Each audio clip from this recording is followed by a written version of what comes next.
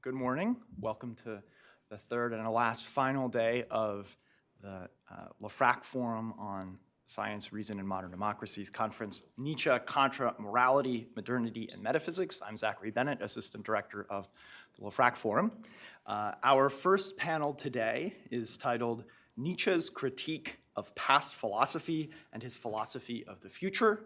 We will be hearing from Susan Meldschell, who is Professor of Political Science at Boston College, from Richard L. Velkley, who is the Celia Scott Weatherhead Professor of Philosophy at Tulane University.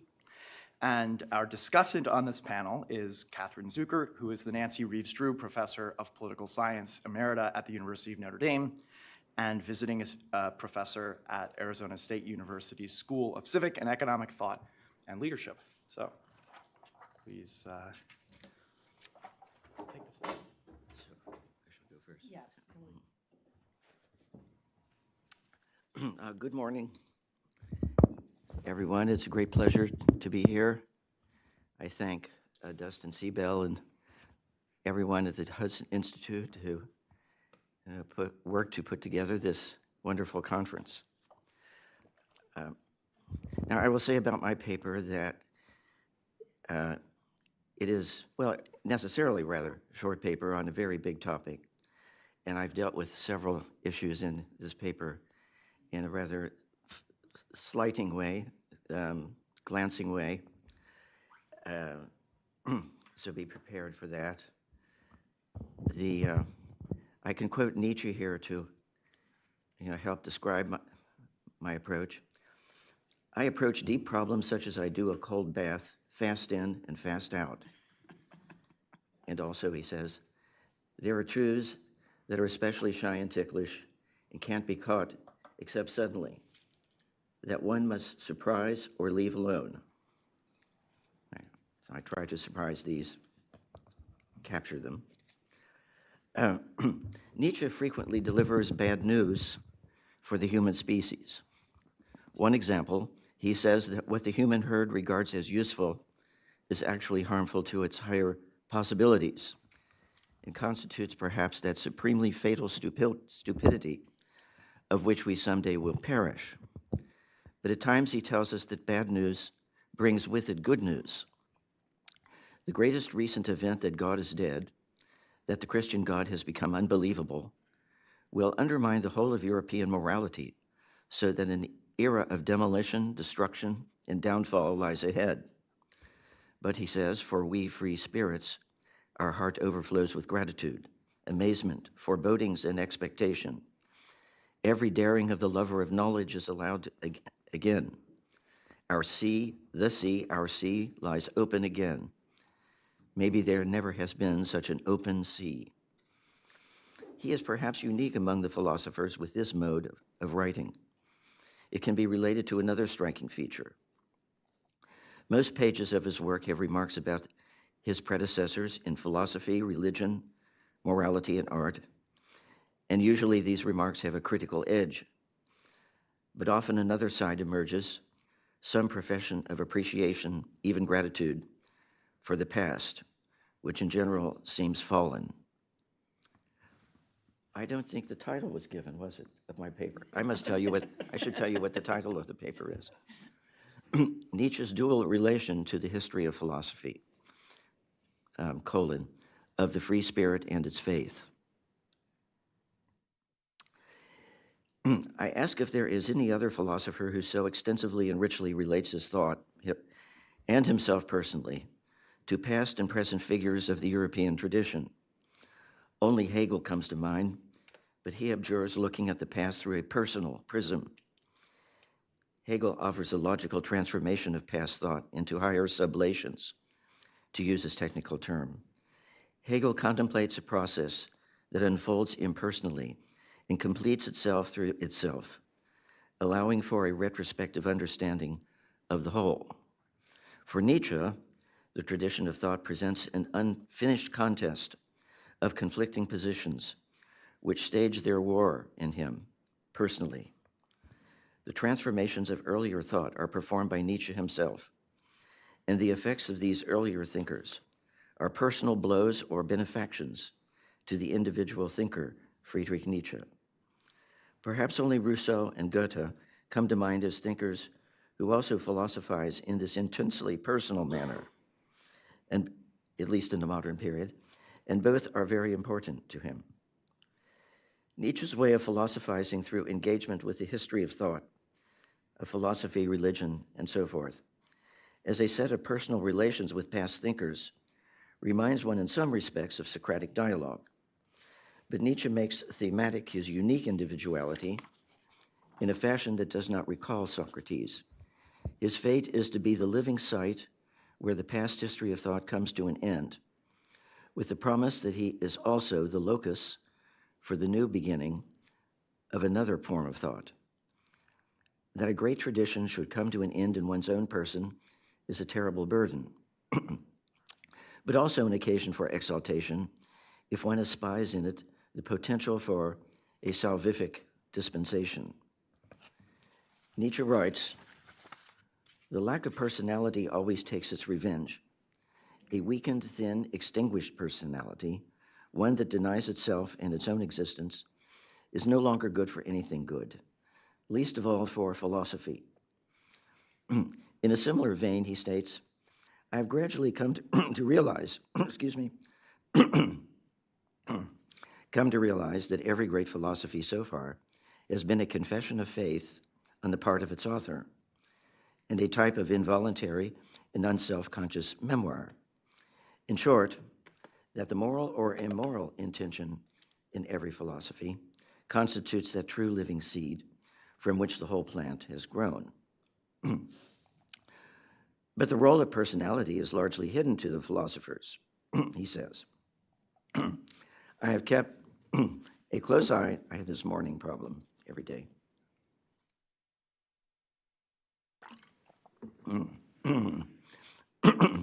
"I have kept a close eye on the philosophers and have read between the lines long enough to say to myself, the greatest part of conscious thought must still be attributed to instinctive activity." In this regard, I also cite a remark Nietzsche makes about Leibniz.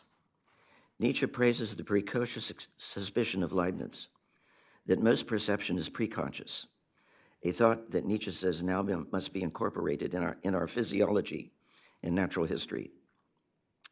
He writes of Leibniz's incomparable insight that consciousness is merely an accidence of the power of representation and not its necessary and essential attribute, so that what we call consciousness constitutes only one state of our spiritual and psychic world, perhaps a sixth state, and by no means the whole of it.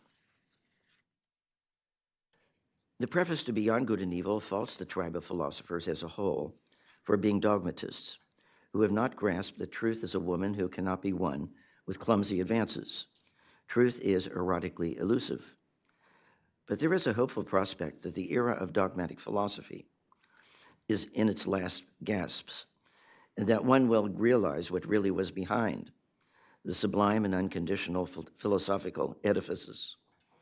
He lists a few things: a piece of folk superstition, like the superstitions of the soul in the subject or I, some seduction of grammar that suggests metaphysical truths, or some overgeneralization from very personal human all-too-human facts. Philosophers have been thus naively and childishly unaware of the conditions of their thought, which are, he says, largely unconscious. More damning, philosophers have been moved by hatred of change, death, growth, and all the ills, my goodness, of the realm of becoming, which they blame on the senses, against which they posit a higher supersensible realm. Accordingly, they have lacked the historical sense. Now, they seem to be unaware of this animus that is their motivation. At the grand inception of the dogmatic tradition is the worst and most dangerous of all errors, Plato's invention of the pure spirit and the good in itself.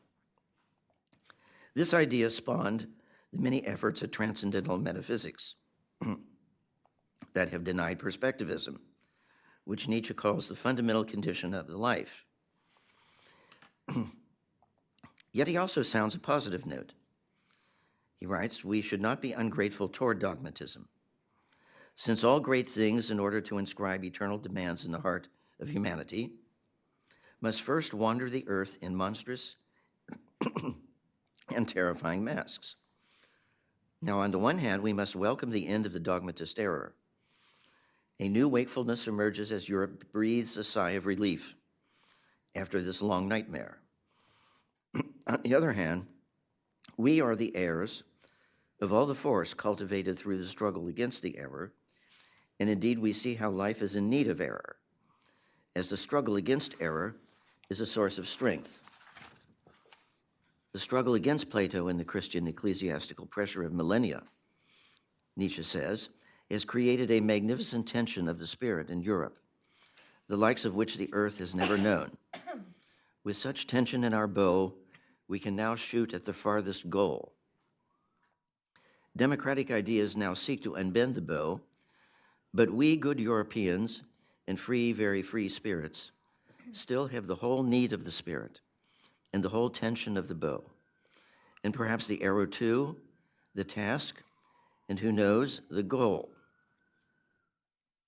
In the rest of the paper, I want to discuss a profound duality in Nietzsche's relation to the philosophic and religious past.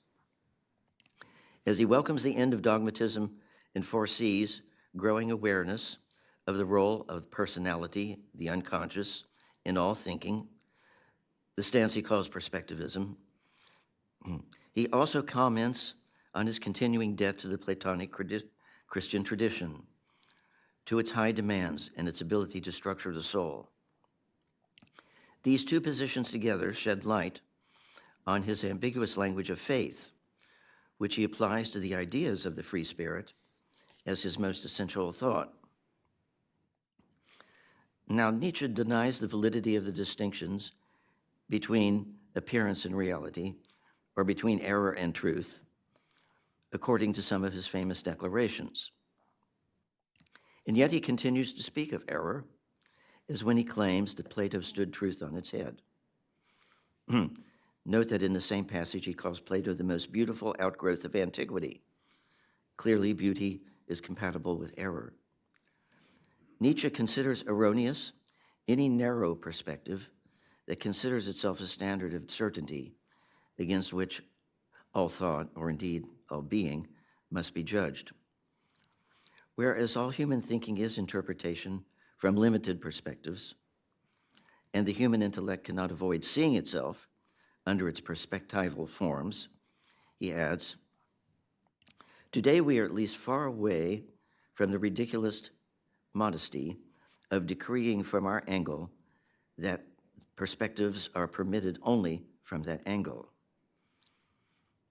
Kant would seem to be especially the target of this remark. And in further comment, Nietzsche seems to open the door to boundlessly ambitious speculation. I quote, "Rather, the world has once again become infinite to us, insofar as we cannot reject the possibility that it includes infinite interpretations. Once again, the great shudder seizes us." But what he contrasts to the false modesty of decreeing the limit of the knowable is not a speculative grasp of the whole, but openness to the wealth of hidden thought and perception that can be explored in the vast preconscious realm that surrounds the tiny island of consciousness. This is not truth in itself in an older metaphysical sense, nor is it the unknowable thing in itself. It is unlimited inquiry that refuses to find grounds of certainty in any particular thought, faculty, feeling, or act of will. This attitude of openness is the free spirit. Opposition to believers and their need to believe defines the free spirit par excellence. In contrast to a person who must believe and have a faith, one could conceive of a delight and power of self-determination, a freedom of the will, in which the Spirit takes leave of all faith and every wish for certainty, practiced as it is in maintaining itself on light ropes and possibilities and dancing even beside abysses. The weak will of the believer has need of certainty, for something to be firm. Nietzsche says, metaphysics is still needed by some, but so is the impetuous demand for certainty that today discharges itself in scientific positivistic form among the great masses. This sweepingly condemns all previous philosophy, but it does not endorse relativism in the common indiscriminate sense, which would simply endorse any narrowing perspective. The free spirit is open to exploring an unlimited wealth of possible perceptions and experiences without the demand for certainty, and also without moralizing assumptions that the infinite is divine, good, and just. Nietzsche points to an intrinsic connection between moralizing and the drive for certainty, which he sees deeply rooted in ordinary human thinking. It is evident in the dogma that self-preservation is the decisive feature of the living. The popularity of this view discloses a common weakness of will. I quote, "To wish to preserve oneself is a sign of distress, of a limitation of the truly basic life instinct, which aims at the expansion of power, and in so doing often enough risks and sacrifices self-preservation. In nature, it is not distress that rules, but rather abundance, squandering, even to the point of absurdity. The struggle for survival is only an exception, a temporary restriction of the will to life. But what is exceptional in the rest of nature prevails in the human species. The free spirit has a squandering, risk-taking, and expansive will that refuses to restrict itself to some safe corner of human experience. And thereby, it runs contrary to the main trend of human affairs, including the chief tendency of past philosophy, religion, past and present philosophy, religion, morality, and science. The free spirit, indeed, recovers the generous abundance of non-human nature by means of human thought. That limiting human tendency, again, springs from weakness and distress, or as Nietzsche says, the neediness that for ages governed communication, by which humans sought help and protection. Thereby, the shallowest part of human thought came to dominate as consciousness and reason.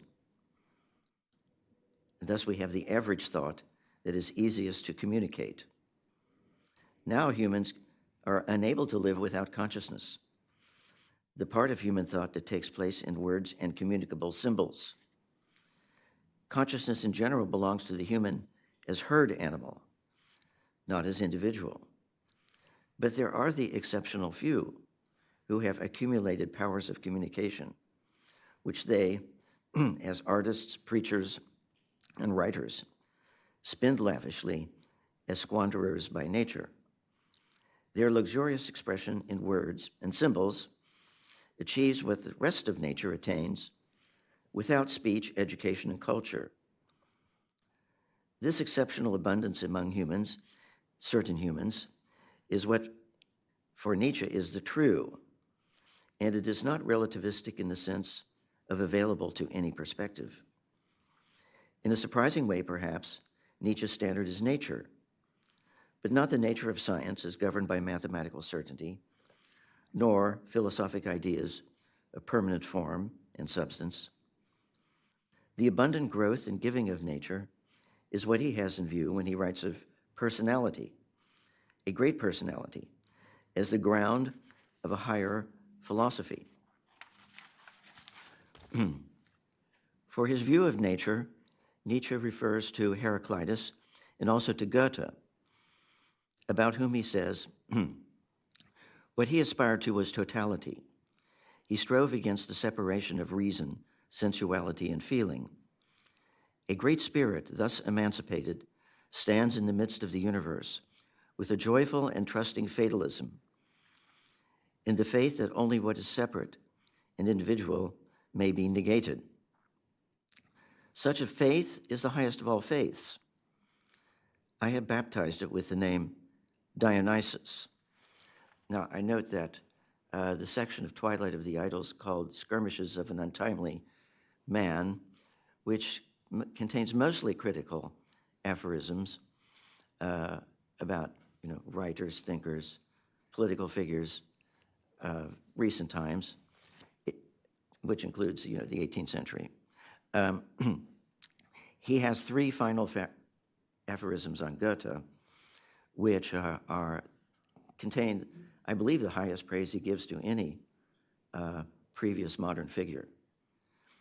And it forms a transition to the next and final section of the work called What I Owe the Ancients. Now, concerning that aphorism I just read, I read only part of it. Excuse me. That troublesome word faith, which you saw there, requires an explanation. How can it be related to the free spirit who delights in taking leave of all belief and every wish for certainty? Some other words in the statement on Goethe help with this. Nietzsche writes, he, Goethe, disciplined himself as a whole. He created himself. Goethe conceived of a strong, highly cultured human being, skilled in all physical accomplishments, who, keeping himself in check and having reverence for himself, dares to allow himself the whole wealth of naturalness, is strong enough for this freedom. End of quote. Crucial to the great personality is the ability to identify with the wealth of nature, indeed to enact that wealth. But this requires a self-discipline that enhances strength and that does not diminish itself through moralism or reliance upon doctrines. The human being in this way becomes a kind of whole, capable of engaging the range of human powers. But such discipline entails self-reverence. In this one detects the note of faith. The self that is revered is the self that leaves behind petty restrictions, the narrow nooks of safe thinking, and entrusts itself to something larger, a fatalistic sense of the universe. It is an attitude of gratitude toward the whole, toward the world as a whole, past, present, and future. The faith involved in this has no determinate object. It is not a quest for a saving other. It is the experience of growth found in the expansive power of investigating and interpreting the wealth of spirit that goes beneath and beyond conscious perception and thought. The being of the free spirit is its becoming. But there can be no such growth in interpreting without the encounter, or one could say the contest, the agon, with existing creeds, rules, and forms of life. The delight of living for the free spirit consists in the continual questioning of these given restrictions in a process of destruction and creation. To experience life, the world, and oneself in this way, it is necessary to have been bound by old chains and to impose on oneself new chains, which are then subject to the same questioning. The free spirit has therefore a basis for gratitude for the discipline and soul formations of the past. Nietzsche says we have outgrown Christianity. I quote, because we have grown out of it, because our ancestors were Christians who were mercilessly upright. For their faith, they willingly sacrificed possessions, blood, position, and fatherland. We do the same. But for what? For our unbelief for every kind of unbelief? No, you know better than that, my friends. The hidden yes in you is stronger than all no's and maybes that afflict you and your age like a disease. And you must sail the seas, you immigrants. You too are compelled to this by a faith. Christianity, seen as an offspring of Platonism, was a form of the ascetic ideal, an enslaving faith, whose hard discipline has been inherited as the tensed bow of the spirit in the new form of faith. But so far, this is the faith of only a few.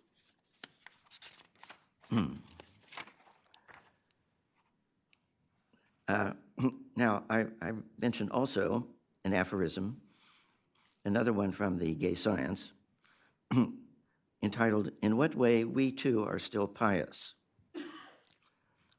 Nietzsche writes, "Even we knowers of today, we godless anti-metaphysicians, still take our fire, too, from the flame lit by the 1,000-year-old faith, the Christian faith, which was also Plato's faith, that truth is divine." End of quote. But the free spirit then steps forward and questions his faith. Nietzsche writes, "What if this were to become more and more difficult to believe? If nothing more were to turn out to be divine, except error, blindness, lie, if God himself were to turn out to be our largest lie?" Now, this suggests that a faith in the divinity of truth, or truth as transcendent deity, must be replaced by another faith, the self-reverence of the human explorer, of the inexhaustible wealth, of the unique self, whose body is the great reason and whose reason embraces everything, living within, beyond, and beyond the bounds of consciousness. I'll just take one moment to, do I have a bit of time? I happen to cut. You're fine. Yeah, take it. Well, We're free here. We're free spirits. yes, In this sense, at least. I just wanted to read an appropriate few lines from Zarathustra, from a section, the fourth speech in part 1 of Zarathustra, entitled "Of the Despisers of the Body." I'll read it first in German. "Leib bin ich und Seele, so redet das Kind. Und warum sollte man nicht wie die Kinder reden? Der Leib ist eine große Vernunft, eine Vielheit mit einem Sinne, ein Krieg und ein Frieden, eine Herde und ein Hirt. I'm skipping about. Es ist mehr Vernunft in deinem Leib als in deiner besten Weisheit. Und wer weiß denn, wozu dein Leib gerade deine beste Weisheit nötig hat?" Okay. And last, "Hinter deinen Gedanken und Gefühlen, mein Bruder, steht ein mächtiger Gebieter, ein unbekannter Weiser, der heißt selbst. In deinem Leibe wohnt er. Dein Leib ist er." I assume you all understood that. So, well, the key words, are Leib for body, and Nietzsche's claim that the body is a great reason, eine große Vernunft.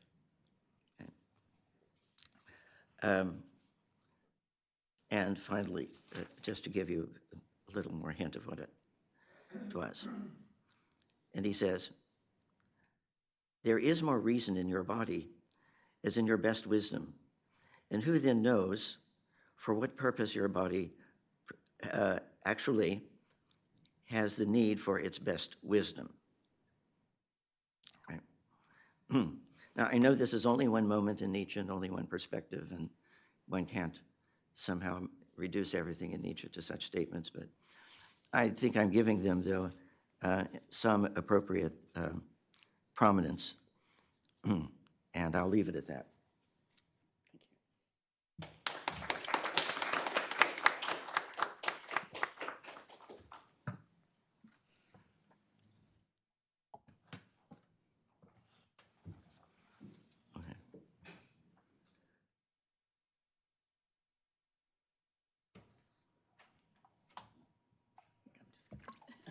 I know it's a problem.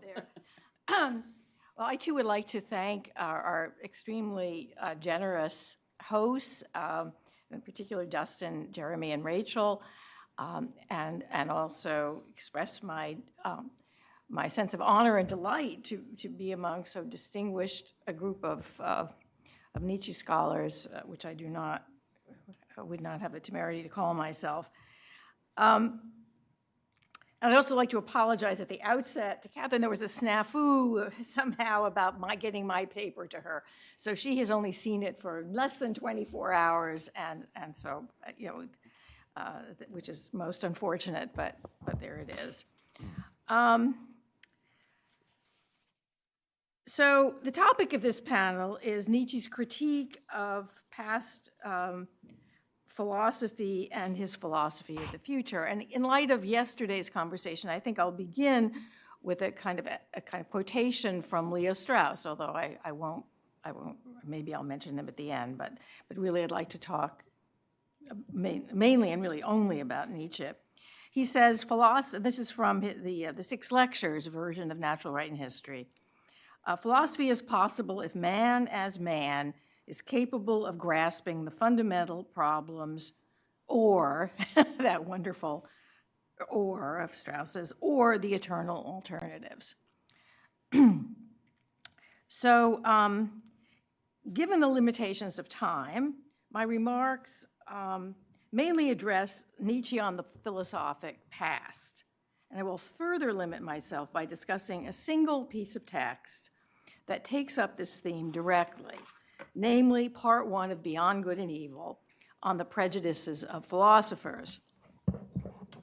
Nietzsche's texts are always extremely difficult to parse, and I by no means claim to have adequately grasped Part 1. Indeed, since I too probably should give a title to my paper, it is On the Prejudices of the Philosophers, a provisional frog's eye view of Beyond Good and Evil, Part 1.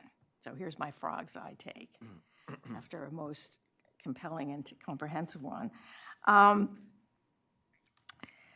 I have not adequately or cannot possibly claim to have adequately grasped Part 1, on the other hand, without knowing what Nietzsche actually meant to say, it seems bootless to compare him to others. So consider this my own narrow or frog's eye understanding of what Nietzsche aims to achieve in this initial exercise in philosophic foreplay, Vorspiel, as he calls it. Let me summarize at the outset what I take to be going on. And first, a final prefatory note. I take Nietzsche's use of scarecrow quotes, or diple periestigmene, I think that's the Greek of the old Greek term, as indications on his part that the term is in question is here used ironically. So I'm going to try to, in my reading at least, scarecrows are sort of taken seriously, or at least ironically. Part 1 is especially directed, and this is what I take to be, just by way of summary, to be generally going on. It's especially directed toward the reader whose will to truth, this is in section 1, as Nietzsche calls it, is strong enough, given the appropriate provocations on Nietzsche's part, to overcome the moral prejudices by which the will to truth has previously been distorted, and not least among philosophers. The most typical of these prejudices, he says, is that the good cannot originate in the bad, Schlimmeres, belief, that is to say, in the opposition of values. And I'm going to take that very, very much as a kind of defining or at least consistent theme that runs through Part 1. Gegensätze der Werte. This faith takes various forms: true versus false in section 2, conscious versus instinctive in section 3, real versus apparent in section 10, soul versus body, free versus unfree, just to name a few. Of these, the first, true versus false, is at least, I think for present purposes, perhaps the most fundamental, for it impedes the rank ordering of values that is, I think, a key to both to Nietzsche's perspectivism and to the accompanying attempt to overcome the morbid lassitude of late modernity. Perspectivism, as Nietzsche here presents it, or at least as I understand him to present it, replaces true and false with, metaphorically expressed, foreground and background, closer up and further out. The frog perspective and one that extends beyond it. In short, the narrower viewpoint and the more comprehensive. Accordingly, the sections of Part 1 can pass through ever more inclusive perspectival framings, Fassungen, beginning with that provided by the, quote, lines and fingers of past philosophers who sort of look out on the world like that, like painters, without noticing that the world, that there's a painter behind the, you know, what's being painted, so to speak, to the, quote, horizon of morals, unquote, section 19, with its accompanying schema of possible philosophies, to the, quote, morphology and doctrine of the development of the will to power that points beyond the continental, that is, historical and racial limits of present Indo-European thought. That's section 23. In short, Nietzsche proceeds outward and downward from ordinary moral experience to the general household of the soul, as he puts it, that underlies it, while signaling at the end toward an even more comprehensive general household of life. So I take the general household of life to be even more comprehensive than the specific general household of the soul, which he dwells on in most of Part 1. Now, I say here, Kant's. No, Nietzsche's. Not Kant's, Nietzsche's. Special target throughout is an atomism of the soul, as Nietzsche puts it, that is not only more persistent and deeply entrenched than the material atom that modern physics long ago successfully refuted or disposed of. It is also more pernicious because it is rooted in the deepest wishes of the heart, sections 5 and 11, including that of the truth seeker himself, section 23. This atomism of the soul, particularly popularly manifest in Christianity, also affects the authors of the great philosophies, from Plato and the Stoics through Spinoza, Kant, and Schopenhauer. And the replacement of that atomism with a soul hypothesis, as Nietzsche puts it, of a different sort, requires a direct confrontation not only with concepts and beliefs like responsibility and free will, but also others like cause and effect, subject and object, that are less obviously moral, but perhaps no less dearly held. His adopted method is appropriated from modern science itself, here at least, the principle of universal doubt, so-called, and that of teleological parsimony. And I think he does this less out of fidelity to modern science as such, than in order to modify or defeat it by enlisting against it its own weapons. Let me then loosely sketch the steps as I see them by which Nietzsche tries to loosen the grip of belief in opposing values, both generally and in the specific cases that touch most directly on the soul atomism from which he would free us, or at least those of us willing to risk the attempt, despite how it might threaten the tranquility of our own psychic household. So first, so I'm going to deal consecutively with the 23 sections, beginning with sections 1 through 3, which I've tentatively kind of called truth versus falsehood.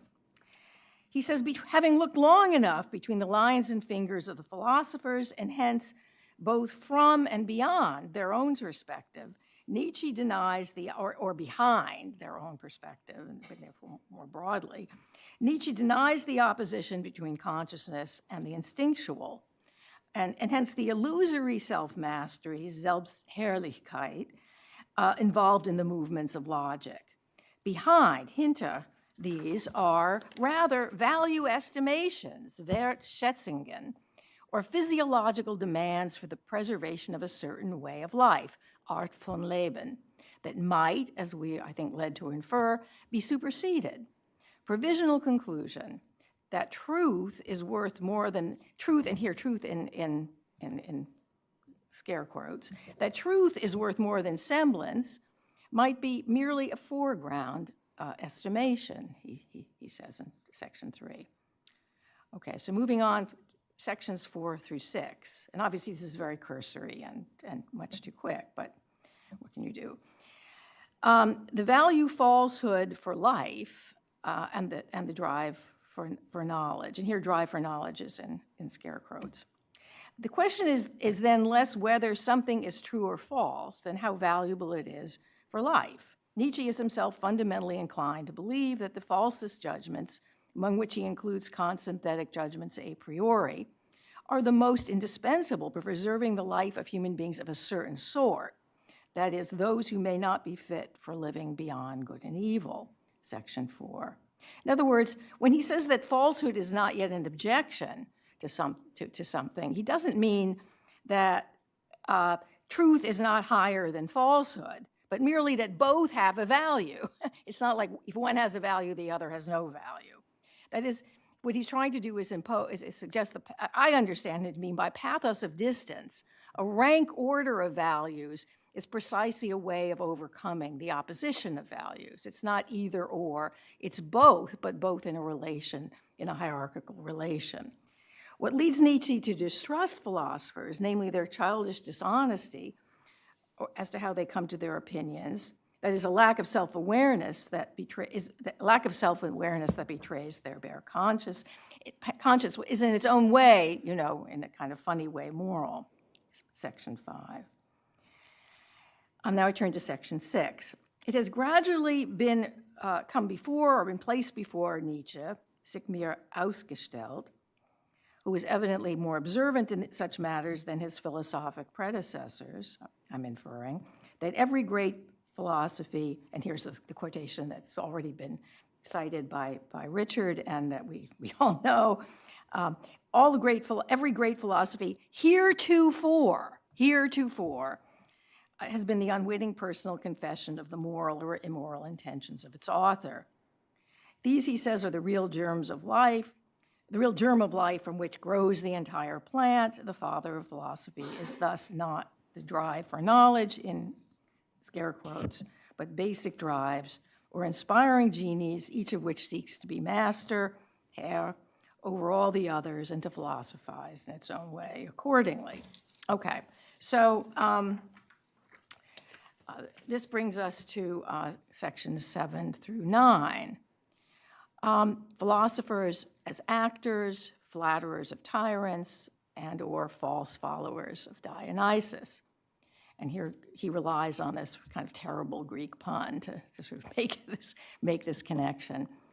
Philosophers are both actors and at times their poisonous corrective, as in the evil-minded or Boshoff joke of Epicurus, who was thus evidently himself not beyond good and evil, because apparently was not an entirely innocent joke. The Stoics, too, were also actors, self-deceiving in their projection onto nature, as in laws of nature, of their own self-tyrannizing. Again, provisional conclusion. Philosophy, he says, is this tyrannical drive itself, the most spiritual will to power, to creation of the world, in scare quotes, to causa prima. That's section 9. Okay, so this brings us to sections 10 through 11. The will to truth revisited, the problem of the real and apparent world, in scare quotes. Kant's discovery, also in scare quotes, and the first strike, I think, against the atom of the soul. So now he's going to let his first, kind of shot go against this atomism that need to be shaken loose. The current European preoccupation with the problem of the real and apparent world, he says, thus rarely has in its background the will to truth. That is not scare quotes, but the real thing, so to speak. First, there are the nihilists who prefer a certain nothing to an uncertain something, and hence themselves remain blinkered by a lingering belief in opposing values, that either it's something or it's nothing. There's no sort of way of grading them. Second are the conservatives, livelier and more forceful thinkers, who do speak of perspective, again in scare quotes, but who in the face of a repellent present wish to retreat to a religious past that really can't be recovered. And third and rarest, he says, are those with the additional force, flight, courage, and artistry to rise instead. So I take him to be kind of provoking at least some of us to think maybe we might be ready ourselves to attempt that. But standing in the way is Kant, whose discovery of synthetic a priori judgments unleashed a rash of newly discovered faculties among German philosophers that were no less comically redundant than his own. For in posing the question, how are synthetic a priori judgments possible, Kant answered, according to Nietzsche, as farcically as Moliere's Doctor, namely by virtue of a virtue. Vermögens eines Vermögen, which is sort of what it roughly means in German, i.e. a pun at Kant's expense, no less poisonous, but perhaps less evil, less malicious, than the one that Epicurus directed against Plato. For as Nietzsche himself adds, belief in such judgments is not only necessary, if only as a foreground, belief and visual semblance, Augenscheins, in the perspective optics of life. It also served as an antidote or counterpoison, Gegengift, to the sensualism then still present, section 11. In other words, you need to believe it, but that doesn't mean that it's, it has a kind of value, but it doesn't have a superseding value to all other positions, far from it. Kant turns at last to declare war unto the death against the, quote, atomistic need, whose material version has long been refuted, but whose calamitous counterpart, namely the soul atomism that Christianity has taught best and longest, has proven more intransigent. His new psychologists, by way of contrast, will instead advance new framings, Fossingen, of the soul hypothesis that do without the lingering presupposition, however faint, of the soul's unity, simplicity, and immortality, as in Spinoza, Kant, and Schopenhauer, and I suppose Leibniz as well, but instead conceive it, for example, as mortal, as subject multiplicity, and as social structure of drives and affects, section 12. Okay, sections 13 to 15, which I'm calling toward a new psychology. A new physiology, excuse me. Nietzsche's first step, I can't get clear of the guy. Nietzsche's first step is to rescue physiology from its own, quote, superfluous teleological principle, namely the dispensable assumption of self-preservation as the cardinal instinct of an organic being. For something living, he says, seeks above all not to preserve itself, but to release, and Michael, of course, spoke kind of very eloquently about this yesterday, but to release, or literally let out, its force, Kraft, self-preservation being merely one of the indirect and frequent results. For life itself, Nietzsche adds, is will to power, Macht. As is evident from the above, Macht is not power in either its Hobbesian or its Aristotelian senses, that is, either as a general means held in reserve for current use or later use, as in Hobbes, or as a potential dunamis specific to a particular kind of being, as with Aristotle, nor is it Macht as power in an Hobbesian, the Hobbesian meaning of potestas, as authority, although that meaning may come closer to Nietzsche's own usage, mocked being etymologically related to the English might, as Michael Grenke pointed out. Nor does ability to do quite capture the sense in which mocked, as we will be told, is somehow always already operative or at work. In any case, none of these standard meanings seems adequate to the provisional definition here provided, namely, mocked as a release of force that constitutes the cardinal aim of all things living. The will to power that evidently renders all other teleological principles superfluous is still something of a mystery. Something similar can be said of craft, force, a term generally translated as strength, despite the fact that I think, at least, that Nietzsche distinguishes, for some intentionally, between kräftig and starke, between force and strength, forceful and strong. Is a release of force equivalent for him to a release of strength? I doubt it, but I don't really know. And if not, how is each to be understood? Not to speak of the release of which craft is here the direct object, and to who or what, upon what is it released, and with what direct result? Again, as of yet, Nietzsche offers us no clear answer. In any case, the plebeian sensualism that clings to what can be seen and felt immediately must be resisted, he says, along with related assumptions like, quote, nature takes the shortest route, unquote. For nature, as Nietzsche earlier claimed, is infinitely wasteful. Hence the use of Plato and Platonists like Kant, who do have value for nobly resisting such sensualism. And yet something, on the other hand, but they're not adequate either. Something similarly tough and workmanlike, something like the sensualists, who are themselves inadequate, something that is in its own way sensual and down to earth, is necessary, Nietzsche assures us, for the tough labor, Arbeit, lying ahead, section 14. Now, physiology with a good conscience, section 15, which seems to be a kind of improved sensualism, avoids the conundrum over the sense organs to which idealistic philosophy, like Kant's, has led. Namely, our sense organs understood both as the cause of the apparent world and as part of the very world of which it is supposed to be the cause. Idealism leads, in other words, to the absurdity of a causa sui, he says, assuming that the concept of a causa sui is indeed absurd. By what improved version of sensualism can that conundrum be avoided?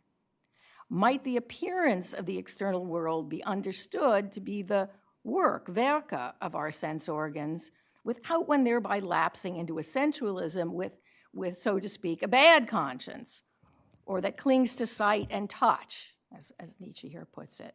That is, it might work, Werke, means something other than cause and effect, as in the conventional notion of cause and effect. And might the answer to this question have some bearing on what Nietzsche means by release of force?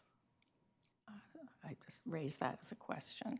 I don't think it's here answered, of course. Okay, that brings us to sections 16 through 18, which I'm tentatively calling a second strike against soul atomism. That's to say, resisting habits of language, and that means both words and grammar. Now, rather than answering these questions about the meaning of Macht and what sensualism with a good conscience would look like, et cetera, rather than answering these questions directly, Nietzsche now focuses his questioning on, quote, the immediate certainty, or put in scare quotes, the so-called immediate certainty of the I, as in I think and I will, one that presumably attaches to both idealists and the crude sensualists alike, and itself a symptom, he says, of the seduction of words, which leads one to take as immediately certain the I as the causal agent whose activity brings about a certain effect, Wirkung. For must it, he says, must it not already have been decided whether the activity in question is thinking or willing or feeling or perhaps something else entirely? But in that case, the so-called certainty, of which figures as eminent as Schopenhauer and Descartes take themselves to be aware, is in fact hardly an immediate thing, if it's certain at all. The philosopher who would penetrate further, however, must evidently have a will to truth that is stronger even than theirs, section 16. Indeed, he goes on to say that action must have an agent at all, be it an I or an it, is only a superstition of logic, an interpretation of a process based on grammatical habit, and in accordance with the same schema that led an earlier atomism to seek, beside the force that operates, Wirkt, the lump of matter or atom in which that force resides, section 17. And as force in general needs no atom for modern physics, so force of will can get along without a psychic agent, which is no less conceptually dispensable. But though more rigorous minds have given up the material atom, he says, even finer heads still remain wedded to the unitary I, as though their attachment to the theory of free will, he says, despite and perhaps even owing to its repeated refutation. For release from that attachment, more, it seems, is needed. That is the belief in the free will. More is needed, or at least a bit different perspective on that belief. More is needed, namely closer observation of the multiple sensations, thoughts, and affects that accompany the act of willing, which Nietzsche now proceeds to offer, section 18. So now we turn to this very long and interesting section 19, which I'm tentatively calling the will or willing, Wollen. In contrast to the habit of thinkers like Schopenhauer, he says, Nietzsche says, who merely exaggerate a popular prejudice that has here mastered the always inadequate caution of the philosophers, to one who is willing to proceed more circumspectly, with greater skeptical doubt. The I seems to be something complicated and united only as a word. Nietzsche instead claims to observe first a plurality of sensations or feelings, Gefühlen, including a toward which and away from which, and also a certain muscular sensation that immediately accompanies them. That is a multitude of organic feelings that are simultaneously mental and physical. Second, he observes an act of will, Willensakte, as an inseparable commanding thought. But third, there is also inseparably the affect of the command, and the result is a definition of freedom of the will that is more circumspect and hence presumably superior, or closer to the truth, closer in truth, namely, quote, freedom of the will as, I'm quoting now, the affect of superiority, Überlegenheit affect, over with respect to that which must obey. I am free, it must obey. And this might furnish a possible answer, or at least partial answer, to Catherine's worry about whether will to power isn't somehow so homogenizing that how could you have variety or diversity? And it seems as if what he's saying is that this phenomenon is itself inherently complex because there's always this command-obedient structure that defies any kind of unitary homogenizing collapse of the sort that one might be, presumably he would resist. So free will is generally understood as actually, and free will now in quotation, in scare quotes, so-called free will, as generally understood, is actually then a complex of sensations involving affects of command and obedience, along with, quote, inner certainty that one will be obeyed. But what is most strange, Nietzsche here avers, is how despite this complexity, the synthetic concept of the I, that is to say language or grammar, deceives us into a series of false conclusions and estimations of value, so that the one who wills, der Wollende, believes in good faith that willing suffices for action, i.e. that the will is free in just this sense.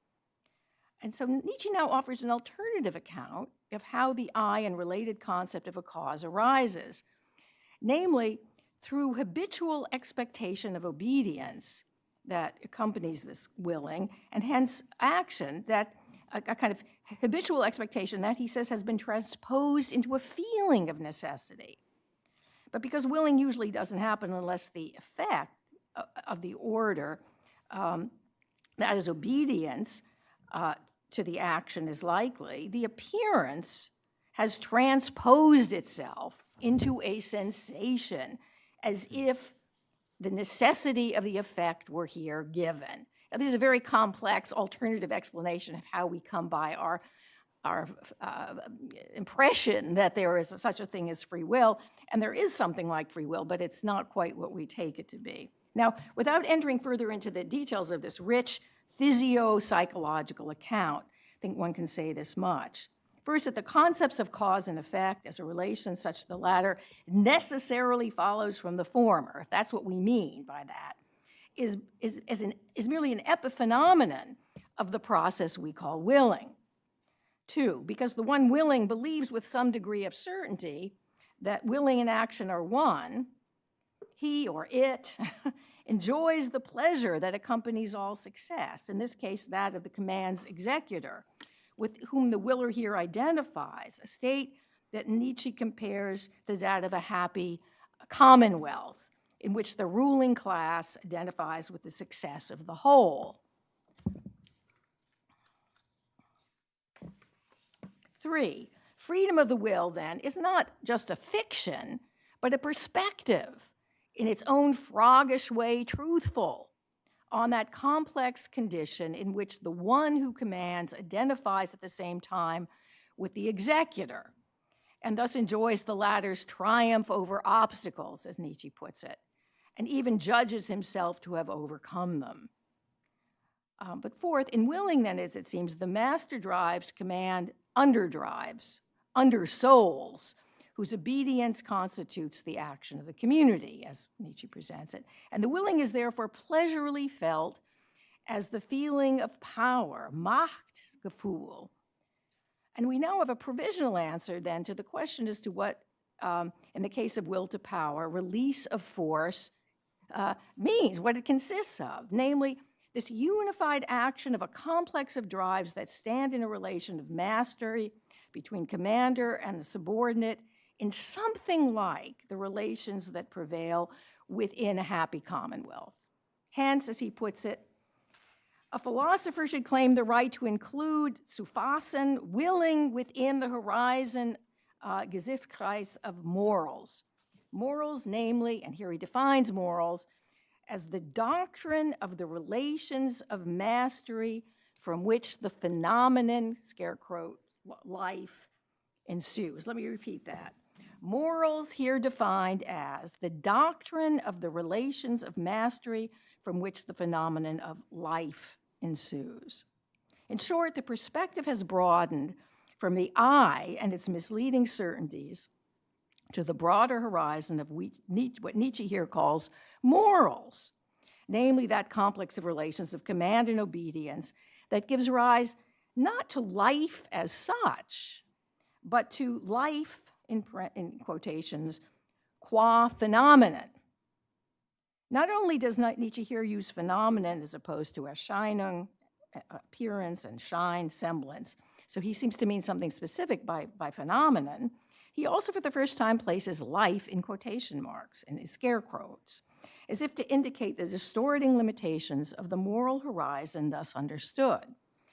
It is tempting to conclude that it is not life as such, that is, will to power, as he previously stated, but only what appears to us as life from within the horizon of morals that is here invoked, a horizon itself arising, as we have been told, partly through the seductions of language, both words and grammar.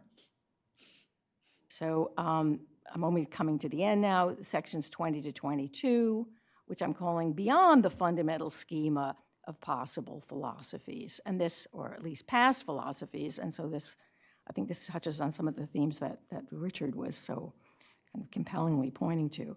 In section 20, Nietzsche sketches both a certain fundamental schema, as he calls it, that the history of philosophy has repeatedly filled in, and the remote collective household of the soul, as he puts it, of which they are the atavistic growth and remnant. At the same time, the linguistic continental affinity, and here he stresses that this is really a product of a continental product of Europe, Asia, Indo-Europe, as defined linguistically, primarily, in which that philosophic schema is embedded, suggests perhaps the possibility of other linguistic continental historically constituted households, and hence alternative schemata in which the concept of the subject is less developed, as he argues. Might this in some way be an advantage? Section 21 returns to the concept of a causa sui, tracing its moral roots to its privileging either of the absolute responsibility or by way of opposition of its absolute denial. Such opposition, Nietzsche here suggests, is the basis of the modern scientist's reified notions of cause and effect and related affirmation of laws of nature that absolve the will of all responsibility, confirming an earlier suspicion raised in 22, that this is a kind of exercise in self-tyranny, not completely unrelated to the one that defined the Stoics, or hampered the Stoics.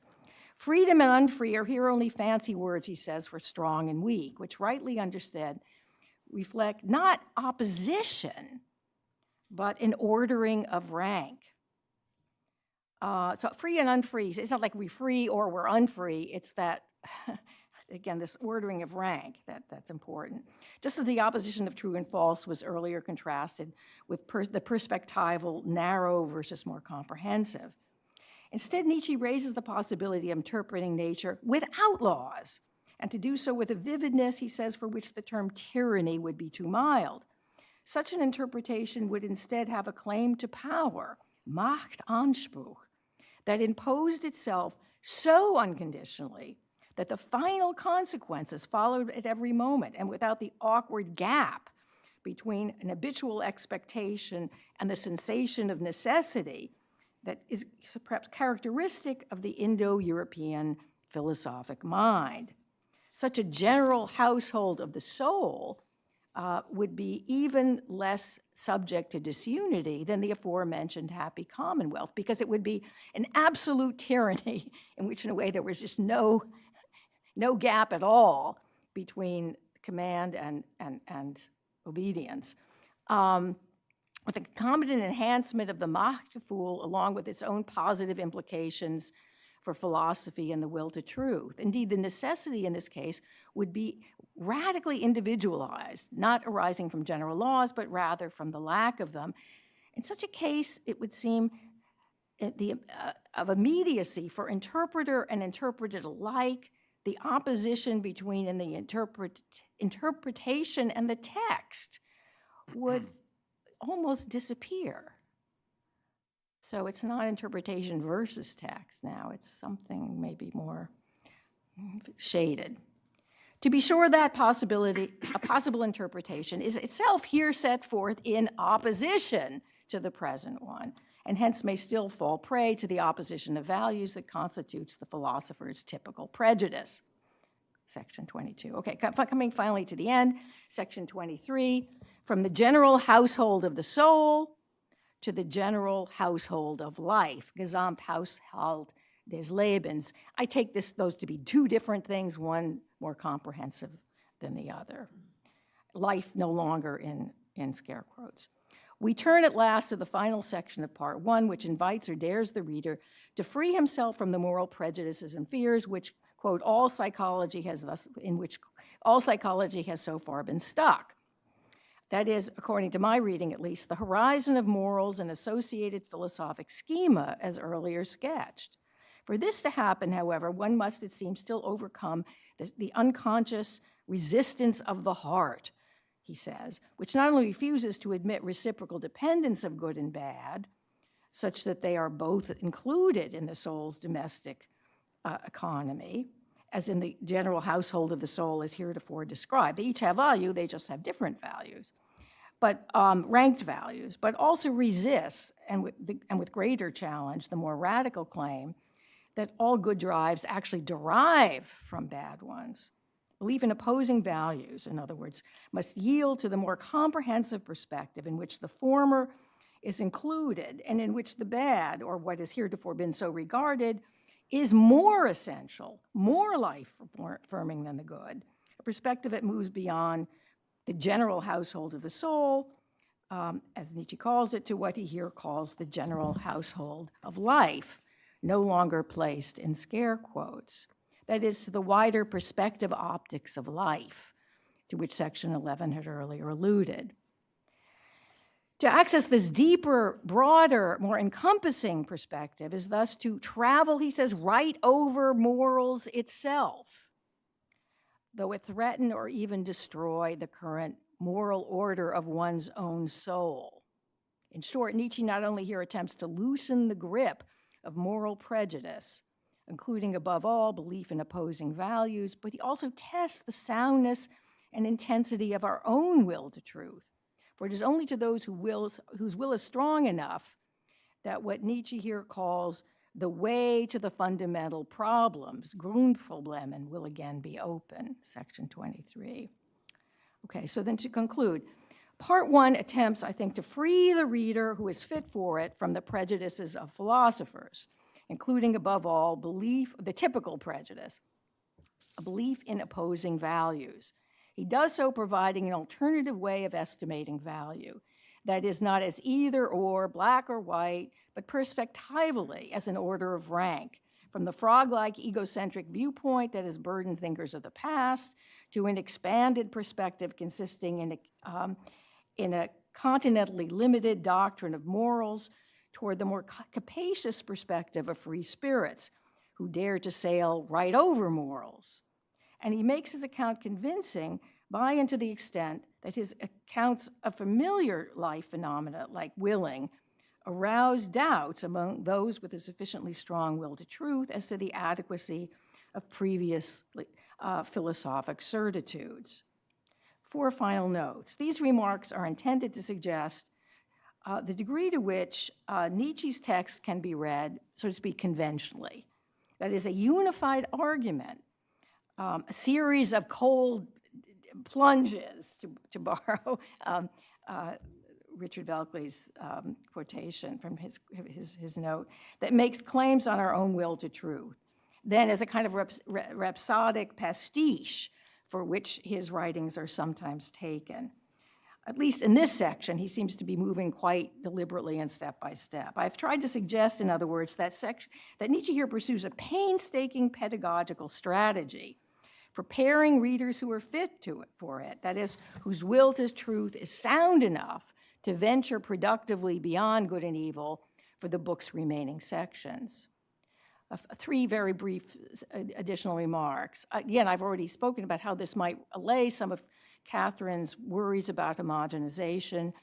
Third, again, that admitting the value of falsehood is not to deny the higher value of truth. He says, that something is false is not in itself an objection to it, but that doesn't mean that, great, it's false. It means, no, it's part of the truth, of the larger truth. Fourth, and with regard to the predominant theme of this conference, namely, are Nietzsche and Plato or Strauss in fundamental agreement? And if so, concerning what? If Strauss is right, and philosophy is possible precisely and to the extent that man as man is capable of grasping the fundamental problems or the eternal alternatives, which is exactly the way Nietzsche himself ends section 23. He says it's only then, when we're free spirits who have sailed beyond morals, that the way to the fundamental problems will again be open. So they both use this term, fundamental problems. If Strauss is right, and philosophy is possible precisely to the extent that man is capable of grasping the fundamental problems, do all philosophers grasp or need to grasp these problems in the same way? So I'll leave it at that question.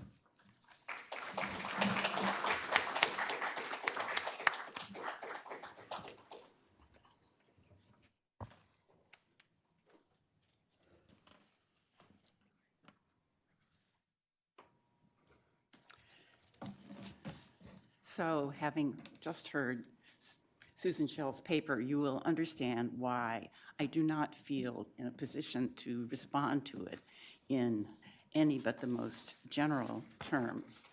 I couldn't do that without having the text of Beyond Good and Evil in front of me, and having thought much more thoroughly about her very careful study of Part 1. It does raise at least 2 or 3 questions in my mind, so I will put those forward.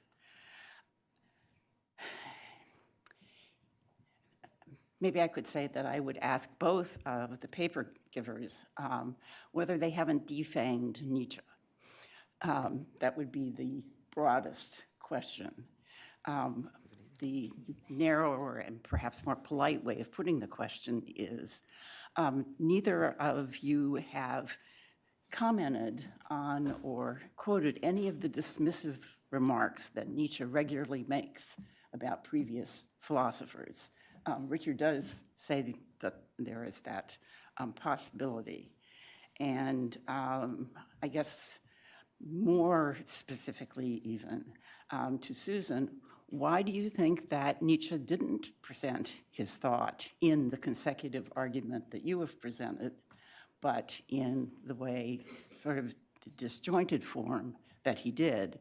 And I ask that partly because the question of the relation between Nietzsche's style of writing and the differences among his works has been raised before, and that is, in fact, the subject of the beginning of Richard Velkley's paper. The second observation, which just occurred to me as Susan Schell was talking, that in the first part of Beyond Good and Evil, Nietzsche wants to have us get rid of the soul atomism. But he says, but the concept of the soul we don't have to get rid of. We just have to have a new one that has more parts. Well, all of us know the Republic, and all of us know that in what Socrates says is granted an inadequate account of the soul, and which isn't the same as it is in the Timaeus, Plato has the soul have many parts. So that would seem that Plato is not subject to the prejudice, at least that prejudice, of philosophers. Moreover, well, Plato actually never, in the dialogues, raises the question, what is soul? And so he doesn't really navigate the 2 functions of soul, which is on the one hand in human beings, it is this home, so to speak, and I guess house of intelligence. And on the other hand, as in all other animals, it is the source of life. And that's the same duality that Nietzsche is trying to negotiate. But with apologies. More prepared and somewhat more considered remarks. In his account of Nietzsche's dual relation to the history of philosophy, of the free spirit and its faith, Richard Velkley presents what I take to be a very generous interpretation of Nietzsche's relation to previous philosophy.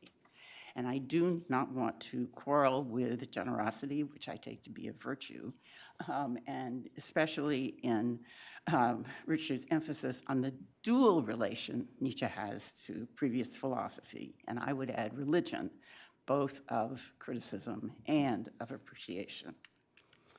In the first part of his paper, Richard emphasizes Nietzsche's distinctive mode of writing, which he suggests is related to Nietzsche's new understanding of philosophy, although Richard does not describe the relation between the style and content in any detail.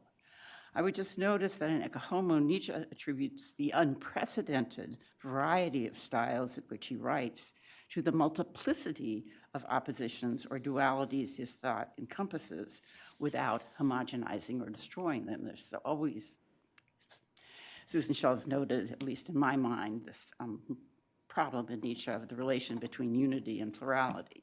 But in any case, I don't think Nietzsche sees just one opposition.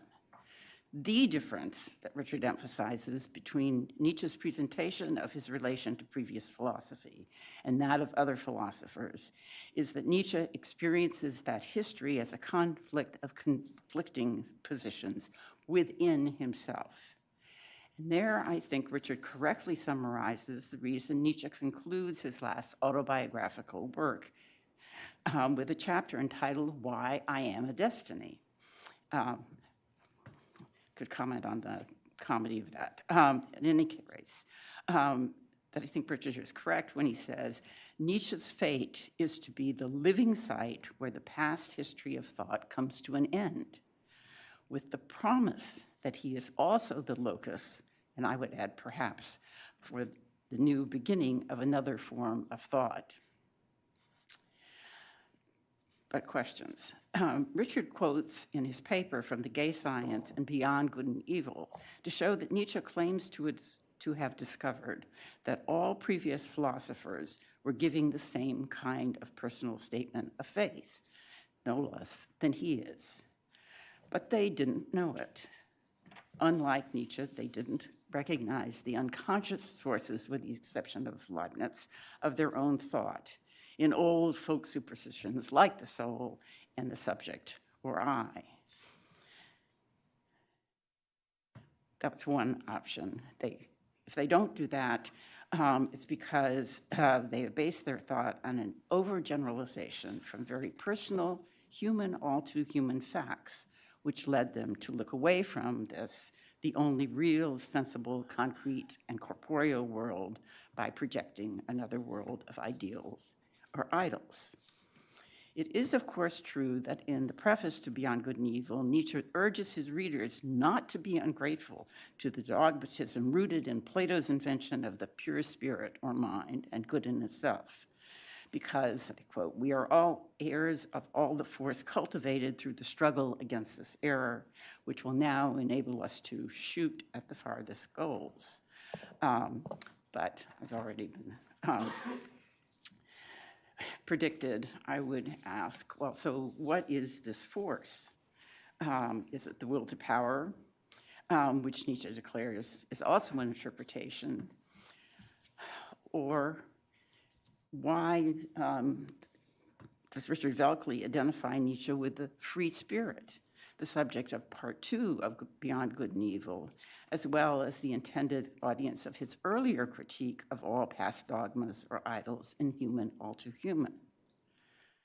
Do you think, Richard, that Nietzsche is simply calling for a philosophy of the future, but not trying to practice it himself? Moreover, why do you take Nietzsche's personalistic and dualistic view of the history of philosophy primarily from The Gay Science, which he did write along with the Dawn, was his favorite work because it was the most personal? But, and maybe this your final reading from the German of Thus Spoke Zarathustra is a kind of response to this, but Nietzsche proclaimed Thus Spoke Zarathustra to be his best work. Shouldn't we then take that to be exemplary? And at Homo, Nietzsche identifies himself at times with Zarathustra, who does not want believers to follow him, and he explains that he chose the name of a historical individual who created the most calamitous error in morality, and who consequently must also be the first to recognize it. Quote, to speak the truth and to shoot well with arrows, that is a Persian virtue where I think Nietzsche is drawing on Herodotus. Am I understood, Nietzsche asks, the self-overcoming of morality out of truthfulness, the self-overcoming of the moralist into his opposite, into me, Nietzsche, is what the name Zarathustra means in my mouth. In the second part of his paper on the profound duality in Nietzsche's relation to the philosophic and religious past, Richard Velkley observes that, on the one hand, Nietzsche condemns dogmatism, but he also expresses gratitude to the Platonic Christian tradition, and that duality sheds light on his ambiguous language of faith. which then Richard Velkley applies to the idea of the spirit as his most essential thought. But not surprisingly, I suppose, my question is the free spirit, which opens up an infinity of possible interpretations by negating all past ideals and idols, or the Dionysian affirmation of continuous creation and destruction, which is Nietzsche's most essential thought? Or is his most essential thought the eternal return, or will to power? Or how do we understand these different characterizations of his most essential thought? It is, of course, a very good question to ask why Nietzsche, who explicitly characterizes himself as the immoralist and uses that term provocatively to involve two negations. First, of the type of man who has so far been considered supreme, the good, the benevolent, etc. And second, as we have also heard, the type of morality that has become predominant as morality itself, namely Christian morality. How does he declare that he has a different faith? As Nietzsche presents them, both nature and history are characterized by directionless, meaningless change. That is a terrible truth, which entails complete nihilism. That is, finding a total lack or purpose or lack of purpose or meaning in life or death. But Nietzsche also thinks or hopes that this terrible truth can become the source of complete affirmation embodied in a human individual who redeems both nature and history. That is, who redeems a past we cannot change by declaring that his life, he himself, as a result of that past, is worthwhile, even if his own existence as a mortal is transitory, because others can come and create meaning for themselves after him. Nietzsche declares this as a faith, I think, because he sees no necessity that such a sovereign individual or individuals will arise. He predicts that there will be centuries of terrible wars as a result of the discovery of this terrible truth and resistance to it. In his presentation of Nietzsche as a free spirit, who, when I quote, considers any narrow perspective that considers itself a standard of certainty against which all thought, or indeed all being, must be judged, and who, again I quote, contrasts to the immodesty of decreeing the limit of the knowable, not a speculative grasp of the whole, but openness to the wealth of hidden thought and perception that can be explored in the vast, pre-conscious real that surrounds the tiny island of consciousness. Richard Velkley seems to draw Nietzsche very close to Freud, who clearly drew a lot from Nietzsche. But more problematic in my mind is that it seems to me he neglects Nietzsche's emphasis on the terrible effects of the truth he has discovered and the dangerous character of philosophy. Infinite openness and comprehensive embrace of the whole with all its variety and differences seem pretty gentle. And Nietzsche declares in Ecce Homo, he has always gotten along with everyone. But in light of the hierarchy of individuals who philosophize personally that Nietzsche draws in his early essay on Schopenhauer's Educator, in ascending order, Rousseau, Goethe, Schopenhauer, who was, according to Nietzsche's later statement, a stand-in for the young Nietzsche. I'm forced to wonder whether Nietzsche can be taken to represent what Nietzsche hopes for. I just think I misspoke also, whether Goethe can be taken to represent what Nietzsche hopes for. In his early essay, Nietzsche praises the comprehensive character of Goethe's understanding and life. But I seem to have lost my last page.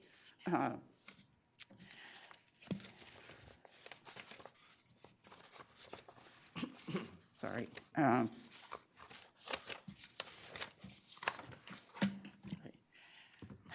But I don't think he sees Goethe as pointing to anything beyond Goethe in the future. Richard read from Twilight of the Idols, and that quotation suggests that Nietzsche changed his mind. But I'd be interested in knowing how and why Nietzsche changed his view of Goethe, if that is the case.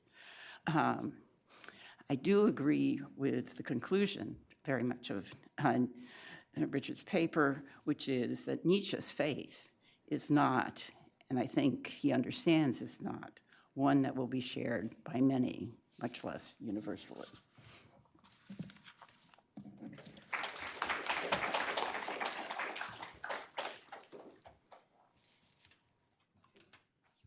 Do you want to go first?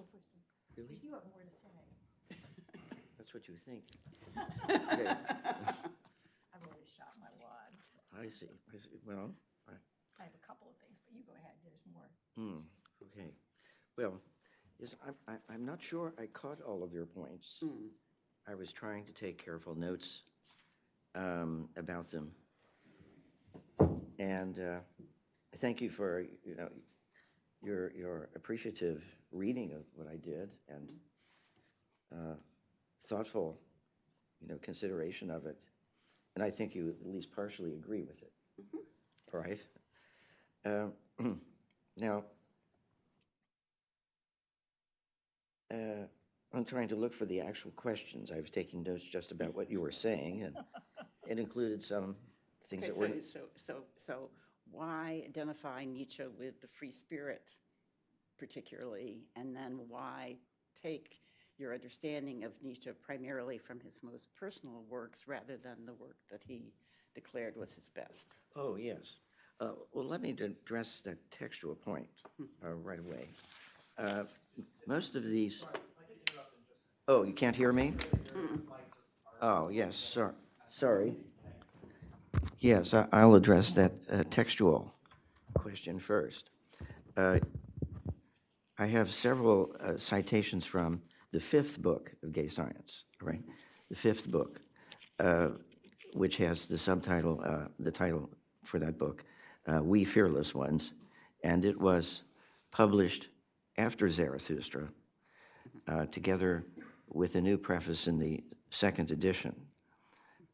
And the fifth book then is appearing between Beyond Good and Evil and the Genealogy of Morals, and it's contemporary with the thoughts of those works, and reflects lines of thinking that you find in the writing after Zarathustra. So I don't think you should say that these thoughts I am citing are only belonging to the first four books, which he calls his most personal writing. Of course, the theme of the personal, the centrality of the personal is still maintained, that theme itself, in these post-Zarathustra writings. For a few of my quotations were from Beyond Good and Evil on that point.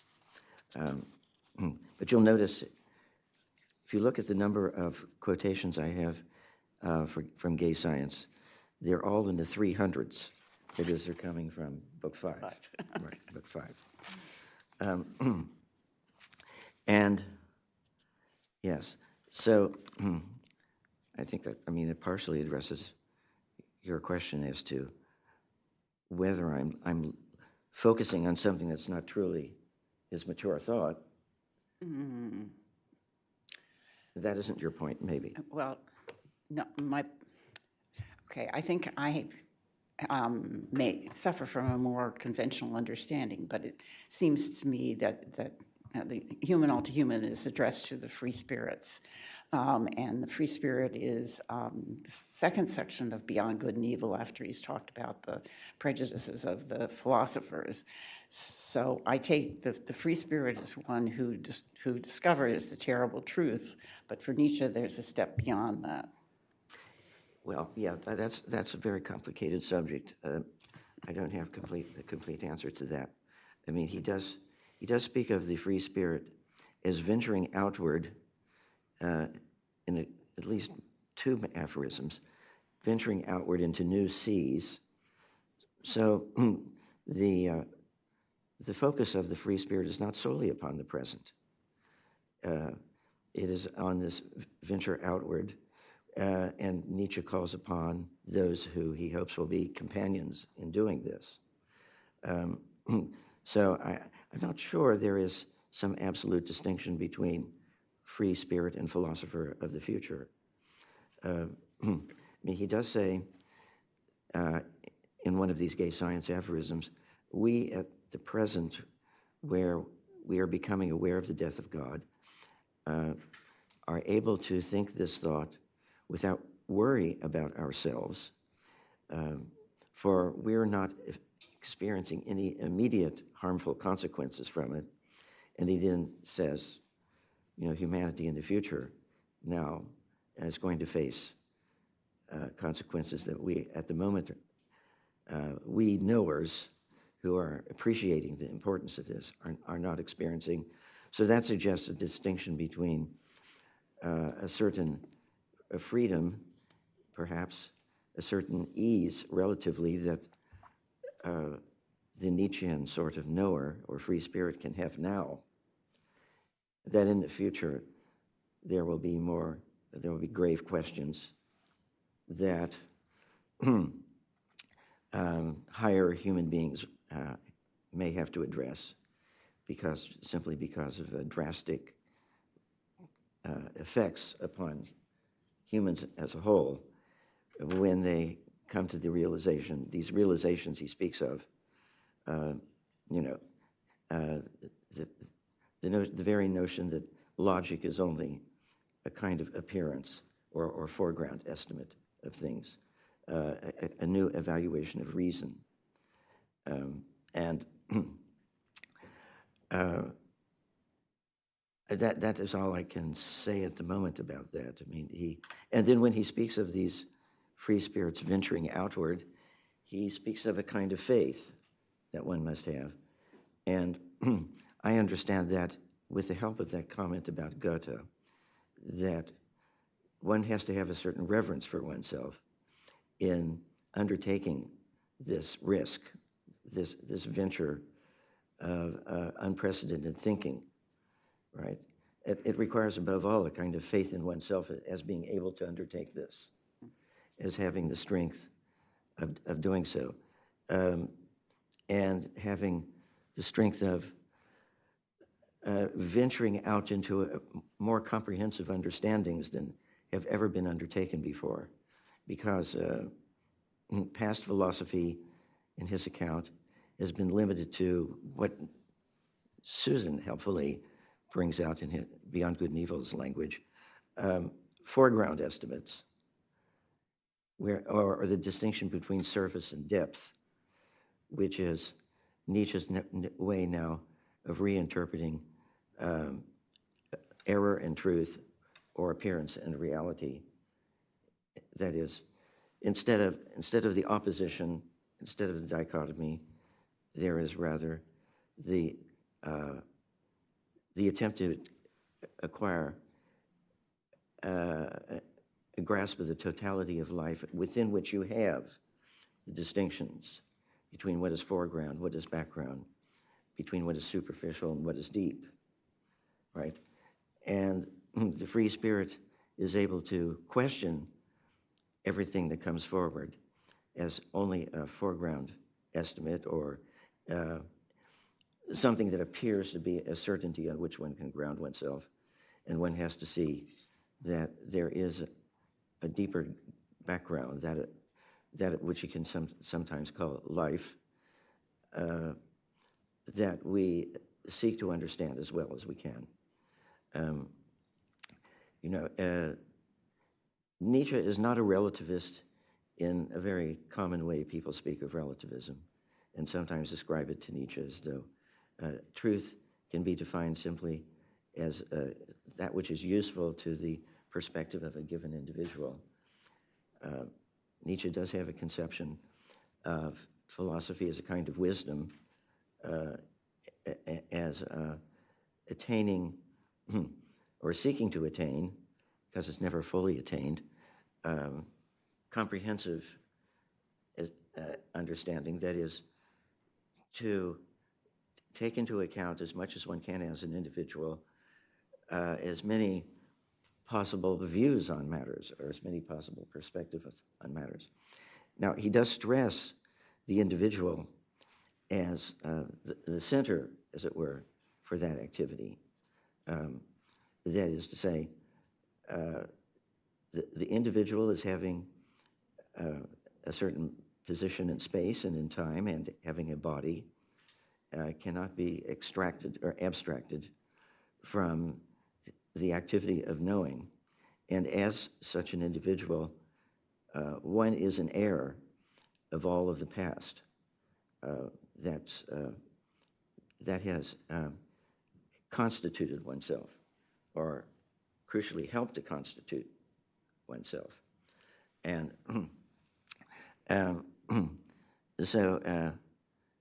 but to adequately grasp that, one must have the strength and the intelligence to deeply explore that inheritance.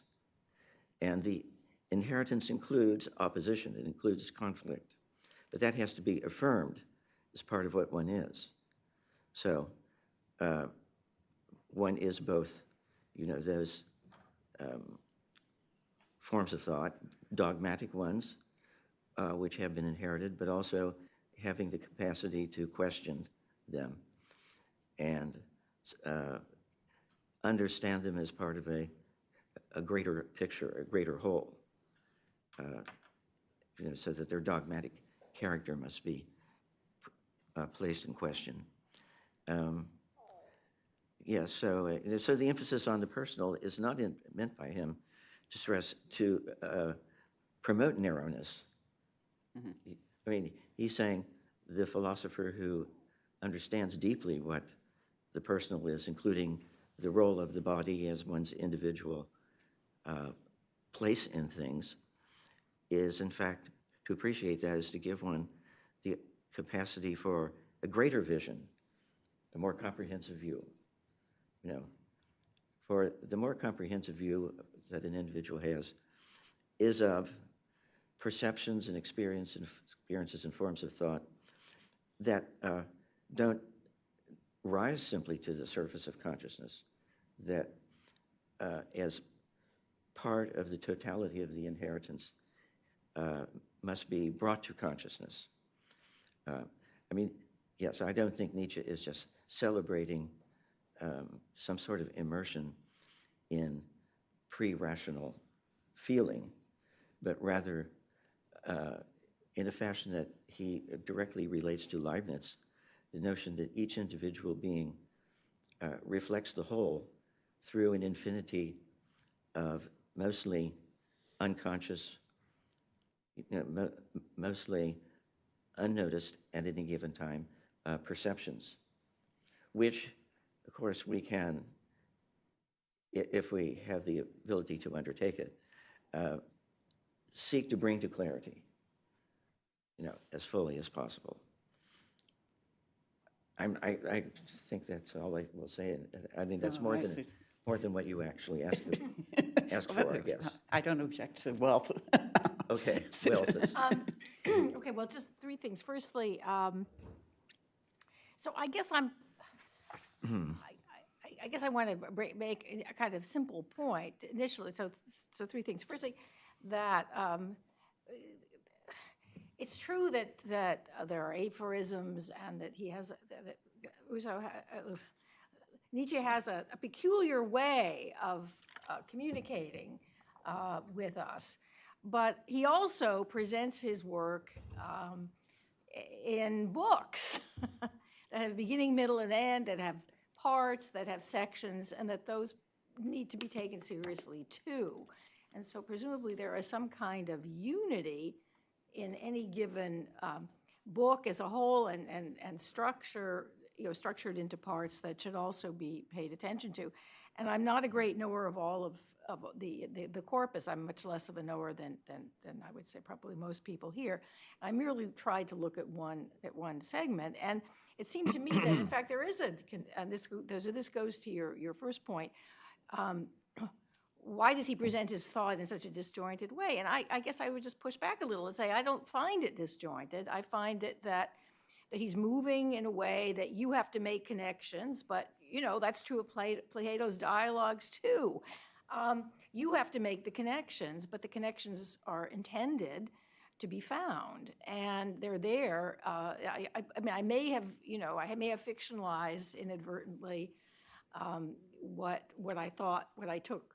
You know, I may not have gotten what Nietzsche I took him to be saying, but it seemed to me, at least as I read it, to emerge pretty emphatically from the text itself. I wasn't, you know, kind of, I hope, you know, entirely making it up. So that's the first thing. And he makes us work. I mean, but of course, that's the point. In a way, we have to do a little bit of work for ourselves. And it's a real question of, I think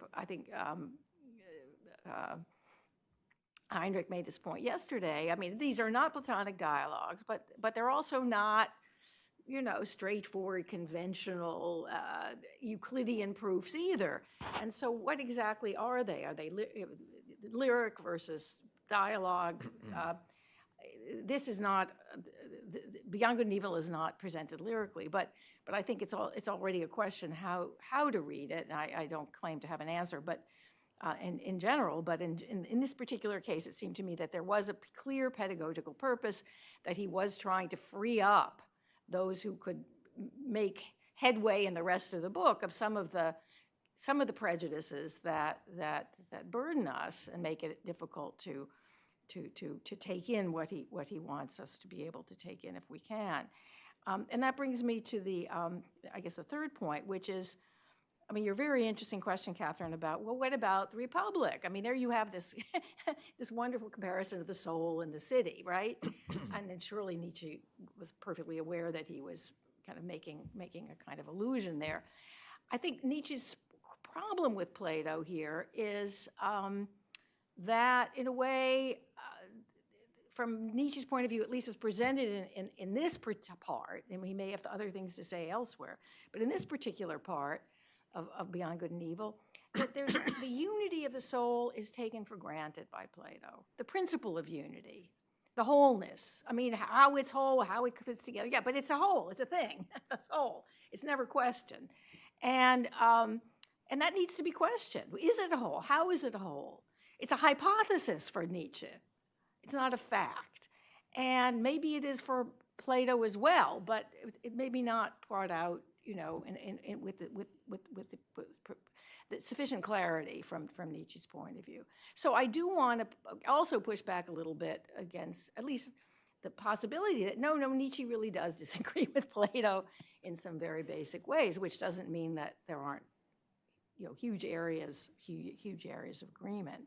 So I'm not quite sure what you mean by domesticating Nietzsche, because, I mean, to call into question cause and effect, the soul, and so forth, as you understood, and to make, in a way, philosophy dependent on language, to suggest that we have to get beyond the limitations of grammar, strikes me as perhaps, I mean, pointing toward someone like Heidegger and away from the kind of Platonic orientation.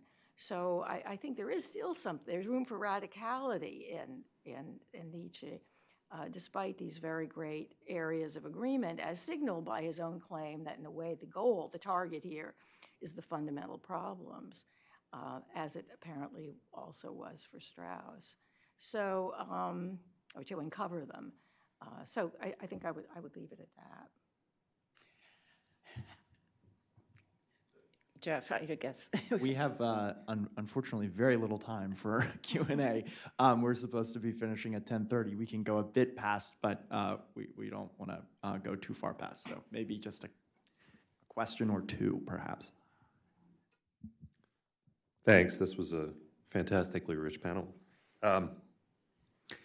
Richard, I'm struck by your description of the free spirit as a kind of recovery of the boundlessness of nature. I heard maybe at one point something about that. It struck me as, you know, in your allusion to Goethe, and it reminded me of the German Romantic tradition and the recovery of Spinoza and the sort of pantheistic approach to recovering this sort of infinity or boundlessness of nature. But I guess I maybe just to pick up on a point that Catherine made, it strikes me that I'm not sure if that how that squares with Nietzsche's worry about the sort of the terrors of nature and the problems that nature produces in terms of that they produce low spirits, and we have to deal with kind of some of these aberrations that nature produces. In other words, the need on Nietzsche's part to produce a redemptive character that redeems part of nature rather than simply recovering that. And briefly to Susan, thinking more about the will to power, I wonder what you think. I think maybe it's Hannah Arendt who suggests at one point the Wille zur Macht the Macht might refer to machen, like in terms of making or producing. That Macht might refer to a kind of productive character in Nietzsche. And I wonder if that, again, thinking back to the German tradition, if there's a connection Nietzsche in this way back to the sort of the primacy of the practical that you see. You're a Kant scholar, so I'll activate your Kant radar here. I mean, It's thinking. always ready to go, as you can tell. But of course, in the first section of Beyond Good and Evil, there's a lot of criticisms of metaphysics that, of course, redound to the critique of pure reason. I mean, the critique of soul atomism redounds to the sort of paralogism sections in the critique of pure reason. So I wonder, if there isn't more of a connection there than is traditionally understood. Well, real quickly, shall I? Yeah. The question about the terrors of nature, right? Well, for Nietzsche, the free spirit who's attempting to embrace the whole of nature, one could say, has to embrace those too. And Nietzsche does not, my account, I don't think, was hiding that. I started with his statement that what now human beings regard as most useful will most probably lead to their destruction. And he has an understanding of human consciousness, human language, human thought as tending to develop towards the banal, the average, the obtuse, and this is more the direction of history than progress, on the part of most human beings. So he is certainly talking about some rather terrible thoughts that, the higher spirit needs to include in his understanding of things and still affirm his way of life, his existence as a thinker. For his way of life is involved in the embracing of the whole to the extent that he can do that. Is that addressing your question at all? Oh, Jeff, yeah. could you repeat your first question? I got so preoccupied. Oh, is that? What do you make of Macht and Machen? Oh, okay, Machen? good, great. So, good, I have a chance once again to attack Hannah Arendt. Well, again, I am no German scholar, to say the least, but I did look up the etymology of Macht and Machen, and apparently there's no relation, at least etymologically, in the German language. So one can make the pun, but it doesn't have the kind of depth that it might if there were that etymological root. So I always say, oh yeah, Mach, but at least etymologically, there isn't apparently a link. So I would kind of maybe not go there right away. On the second point, oh God, what was your? Oh, Kant, yes. I think Kant is all over section one, part one, as signaled by the centrality of this transcendental, the synthetic judgments a priori and how much prominence they're given. There are all kinds of illusions. When I first started to write this paper, I thought it was going to be about, Kant and Nietzsche, but there seemed to be so much else going on that seemed to be too frog-like, even for the likes of me. So I didn't stress that. But you're absolutely right that Kant's laying out of the schemata as the presupposition of objective experience, and the way that he does, the way that he questions the unity of the soul and the tradition of soul talk and philosophy and metaphysics. For Nietzsche, it's a kind of, kind of anticipation, but it doesn't go nearly far enough. And so I would say he's going beyond Kant, but with Kant very much in mind. So I agree, Kant is one of the targets and one of the inspirations for his argument. One more question. Let's try to wrap up though by about 10:40. I have a question for Richard about the free spirit. I think I just would point out in section 44 of Beyond Good and Evil, when Nietzsche talks about the philosophers of the future, he does say they will be free, very free spirits, but also something more. And I wonder about what's maybe the limitation or the lack of the free spirit. And maybe I'd just ask about section 105 of Beyond Good and Evil, where Nietzsche describes what he calls the unfreedom of the free spirits. And he puts it in terms of they're in a misunderstanding of the church, and that the fact that they tend to object or take more offense at pious frauds than they do to other lies. I mean, in the latter case, isn't he talking about free spirit, not as he means it in a philosophically deep way, but free spirit as it was generally understood and had become understood in modernity. You know, the free thinkers who reject the church, who reject tradition, right? Who present themselves as the most advanced thinkers, the avant-garde free thinkers. That's not his understanding of what a free spirit is. All right, I think that's. I think we have to. I think assert that. Now, on the question of the something more that the free spirits will have to do, that is also indicated by that aphorism I mentioned in the 5th book of the Gay Science, where he says, when he's mentioning the death of God, it says, we at the present time are not immediately affected by this. I'm sorry, I just have the translation here, but I can find the aphorism. I'd like to have just his language for that, because it relates very much to your question. He says,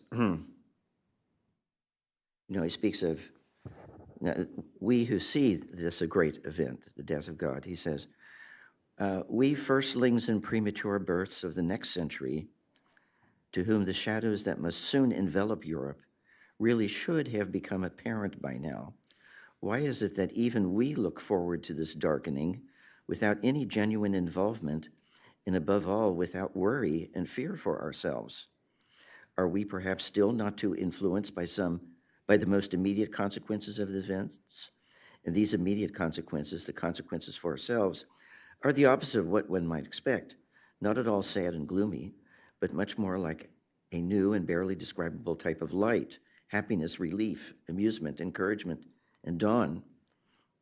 Indeed, at hearing the news that the old God is dead, we philosophers and free spirits, which he seems to be putting in apposition there, we philosophers and free spirits feel illuminated by a new dawn. And then he goes on to speak about, venturing out into our sea, a sea that lies open again. But as he's indicating, one will experience later, the successors to this generation that are witnessing the death of God will experience consequences. It doesn't say here what they are, but they will change in some important ways the situation of everyone, of all human beings. I'm not sure that Nietzsche says specifically what free spirits at that time will face as a new task. maybe Professor Meier would have thoughts on that, I would assume. But, but nevertheless, he does speak of some dire things that one may have to face in the future, that future generations of human beings will have to somehow incorporate the new insights. And this incorporation is going to be very difficult and could even threaten the existence of the species. I mean, that seems to suggest that, you're not going to be quite as happy, even if you're devoted to philosophy and you have that inherently greater satisfaction, as Nietzsche, I'm sure, thinks that we still have. But won't there be maybe some responsibilities that you won't be able to escape at that point? I won't try to say more on that particular point. All right, I think we'll conclude now, so please join me in thanking our panelists and discussing. We'll reconvene at 11 o'clock, so in 20 minutes. Thank you for your... Thank you. Thank you.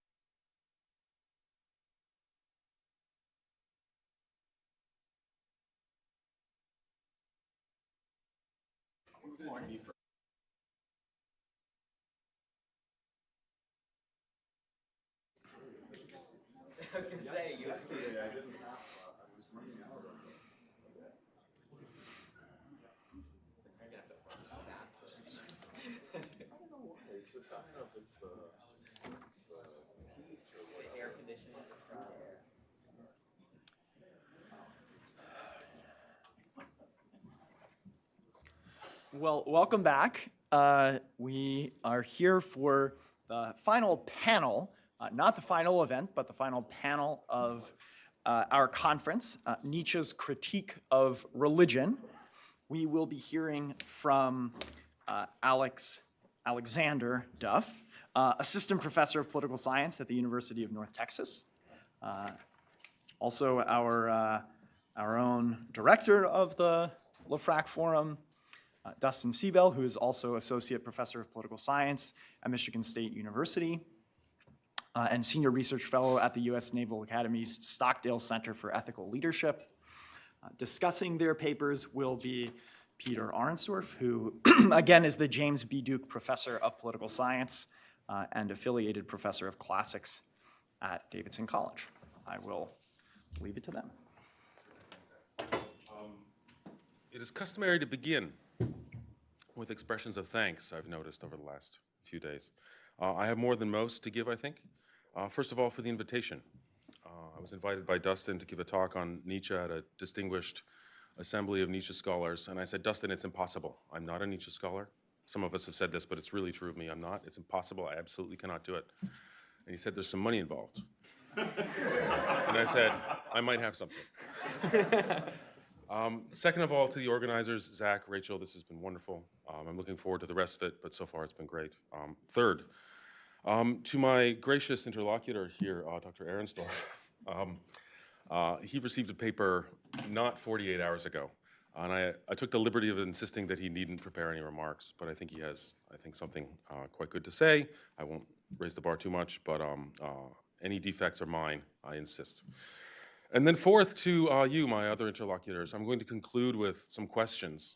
As I said, I'm not a Nietzsche scholar, but I'm in the company of them, and I have some questions. So I'll lead up to those. The title of my talk is Heidegger on Nietzsche and Nihilism. Both Nietzsche and Heidegger are often described as nihilistic thinkers. This is a go-to among a certain sort of Christian or moralistic critic. The great George Grant, for instance, often paired them with a hyphen, Nietzsche-Heidegger. And despite that, one would have to say he ultimately learned a great deal from them as diagnosticians of the mass age. He nonetheless trafficked in a rather plain critique of them as propounding a form of nihilism.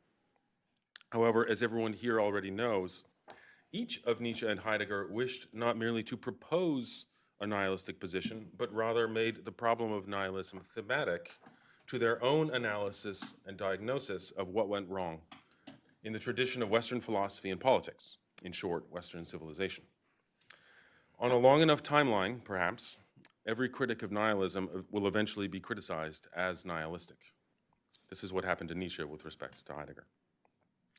What I propose today is to explore Heidegger's critique of Nietzsche on precisely the issue of Nietzsche's diagnosis of nihilism, which Heidegger finds both illuminating and sufficiently erroneous to be itself nihilistic. In my view, as I hope to elaborate, Heidegger's differences from Nietzsche reveal a fascinating avenue into understanding enduring differences between them. The nature of Heidegger's criticism distances himself from what I might call the aesthetic or moral dimension, which Nietzsche sees as so much the essence of the problem of nihilism, and thus prepares or shows Heidegger's peculiar vulnerability to gross political miscalculation, not to say wicked, execrable political judgment. To expand by way of contrast, I am more accustomed to making this point with respect to Heidegger and the Greek political philosophers, that he is blind to political phenomena.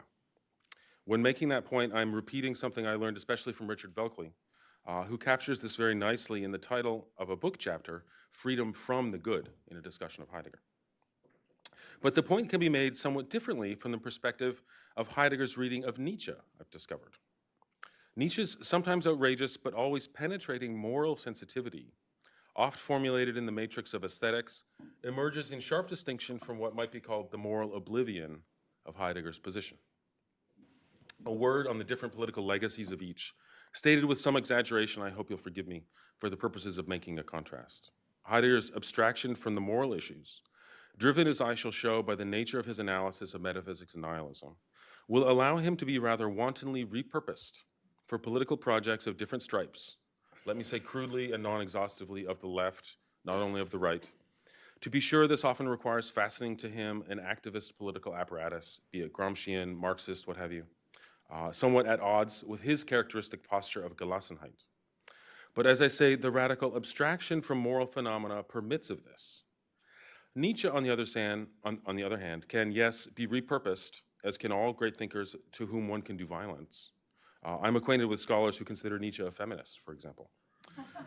And what is more, the deconstructive or skeptical dimensions of Nietzsche, as also with Heidegger, invite something of this.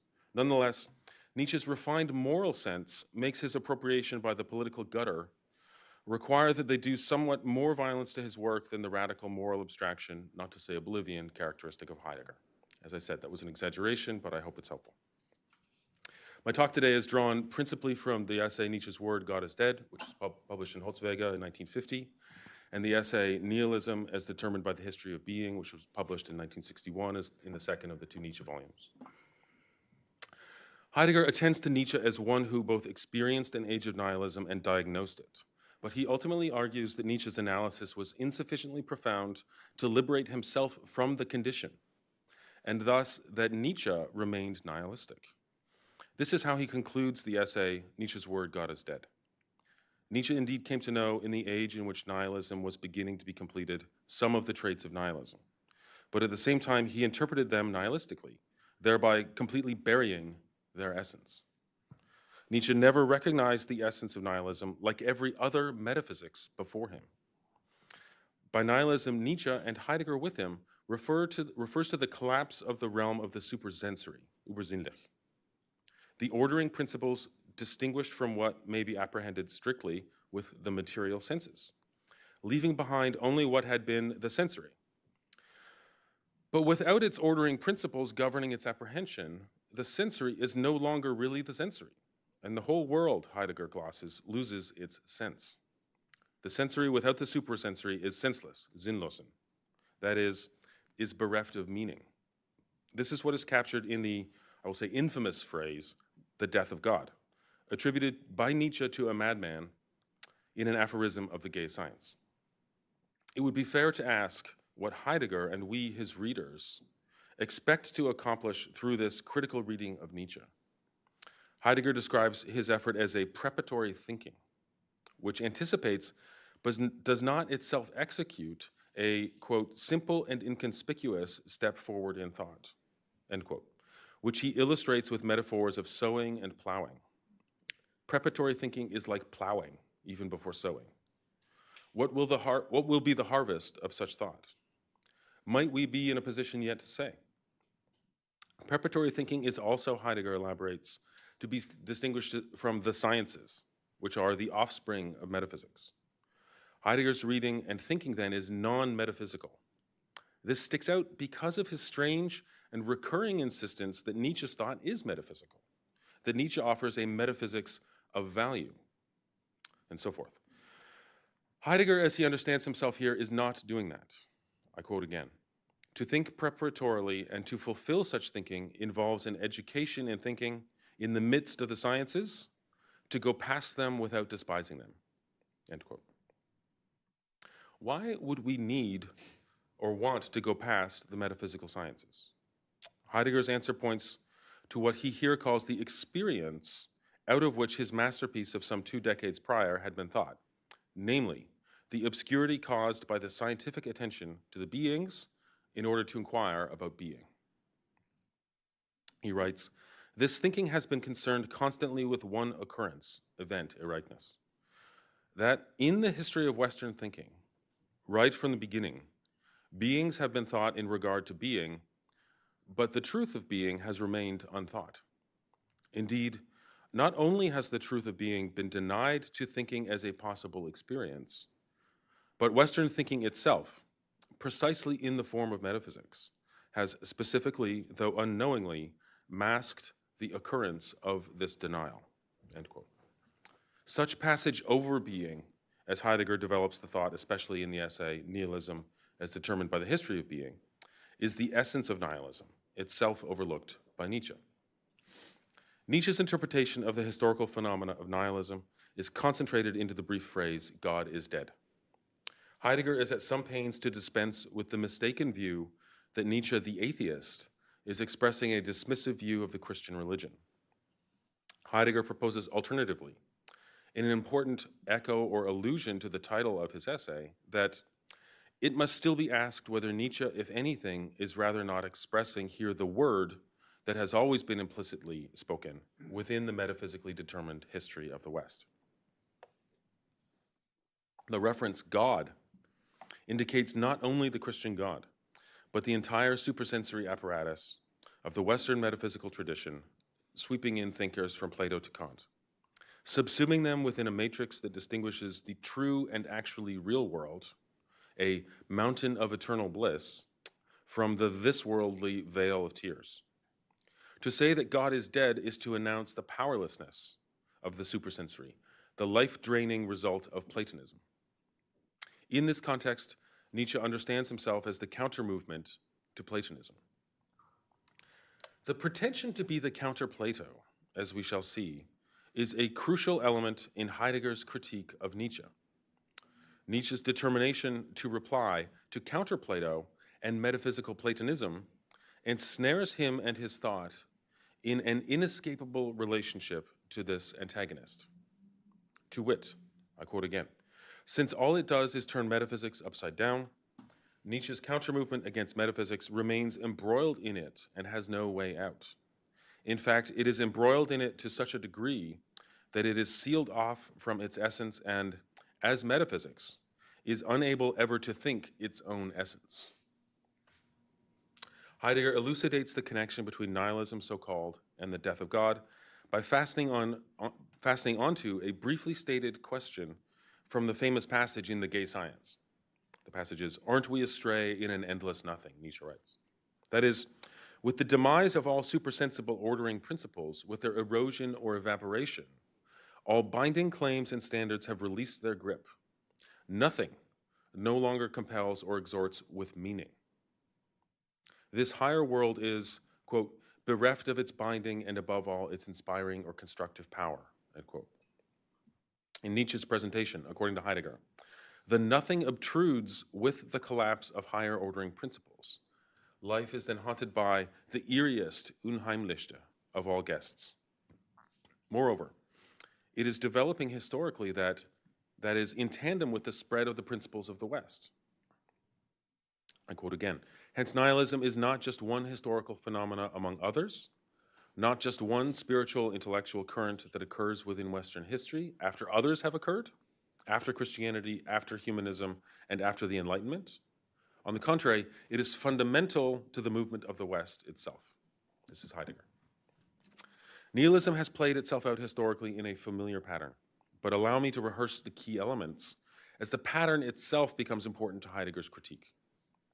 The formula, God is dead, as we have seen, implicates not simply the Christian God narrowly, thus referencing the ascent of atheistic unbelief, but of the supersensory goals which command orienting allegiance. So God's authority within the church may wane as that of conscience waxes, then to be replaced by the authority of reason, and then again by social instinct. This is parallel to the development, the withdrawal from the world into the supersensory has been replaced with a commitment to historical progress. The goal of eternal bliss in the hereafter is transformed into the greatest happiness of the greatest number. The care for the cultus of religion was replaced with enthusiasm for the spread of Kultur or civilization. The key here is that the place of the Christian ecclesiastical and theological interpretation of the world, a certain hierarchical order of beings, the shape of which is derived from the Hellenistic Judaic world and whose fundamental structure was established through Plato at the outset of Western metaphysics, that shape and that place has been retained, while its occupant changes. Heidegger refers to the apprehending structure of beings in its entirety as metaphysics, differentiated into the supersensory and the sensory worlds, the former of which supports and determines the latter. and it encompasses the historical sweep from ideas to God, the moral law, the authority of reason, progress, the happiness of the greatest number, of culture and civilization. Amidst this historically unfolding destiny, the supersensory meets its ruin. Thus, manifold forms of unbelief are not nihilism, strictly speaking, but they are the consequences of nihilism. Indeed, Heidegger at multiple points stresses that Christianity itself is a consequence and form of nihilism. Nietzsche's definition of nihilism. Heidegger appears to regard it as avoiding the error of confusing the phenomena of nihilism, such as technology or the revolt of the masses, for nihilism itself. Nietzsche's definition of nihilism is that the highest values devalue themselves. Key term here is values. That is, Nietzsche locates the meaning of the spread of the nothing and its erasure, of the governance of the supersensory, to the devaluation of the highest values.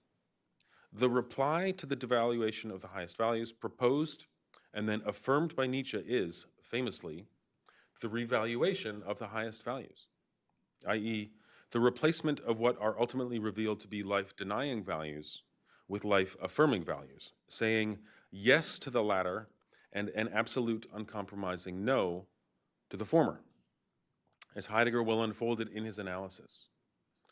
This attention to values does not allow Nietzsche or us to overcome nihilism, but remains trapped within the framework of nihilism. To restate then, with maximum brevity, Nietzsche regards nihilism as about values and the deterioration of values.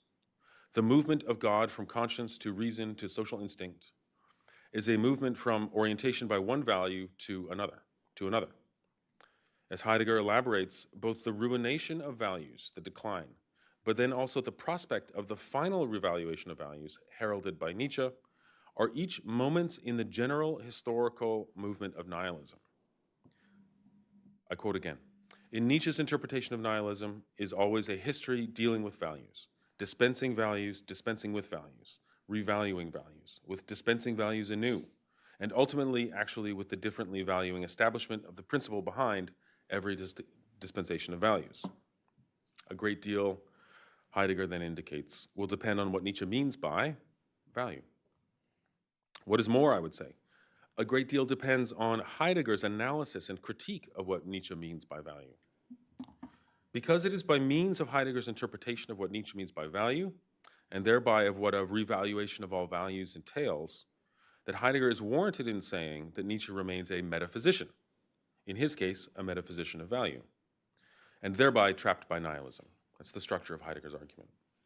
The text Heidegger takes as revealing the meaning for Nietzsche of value is the following, from a note written in 1887 and 88, there-ish. Quote, the viewpoint of value is the viewpoint of the conditions for preservation increase in regard to the complex structures, relatively enduring, of life in the midst of becoming.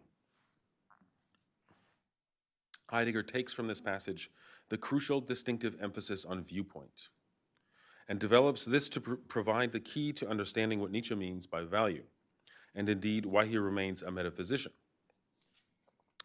To value in Heidegger's reading of Nietzsche is, these are my terms, to eyeball, to spy, to escry, a thing, and to count it, that's his term. To count it, we might say, to reckon it. I quote Heidegger. Value is the point of sight for a seeing that has its eye on something, or as we say, that counts on, auf etwas rechnet, something and thereby has to deal with something else. End quote. It is a seeing which relates one something quantitatively to another something. How so? The seeing of valuing always references, as it were at a glance, both the thing being seen or being evaluated with reference to a prior thing seen, the scale against which it is being reckoned. Heidegger refers to this seeing, which recalls a prior seeing, as representing. Indeed, quote, it is only through this setting with representation that the point which is necessary for keeping an eye on something and which therefore directs the visual course of this seeing becomes a point of sight, that is, becomes what matters in seeing and in all activity directed by vision, end quote. We see here a recurrent motif from Heidegger's thought, present from his earliest courses after World War I, where he critiques the inadequacy of theoretical rationality to apprehend motion, until late into his life, which is his assimilation of his analysis and critique of metaphysics to the recurrent metaphor from the history of philosophy in the West to understanding thinking in terms of metaphors of sight and seeing, theoria, for instance. Perhaps the most famous of these is the representation in Plato of the eidos and the idea. His critique of traditional metaphors of sight is sometimes paired with a phenomenological analysis of the different senses, and in this pairing, a kind of preference on Heidegger's part for hearing rather than seeing, as revealing a dimension of being more likely to be overlooked by the optical visual emphasis. And let me add parenthetically, Heidegger does not dispense altogether with attention to sight and light. The terms Umsicht, Vorsicht, Lichten are familiar to every Heidegger scholar, but he redirects how these fit into the larger world and his analysis of thinking. Heidegger's fuller point is that seeing or thinking, as formulated by the primary figures from the history of Western thought, is inordinately determined by its attention to beings or things, to the ultimate exclusion, even forgetfulness, of the distinction between the being of beings and being as such. And inasmuch as his philosophic mission is the recovery of the question of being in its long forgotten fullness, such a distinction is of vital importance. In the case of Nietzsche, the unlikeliest of metaphysicians, maybe we could say, Heidegger's claim is that the attention by the will to power to establish values according to which life may be enhanced is oriented by beings just like other forms of metaphysics. To be in the highest sense for Nietzsche is to be a value, but to be a valid value, thus to be a representation. Nietzsche's claim thus shares in the characteristic error of metaphysics, which is that in being oriented by beings, it overlooks being as such. Stated differently, it formulates an understanding of the being of the beings, which excludes a true fathoming of being, as it were, not of the beings. Nietzsche sees the path beyond nihilism as its fulfillment in the revaluation of values, which no longer replaces old values with new ones, but which instead reverses the very character and mode of valuing. It does so by no longer patching another chief value into the top spot of the dead supersensory, first God, now the conscience, now reason, but instead seeking out a different place or realm, namely, what is most alive. I'll quote. So nihilism itself turns into the ideal of the most abundant life. In this new highest value is concealed another estimation of life, i.e. of the basis of the determining essence of all living things, end quote.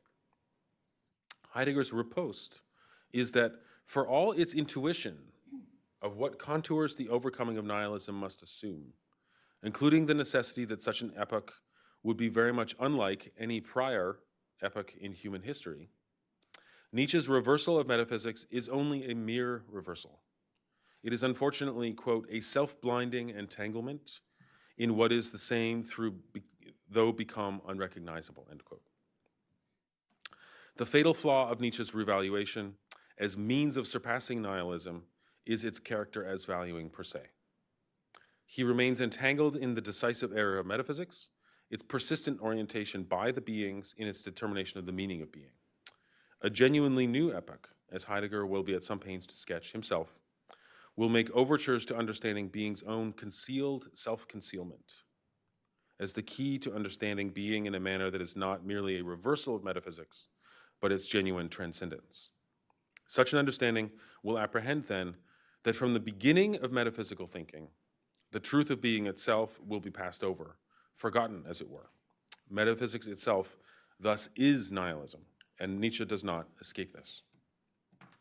Allow me to conclude then by posing two questions for the Nietzsche scholars, both avowed and disavowed in the room. So first of all, I'll just put this, perhaps we could discuss in a few moments after Dustin's paper. Heidegger is saying in effect that he, not Nietzsche, has the better assessment of what post-metaphysical, post-historical moment looks like. Is he onto something? Is this true? Has he elaborated something that Nietzsche missed? That's number one. Number two, everything depends on Heidegger's own rather heavy-handed analysis of what it means to value. We've heard different accounts of valuing over the last 2 days. To calculate worth, to reckon worth. And the additional claim that this passes over being. Is this a fair account of what Nietzsche even means by value, by valuing?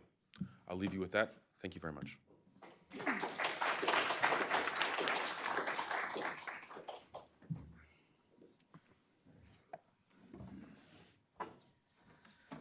So I wasn't actually invited. I'm filling in for Dick Zinman, who unfortunately, my friend and colleague who unfortunately couldn't be here today, at least in body.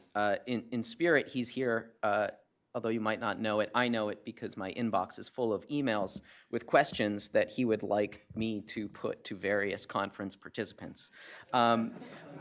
We're going to reserve, I think, the last question of this panel for Dick Zinman. He's going to channel through me to Michael Granke, for whom he has a question. Last 30 minutes. Yeah. We'll end now.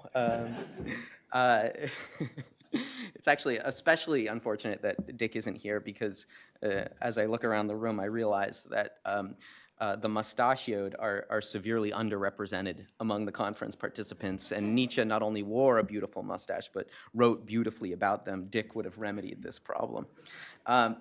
So anyway, I am going to offer an articulation of Nietzsche's critique of religion. As I'm sure you'll notice in the course of my articulation of Nietzsche's critique of religion, a critique of his critique will emerge. I make war on the theologian instinct. I found its trace everywhere. Whoever has theologian blood in his veins takes a crooked and dishonest stance on all things from the start. The pathos that develops out of this dubs itself faith. Eyes closed to itself once and for all so as not to suffer from the sight of incurable falseness. A morality, a virtue, a holiness are fashioned for oneself out of this flawed optics on all things. Good conscience is linked to false viewing. What a theologian perceives as true must be false. In this, we practically have a criterion of truth. It's his most fundamental self-preservation instinct that forbids reality to be honored at any point or even to get a word in edgewise.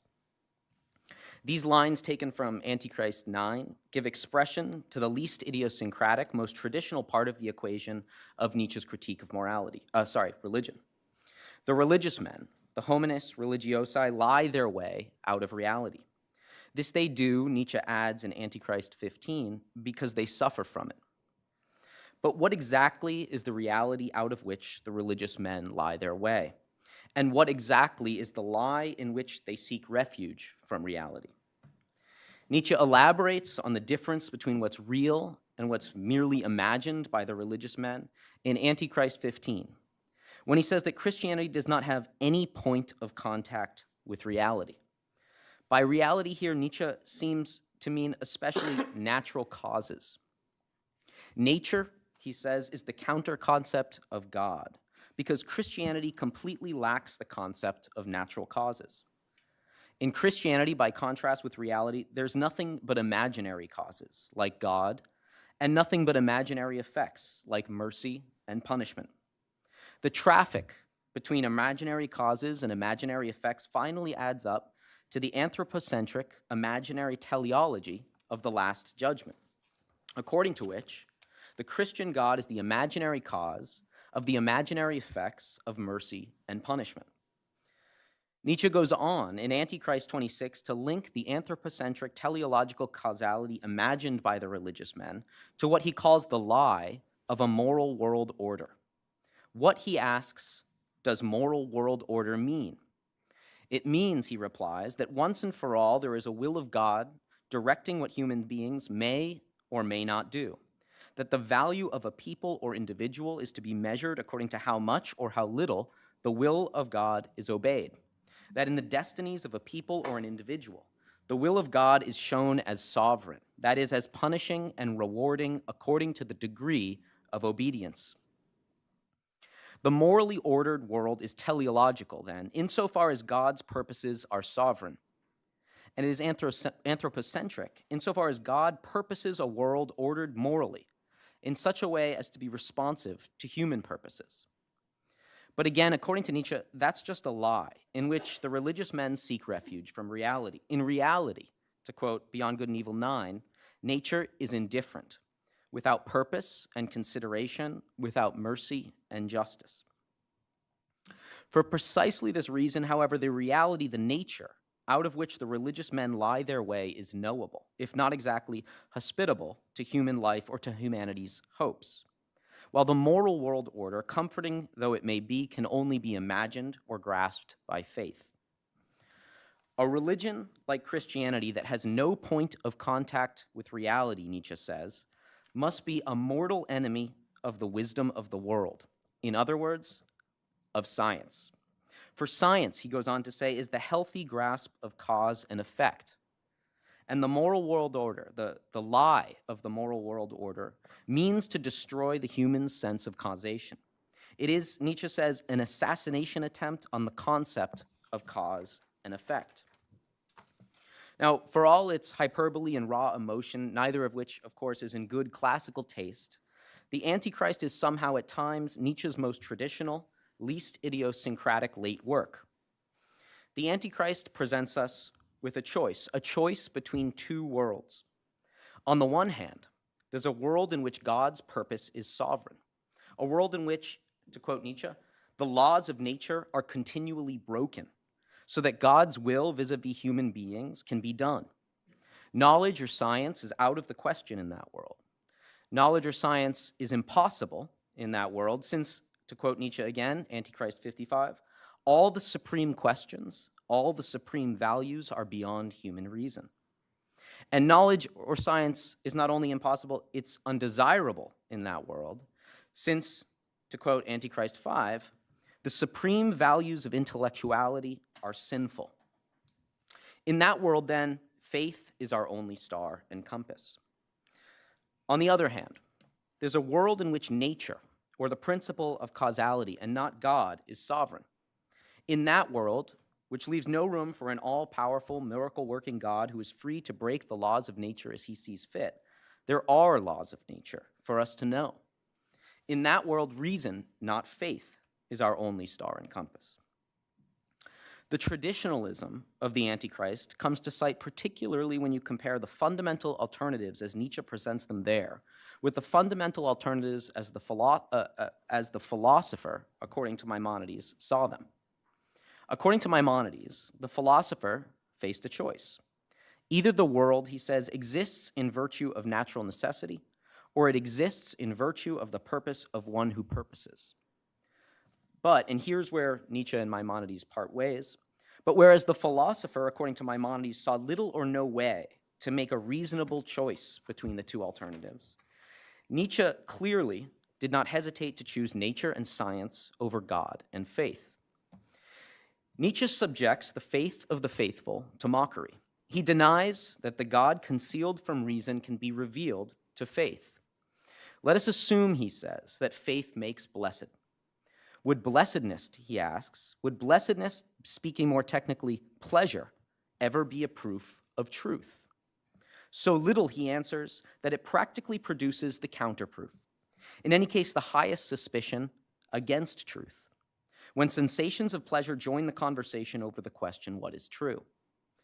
The proof of pleasure, he says in Antichrist 50, the proof of pleasure is a proof for pleasure, nothing more.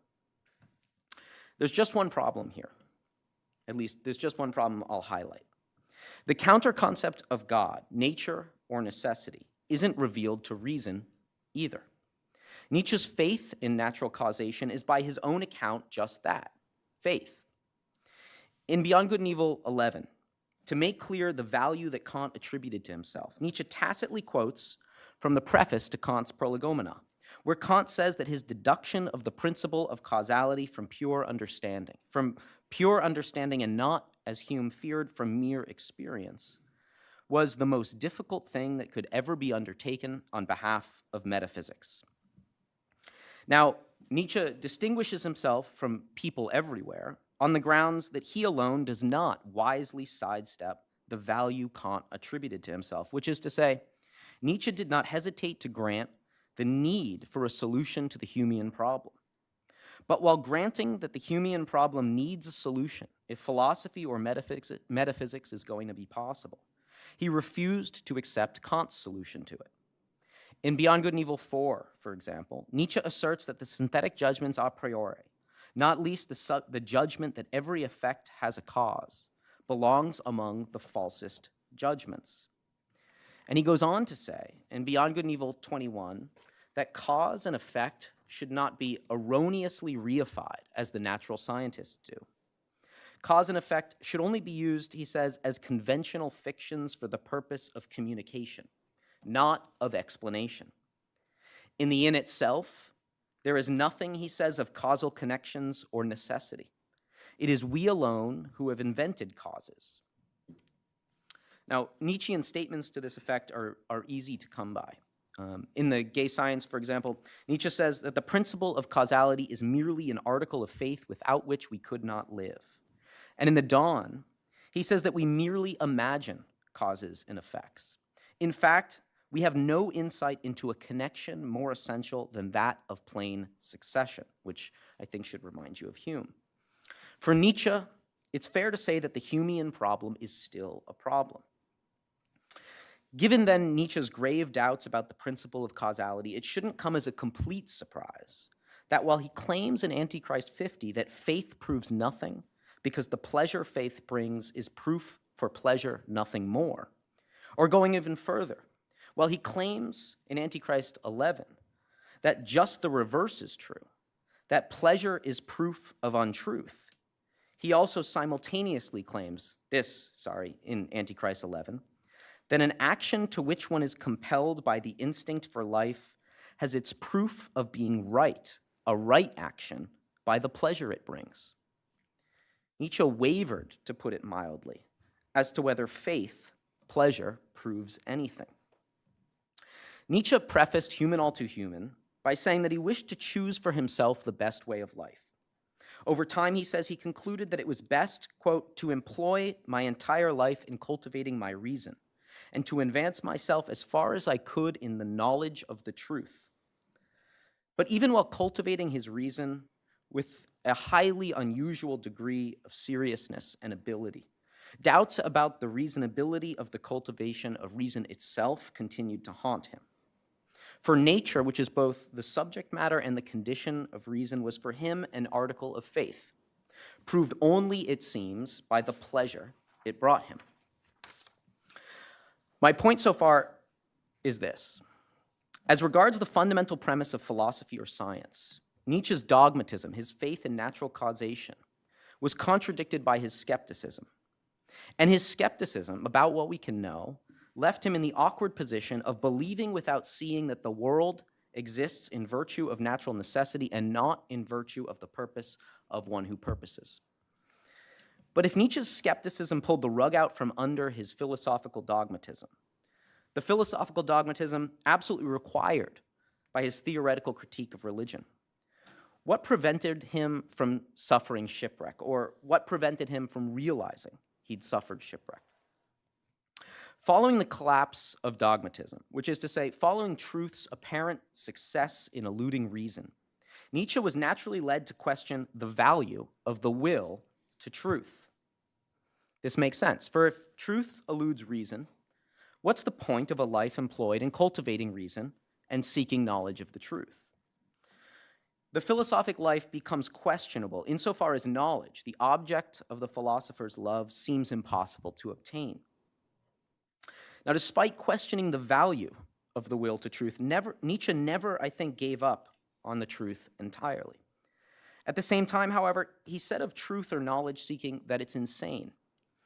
The search for knowledge of the truth is insane, he said in Beyond Good and Evil 230, because the will to truth is ultimately a kind of spiritualized self-cruelty, and thus maybe even, as Gay Science 344 would have it, a hidden will to death. But this, the fact that it could be part of the fundamental character of existence that someone would perish from complete knowledge of the truth, does not undermine the search for truth. For Nietzsche, rather, it ennobles it. It ennobles it such that the strength of a spirit, as he says, would be measured by just how much he could still endure of the truth. The will to truth is sublime, according to Nietzsche, or noble, although or because it's insane. Now, for reasons that will become clear shortly, this brings me to Beyond Good and Evil 55, where I think the deepest core, if not the whole, of Nietzsche's critique of religion comes into view. There's a great ladder of religious cruelty, he says there, with many rungs, but 3 of them are particularly important. First, he says, people sacrificed human beings to one's God, maybe even the most beloved human beings. Second, they sacrificed their strongest instincts. Nietzsche's thinking of the saint. Finally, Nietzsche says, what remained to be sacrificed? Didn't people have to ultimately sacrifice all solace, holiness, salvation, all hope, all faith in a secret harmony, in future bliss and justice? Didn't they have to sacrifice their very God and out of cruelty against themselves worship the stones, stupidity, gravity, fate, nothingness? To sacrifice God for nothingness, he says, this paradoxical mystery of ultimate cruelty was reserved for the philosophers of the future. Because Nietzsche's extravagant honesty is animated by self-cruelty, and not by a yearning to know or by hatred of the lie in the soul, his honesty rules out faith in future bliss and justice, not by virtue of a rational demonstration that the moral world order is merely imagined, not real, but by virtue of a conscientious refusal of the solace it brings. Nietzsche's deepest objection to religion is moral or practical, in other words, not theoretical. At bottom, he objects to religion because it's anti-tragic, because it lacks sublimity or nobility, not because it's false. But is this sufficient? Let me conclude with 3 closely connected reasons why I continue to doubt that it is. The first reason I gather from some statements Strauss makes in the preface to Spinoza's Critique of Religion. First, in the Gay Science 344, Nietzsche deduces the will to truth from morality, namely the moral prohibition against lying. It's not just any morality, by the way, it's Christian morality, from which he deduces the will to truth. That aphorism is entitled, How We Too Are Still Pious. Nietzsche repeats the point in the genealogy, in part 3, section 27, when quoting at length from Gay Science 357, he says, one finally sees what actually triumphed over the Christian God, Christian morality itself, the concept of truthfulness taken ever more rigorously. Christian theology is over now, he says, because it has the conscience against it. This means, as he also says in part 3, section 27, unconditional and honest atheism does not stand in contrast to the ascetic ideal. Rather, it is only one of its latest phases of development. Now, there's no need to dwell on the fact that the reasoning by which Nietzsche purports to deduce the will to truth from the moral prohibition against lying in Gay Science 344 is flawed. It is, but it suffices to note that Nietzsche rejected the effort to retain Christian morality while jettisoning the Christian God elsewhere. In The Twilight of the Idols, he says, if we give up the Christian faith, we pull the right to Christian morality from under our feet.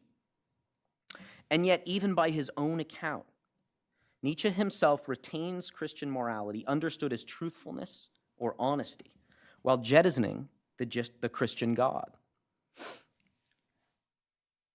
I think since God remained for Nietzsche a theoretical possibility, consistency would have required him either to give up on truthfulness or philosophy on the one hand, or I think to return to the fold.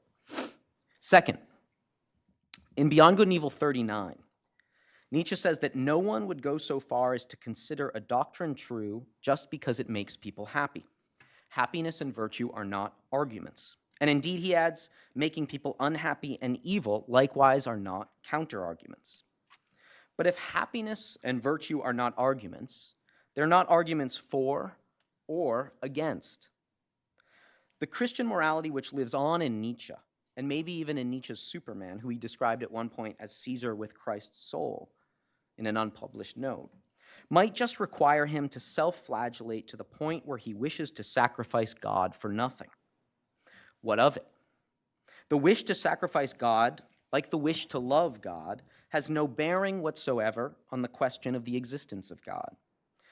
Whether you wish to be independent of your father's care and to fend for yourself, or whether you wish to be cared for and coddled by your father, your wishes are not facts.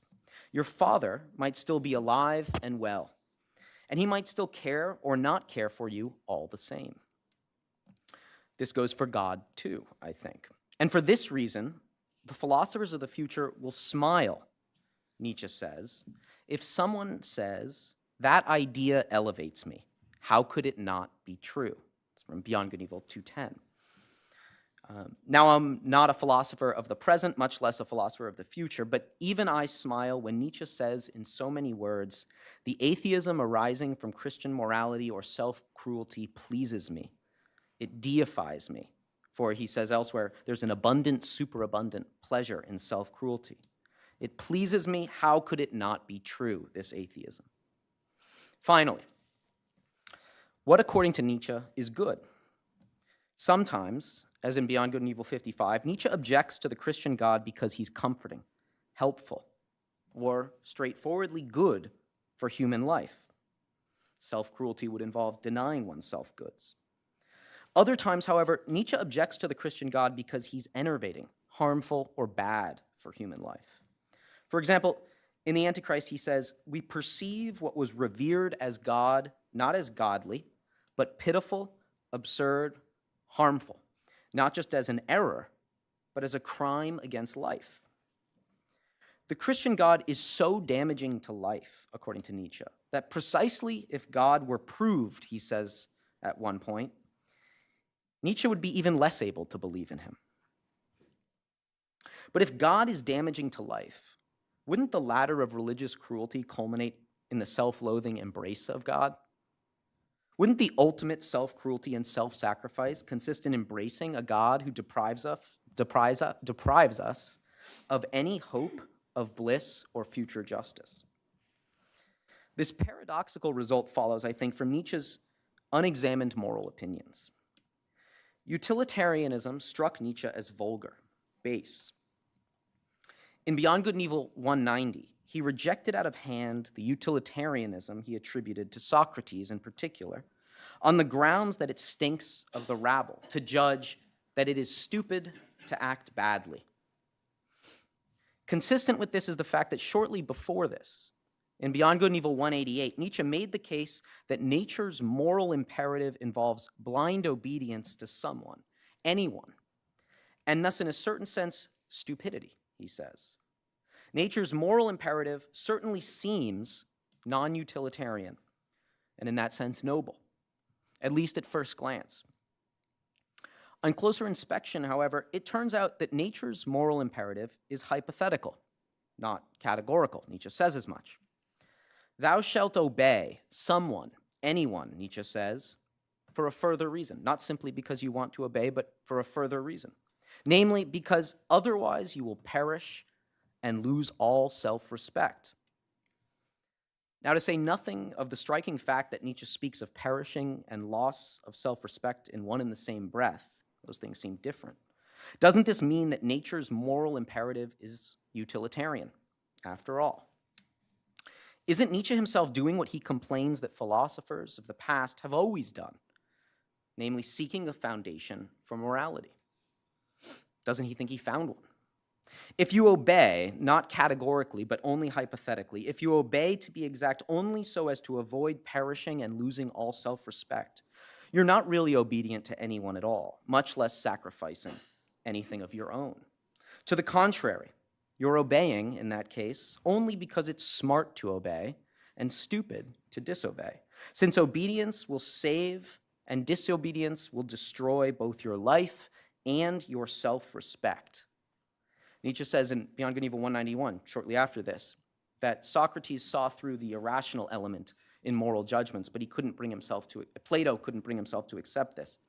But one could wonder whether Nietzsche himself saw through the irrational element in moral judgment, since he seems to think that obedience to this moral imperative of nature is rational in the end.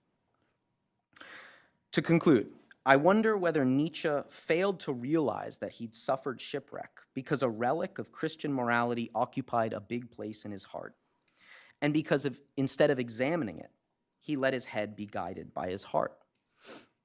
In this too, Nietzsche was Nietzsche was, I think, closer to Pascal, representative of genuine and original Christianity, whose soul, according to Nietzsche, tested the limits of what it could do more than any other, and closer to Jesus Christ, who Nietzsche suggests in Beyond Good and Evil 49, I think, possessed the noblest soul of any human being yet. He was closer to them than to the Greeks.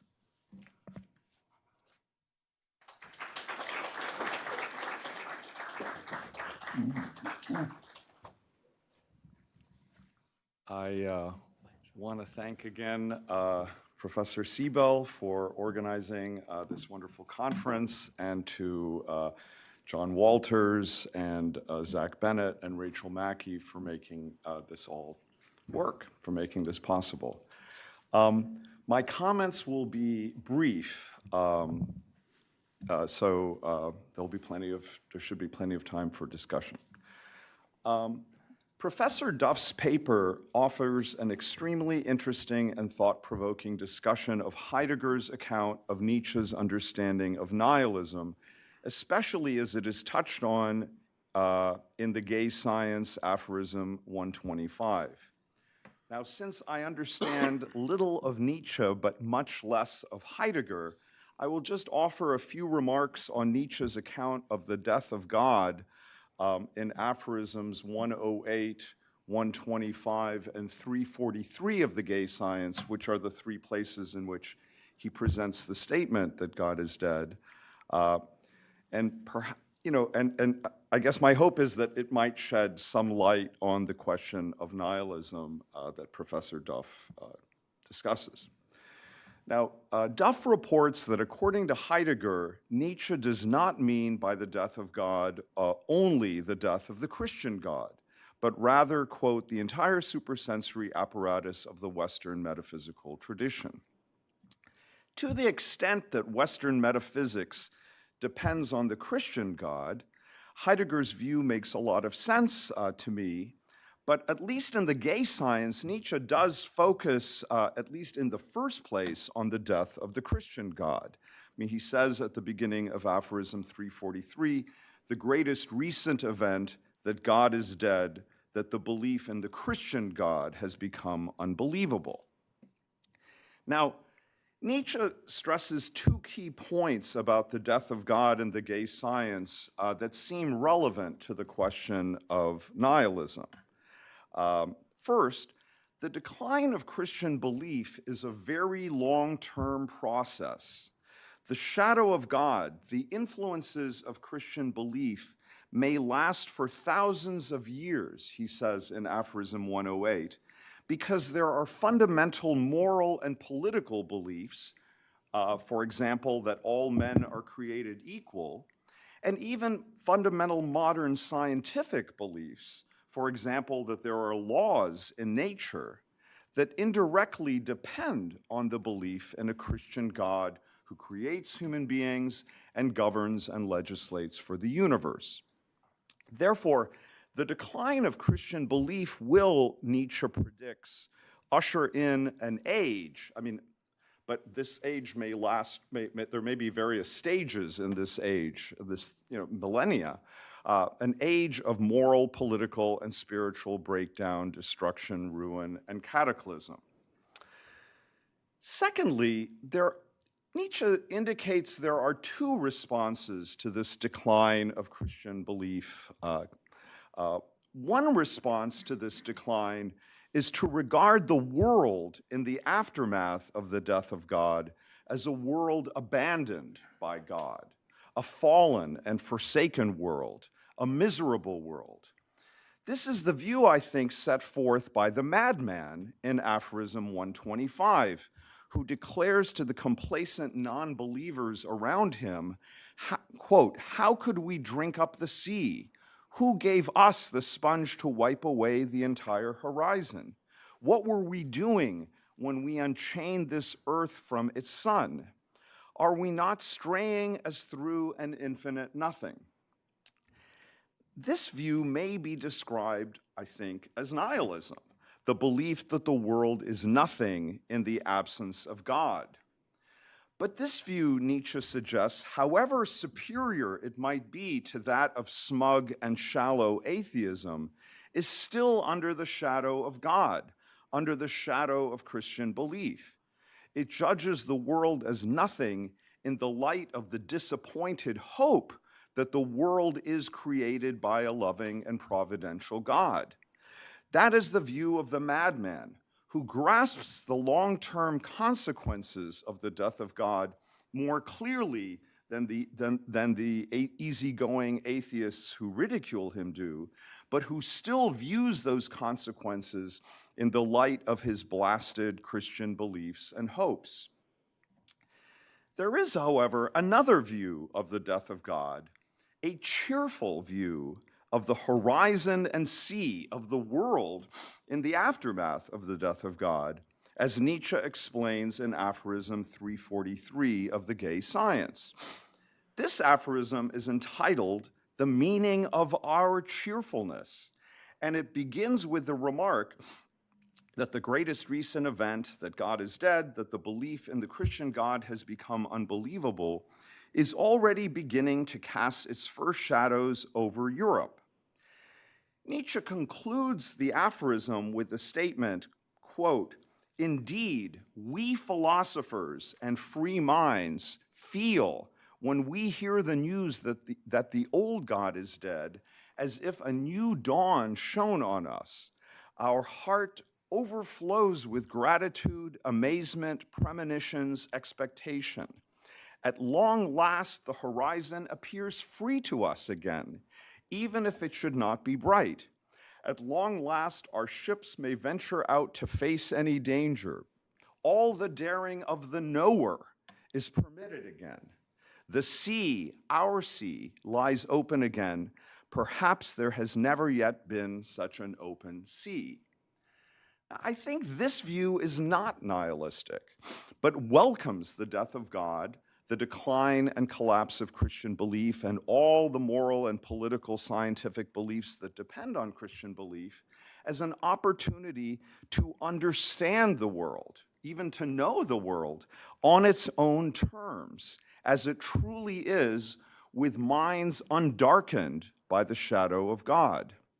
This view, the view that judges the world from the perspective not of the multitude, but of the few lovers of wisdom and free minds and knowers, this non-nihilistic philosophic view is the view that Nietzsche identifies as his own. So those are my comments about Professor Duff. Now I turn to Professor Sebell. Professor Sebell's Nietzsche is an intellectually confused and psychologically troubled fellow. This Nietzsche does, quote, "not hesitate to choose nature and science over God and faith." And he even mocks those who choose faith. But his own choice for nature and science over God and faith is itself based on faith. Moreover, even though this Nietzsche does not hesitate to choose nature and science, he has grave doubts about the scientific principle of causality and doubts about the reasonability of the cultivation of reason itself, doubts that haunt him. This Nietzsche conceals from himself the devastating fact that his skepticism about reason and his questioning of the value of the will to truth may undermine his philosophic life. but he fails to recognize this catastrophic problem, this shipwreck that he has suffered. Despite, quote, despite questioning the value of the will to truth, Nietzsche, this is Professor Sebell's Nietzsche, never could bring himself to give up on it entirely. At the same time, however, he said of knowledge seeking that it is insane. This Nietzsche retains his faith in reason due to self-cruelty and self-flagellation. Even though Sebell quotes Nietzsche as stating that he rejects faith as false by the criterion of truth, Sebell's Nietzsche objects to religion, quote, not because it's false. Even though Sebell's Nietzsche criticizes those who thoughtlessly, quote, retain Christian morality while jettisoning the Christian God, this Nietzsche, of course, himself retains Christianity while jettisoning the Christian God. Sebell's Nietzsche's thought is driven by unexamined moral opinions, and he dismisses such theses as Socrates' utilitarianism, it seems thoughtlessly, because it, quote, stinks. This Nietzsche, in sum, quote, let his head be guided by his heart, his Christian heart, and also perhaps by his nose.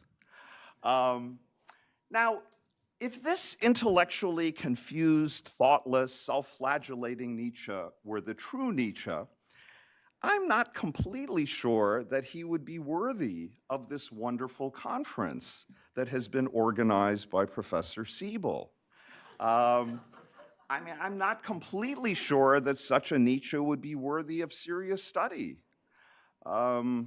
Adopting the hypothesis that Nietzsche is worthy of serious study and worthy of this wonderful conference, I suggest that one might consider a few of the elements of Nietzsche that Professor Sebell rightly pinpoints in a somewhat different light. Just briefly, no? I mean, Sebell notes that Nietzsche both champions reason and questions reason, that he both champions the will to truth and questions the value of the will to truth. Might Nietzsche not question reason, that is, raise rational questions about reason, precisely because he cannot be satisfied with incoherently embracing reason on the basis of faith? Might not Nietzsche be led precisely by the will to truth to question the value of the will to truth? Might he not question the value of the will to truth because he cannot be satisfied with a complacent, dogmatic, unexamined rationalism?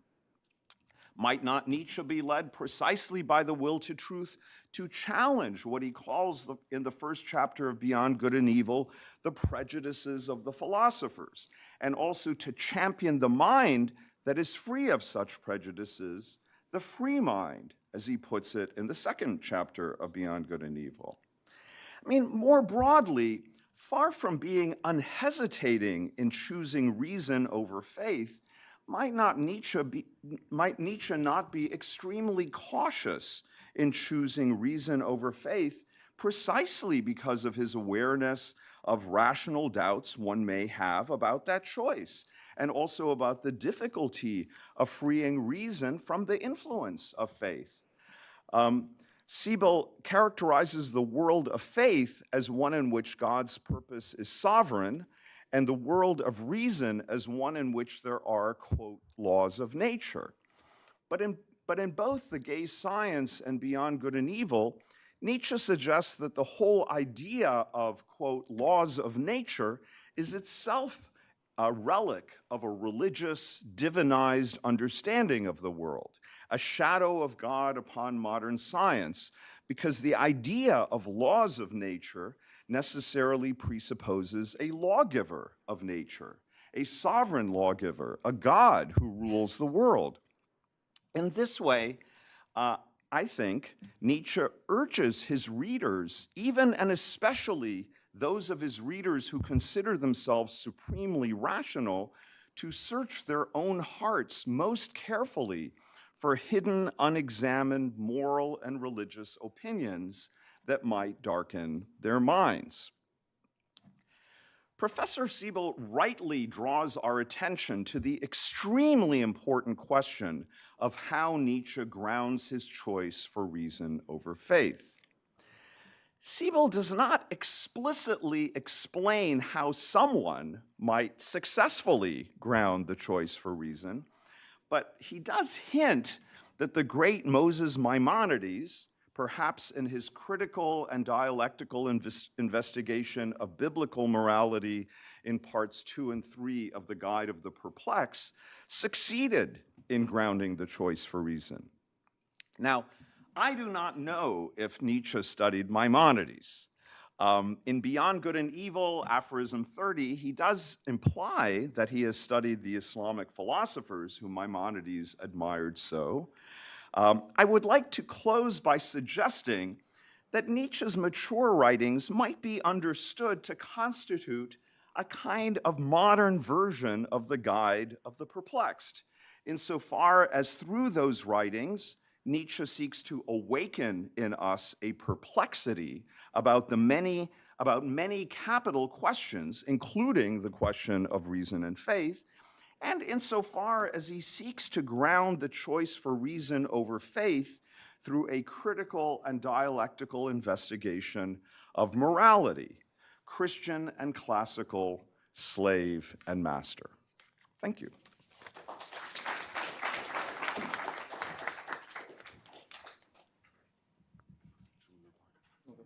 Sure.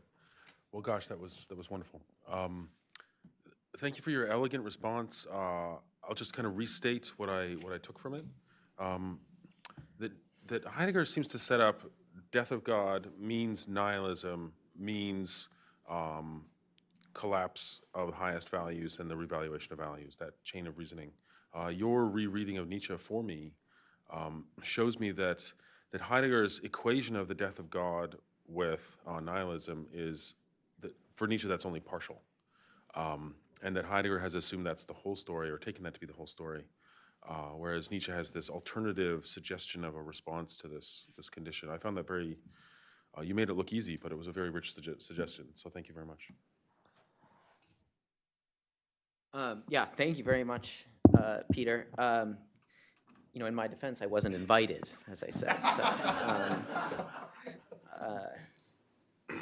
So, just very quickly, I don't mean to deny Nietzsche's greatness as a thinker by any means, by drawing attention to what I see as difficulties. But that said, I think that Peter is absolutely right that Nietzsche questions the value of the will to truth on the basis of his own will to truth. And if you look at, for example, Beyond Good and Evil 1 follows immediately, of course, the preface to Beyond Good and Evil. In the preface to Beyond Good and Evil, what are we told? We're told that dogmatism is either collapsed or on the brink of collapse.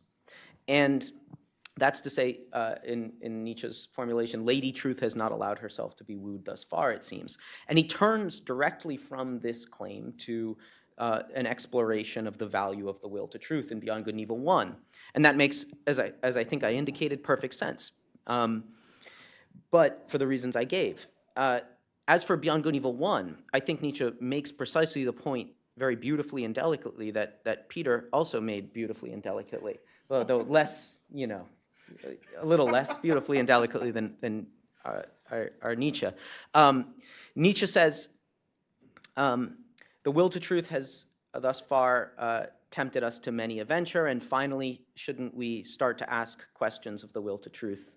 And specifically, shouldn't we ask ourselves not just the question of what causes this will, but the deeper question, what's the value of this will to truth?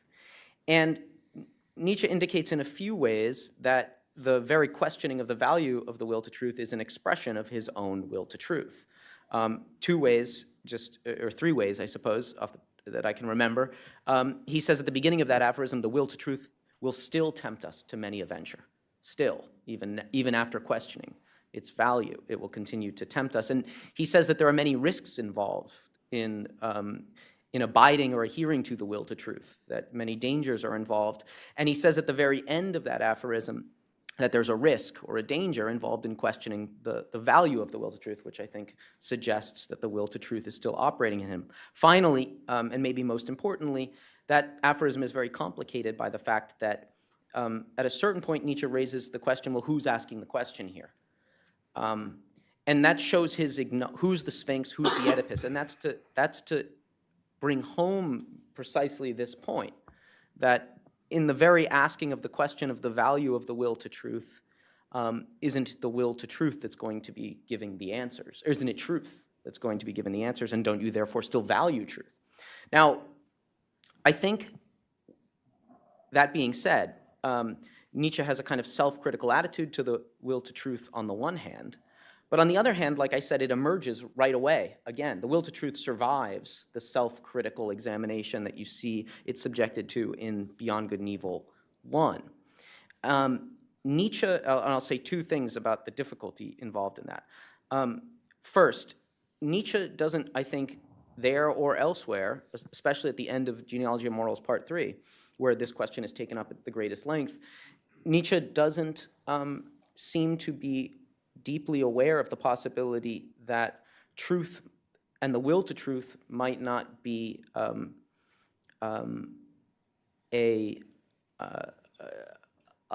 thing known and accessible to reason.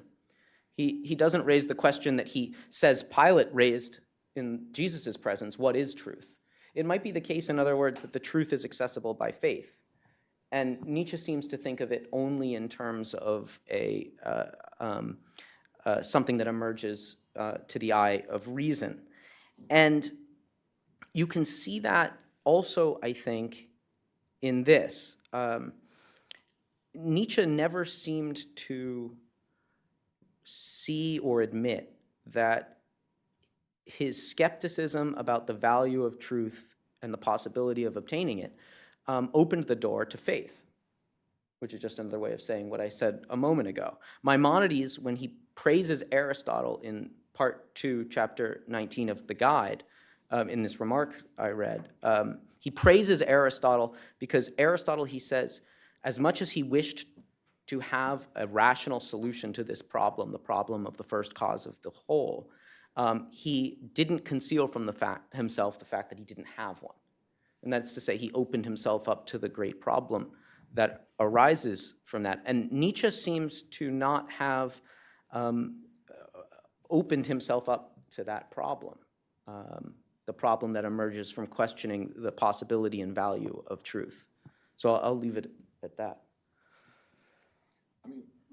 Obviously, this is a big question, and we need to have the audience. But I would just say it does seem to me, for what it's worth, that he does face this question, and it seems I actually think he may allude to this question about the possible truth of faith in aphorism 37 of Beyond Good and Evil, where after giving this seemingly scientific account of will to power, about how you can explain everything through will to power, he raises the question, does this mean that God is refuted?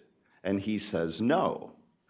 And I wonder, again, this is all tentative, but I wonder if he thereafter undertakes the investigation of religion, and specifically the investigation of the morality, of Christian morality at the end of Free Spirits of Chapter 2, and then above all in Chapter 3, as a way of addressing the possible question of the truth, say, of Christianity, but through a moral investigation of its morality rather than through a scientific investigation. Again, I mean, that's just a sort of possible suggestion. Yeah. But I think I read 37 differently. Remember, at the end of 37, he says, well, doesn't that mean that God is refuted and the devil is not? Popularly speaking, but then he says, no, and by the way, who forces you to speak popularly or vulgarly? Which is to say, I think that he denies the popular distinction between God and devil at all, that it wouldn't be appropriate to say that the will to power, as hypothetically defended in 36 is in fact a justification of God, that would be to maintain the way of speaking common to the people. And I think this is borne out by Beyond Good and Evil, I think it's 191. There, Nietzsche denies that the age-old question of faith and reason is really properly understood as a question between faith and reason. He says it's between reason and instinct. He reduces faith to instinct. And I think that flies in the face of his very clear formulation of the opposition between faith and reason that I tried to outline, that you find in the Antichrist. I think he obscures the question rather than facing it as it emerges in ordinary life. And that brings me to what you said about morality. I personally don't see anywhere in Nietzsche a critique of morality. One sign of this is that, yes, Nietzsche says at the beginning of Beyond Good and Evil and Beyond Good and Evil 2 that the philosophers thus far have faith in opposites and faith in opposite values specifically. And he seems to suggest that he doesn't. I mean, that's open to serious objections. I mean, you can't even refer to a world without opposites, without the implicit suggestion that that's to be opposed to a world with opposites. But in any event, Nietzsche makes this claim about denying faith in opposite values. And then he goes on in Beyond Good and Evil 5, for example, to speak of the virtue of courage. And he suggests that Spinoza lacked the courage of conscience to admit to himself the truth that he was merely engaging in memoir writing when he thought he was doing philosophy. But I don't see anywhere in Nietzsche an examination of what courage is. He does blame people for being cowardly, and he praises people for being courageous. But when you get to Beyond Good and Evil 23, and Nietzsche says we've got to sail right over morality, we've got to destroy the remnants of our own morality in the process. But there's been no examination of morality prior to that. Dustin, I mean, the book has an order, I mean, he says what you say he says in aphorism 23, but, part 5 is on morality. Part 9 raises the question, what is noble? And that is clearly, I think, a question that is, there are 3 answers given to that question or explored in chapter 29. First, the aristocratic morality, master morality, but then all of a sudden, profound suffering makes noble. And then he gives the example of Christians. So that's a different possible answer to that question. And then at the end, somehow, philosophy emerges as a possible answer to the question. So I think it just seems to me that there is, that there's a kind of thought process he leads us through, and whether or not it's an adequate one, that one has to take more seriously, perhaps that structure, that line of thinking. But I mean, to begin with, you can't say it's odd to say at the end of part 1 we're overcoming a morality and then preserving the critique of morality to the end. Now that's not an impossibility. So that's a minor point. But I think the major point that I would make is this. He's odd. We agree about that. Yes, for sure. But the more important point I would make is. Nietzsche in Beyond Good and Evil 220 raises the question of whether human beings act interestedly alone or also disinterestedly. And he denies that anyone acts disinterestedly. And he, rather than develop a proof of that point, he simply scoffs at people who raise objections. Someone says, what about love? Isn't love selfless? And then someone says, what about the praise that we lavish upon those who engage in self-sacrifice? And Nietzsche just scoffs at them and then concludes that aphorism by saying truth has to stifle her yawns when she's exposed to such questions. Now, I think such questions, not put in that way, but such questions are at the forefront of, for example, Socrates' search for truth. But Nietzsche seems to think that they're boring, maybe in the same way he thought that Plato was boring. And this is a real problem for Nietzsche because despite saying in 220 that human beings are fundamentally self-interested. He said in Beyond Good and Evil 51, just to give one of many possible examples, he said in Beyond Good and Evil 51 that what made the powerful of the world, that is the nobles, stop before the saint and start to question themselves. So he is engaging with this very big question of how on earth the nobles, if they're so good, ever succumbed to the corruption of the slaves. And he says what made them stop before the saint was that they wondered whether he wasn't aware through secret visitors, that is through revelation, of certain dangers to which they were all exposed. And so that means that what the powerful of the world saw in the saint was the possibility that they might be themselves exposed to danger. So they were self-interested. And therefore, are they noble anymore? Based on what you said, I'm not so sure. So, yeah. I mean, again, yeah. I mean, I think part of our disagreement may be partly about the question of Nietzsche as a writer. I mean, I'd be inclined to see Nietzsche as a writer in the way that Plato is a writer, that you have to, look at the book, the stages of the discussion. I don't mean to claim I understand that, but it seems to me that that at least has to be taken into account rather than, just, yeah. Yeah, maybe stressed more. Nobody should accept my conclusions without carefully studying the book and taking it at face value. But again, I mean, yeah, there's a structure and so forth. But anyway. Shall we do some Q&A? We have plenty of time for Q&A this time.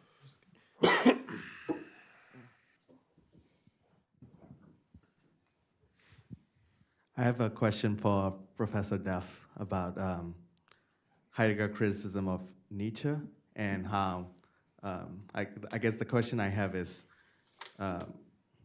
did Heidegger see Nietzsche as just a long line of failures in Western philosophy and it's leading up to nihilism just from Plato himself, or did he see something different in Nietzsche that might have led to something else, like Heidegger being able to look beyond just beings and think about the being itself? Yeah. The long line of failures remark, Heidegger always exempts the thinkers themselves from a kind of castigation for getting it wrong or making errors in their thought, which sometimes feels like a juxtaposition to his sometimes catastrophic account of what's gone on through Western philosophy. But this comes out more in some of this later work, but he suggests that being itself has withdrawn, and that it has withdrawn by leaving itself as though the meaning of being is to be something. And that each thinker who has worked out for themselves some comprehensive account of that has been, as it were, playing without a full deck. They've been trying to think things through when being has withdrawn and concealed that it's withdrawn. So from the pre-Socratics, let alone Plato, through to Nietzsche, the metaphysical trajectory of the West has been premised on an error, and it's not really the fault, so to speak, of any of the thinkers involved. But yes, he does conclude that this trajectory has reached a kind of terminus in Nietzsche, and that a little bit in the manner of the New Seas passage that you directed us to, Dr. Arnsdorf. A little bit in the spirit of that, he does. I always like to emphasize this about Heidegger. He sees a kind of hopefulness in what is now available to us, given that the era of metaphysics has been shown to be concluded or brought to a conclusion. And when I say hopefulness, I need to immediately stress the phenomena of nihilism that he thinks manifest this hopefulness are horrible. He really thinks that the Holocaust, the division of Germany, the First and the Second World War, life under technology, the atomic present, these are the phenomena that he thinks a kind of withdrawal from them, but should permit us to be hopeful for something different. I find that rather chilling. And by trying to give him his due, I don't mean to mislead anyone. I think that might be an adequate response for now.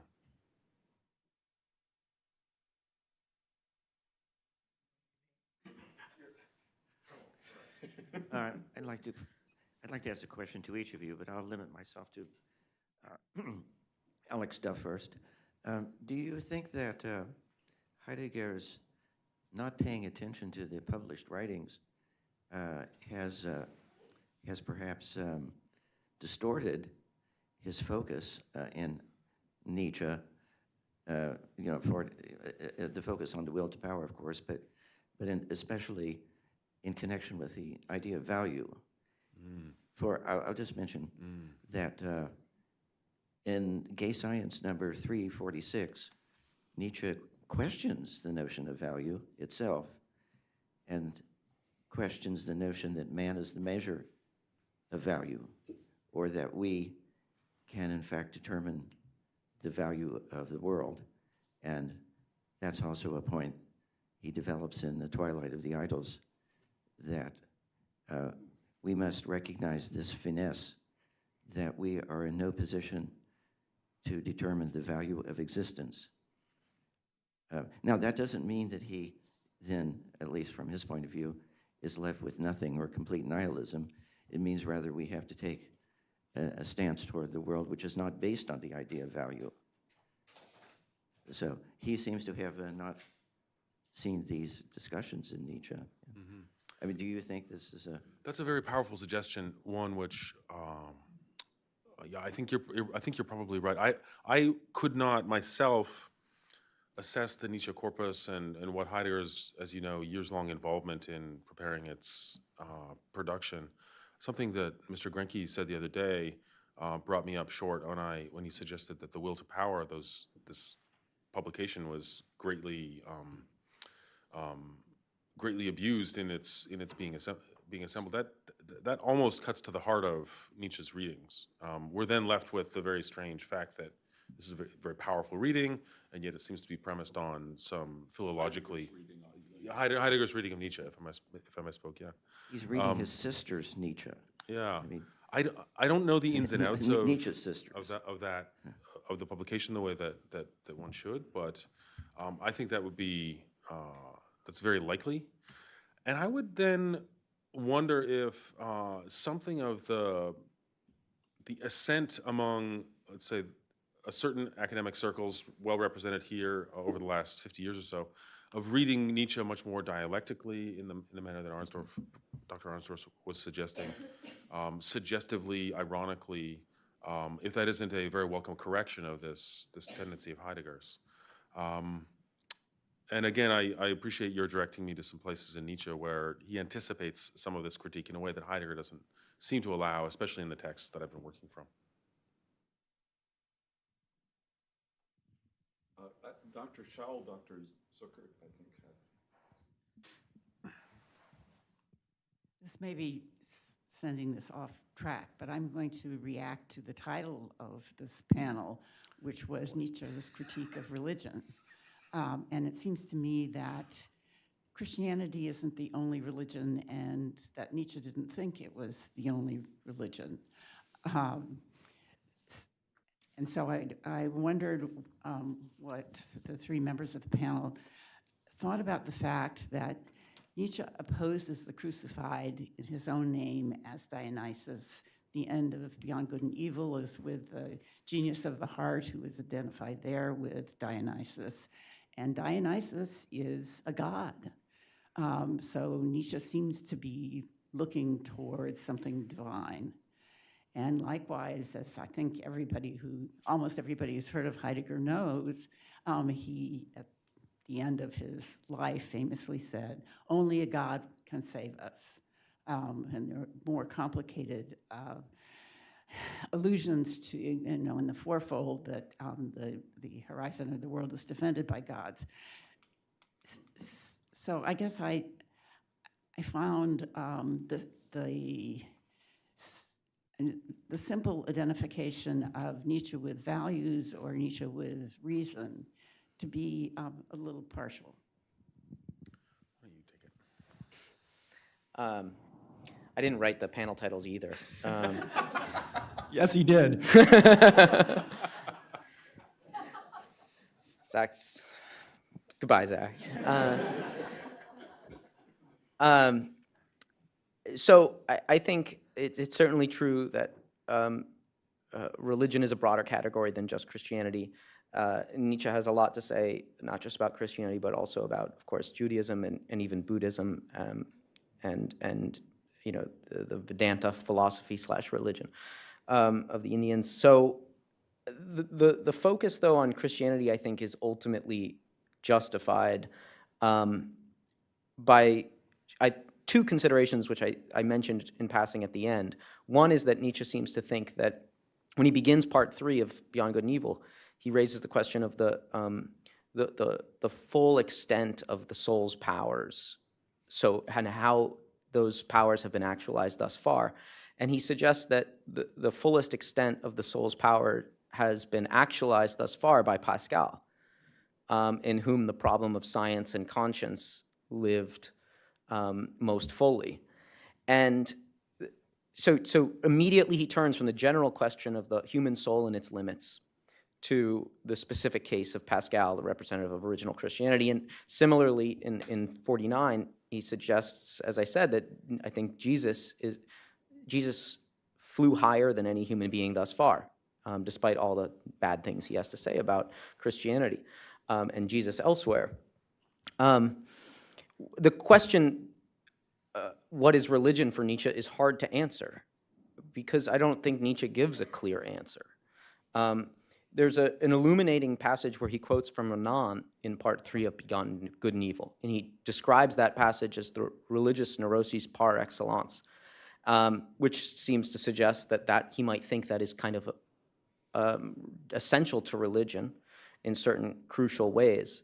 That might be among the places where he gets closest to try to identify the essence of religion, but he there speaks clearly. I mean, Renan is speaking of Christianity, and Nietzsche speaks of the way in which Renan speaks of the way in which Christians are closest to the truth when they are good, and when they deplore death, and when they are virtuous. So Nietzsche's another place where Nietzsche addresses the question of what religion is broadly is in the Genealogy of Morals, where he suggests that the Greeks worshipped gods because they needed witnesses for their actions. He says that human suffering isn't the problem is that human suffering lacks meaning. People speak of the meaning of life to this day, unfortunately, partly because of Nietzsche. It's a very vague thing to say. But there, Nietzsche suggests that religion could be not, as Renan described it, as promising immortality and reward for virtue, but rather just doing noble deeds, suffering on account of them, and doing so gladly in the belief that those noble deeds are just being witnessed. I think that's not an adequate account of suffering or the kind of redemption of suffering that human beings look for. I mean, if you're being tortured cruelly, your situation is not going to be vastly improved by the fact that you're on camera. So I don't think there's a clear answer in Nietzsche as to the question, what is religion? And he even seems to deny in places, in part 3, that there's one thing that defines religion. He speaks of the passion for God, and at one point in one aphorism, I forget which, early on, and then outlines various possibilities for what that could mean, which are all very different from one another. So, just a couple points. The response, Professor Zuckert, with Dionysus, I mean, it is sort of a paradox, no? Because on the one hand, it's Dionysus versus the crucified, so it's a god. But on the other hand, Dionysus is a philosopher. Nietzsche is a disciple of Dionysus. So it's a sort of ambiguous. What is Dionysus? A god? Is Dionysus a representative of philosophy, reason? With regard to religion, one example I think that's of interest regarding his discussion of non-Christian religion is precisely the Greek gods that he talks about. And on the one hand, there's this wonderful appreciation, I think, of the Greek gods as a kind of reflection and divination of humanity, and therefore as sort of you have eros, you have anger, war, and the effect of that religion is to sort of affirm the dignity and value of humanity, especially in contrast with Christianity, which all these things are sins and so forth. On the other hand, I think, he doesn't emphasize this so much, but I think he makes clear that, that the Greek gods, Greek religion only appeal to an aspect of humanity, to those human beings who are strong, proud, confident, those he sometimes refers to provocatively as masters. But not only that those particular human beings, but precisely to those human beings when they feel proud, confident, and so forth. But as he acknowledges, sometimes somewhat acerbically, human beings are also suffering beings and fearful beings. And that's true of all human beings, including ones, even Achilles, even Odysseus. And so he says, Christianity offered hope. It offered comfort, in a way that the pagan religion didn't. And so there is a kind of, it's just an interesting contrast because it shows a certain balance in some respects about the psychology of religion or how religions appeal to different things that might be pertinent.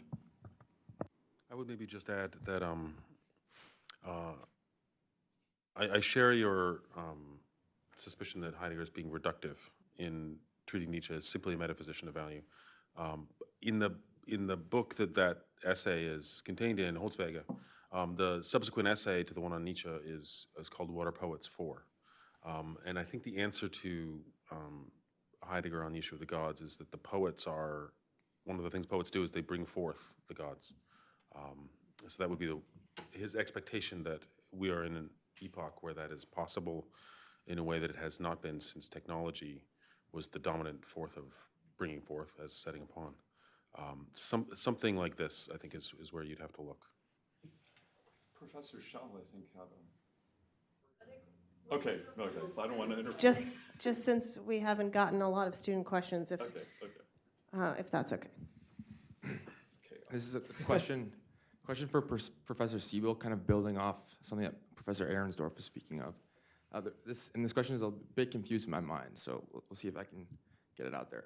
There's a passage in Kant that's been on my mind where he says something like, to even accept the Holy One as the Holy One, you'd have to compare him with the moral ideal of perfection or something like this.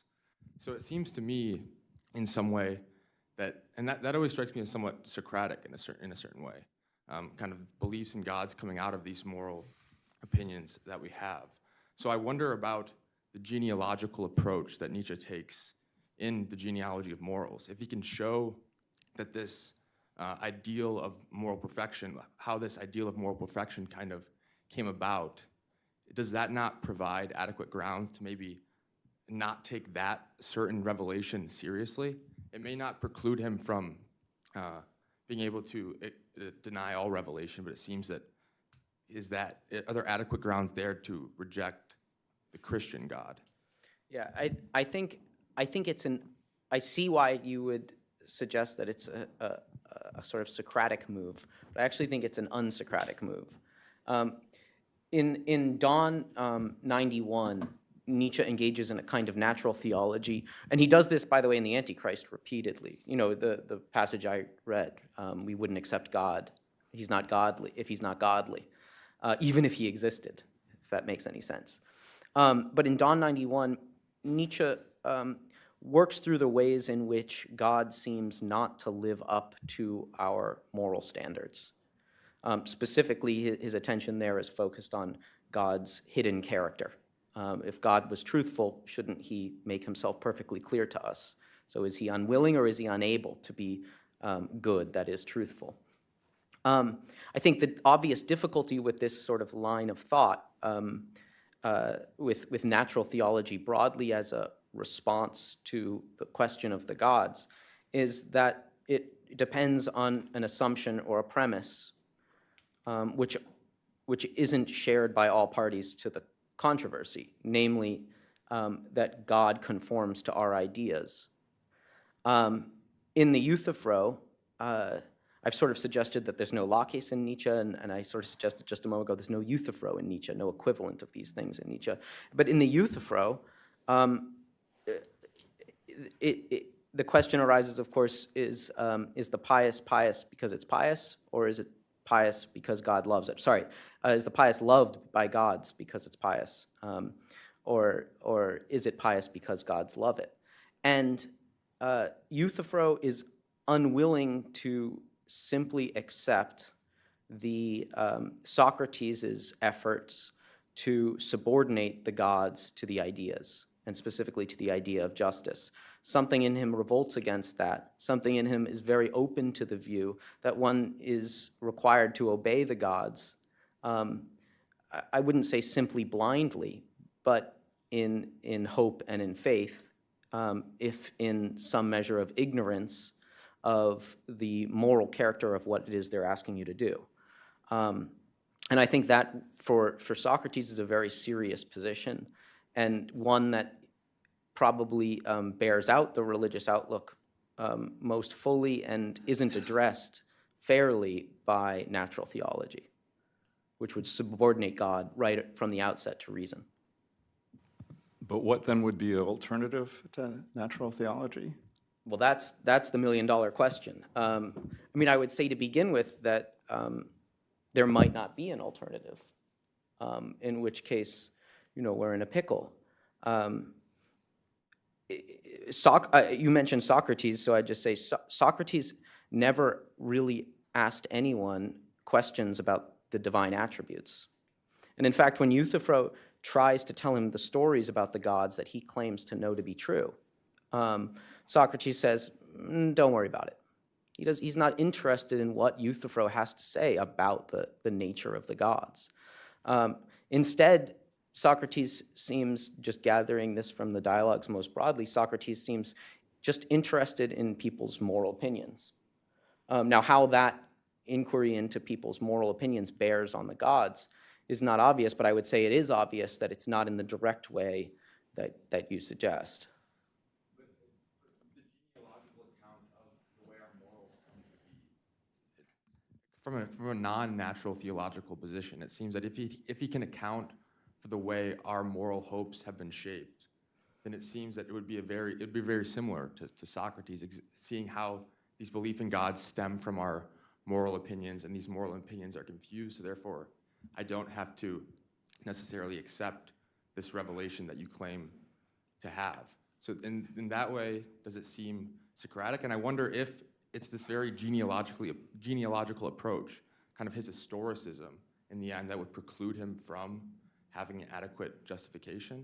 Well, in Dawn 95, which, by the way, Strauss links Dawn 91 and Dawn 95. In Dawn 95, Nietzsche says historical refutation, essentially, historical refutation of God as the definitive refutation. And he suggests that precisely what you say, if we were to account for the emergence of God, the coming into being of belief in God, I should say, one will have refuted God more fully than if one had delivered a direct refutation of God's existence. I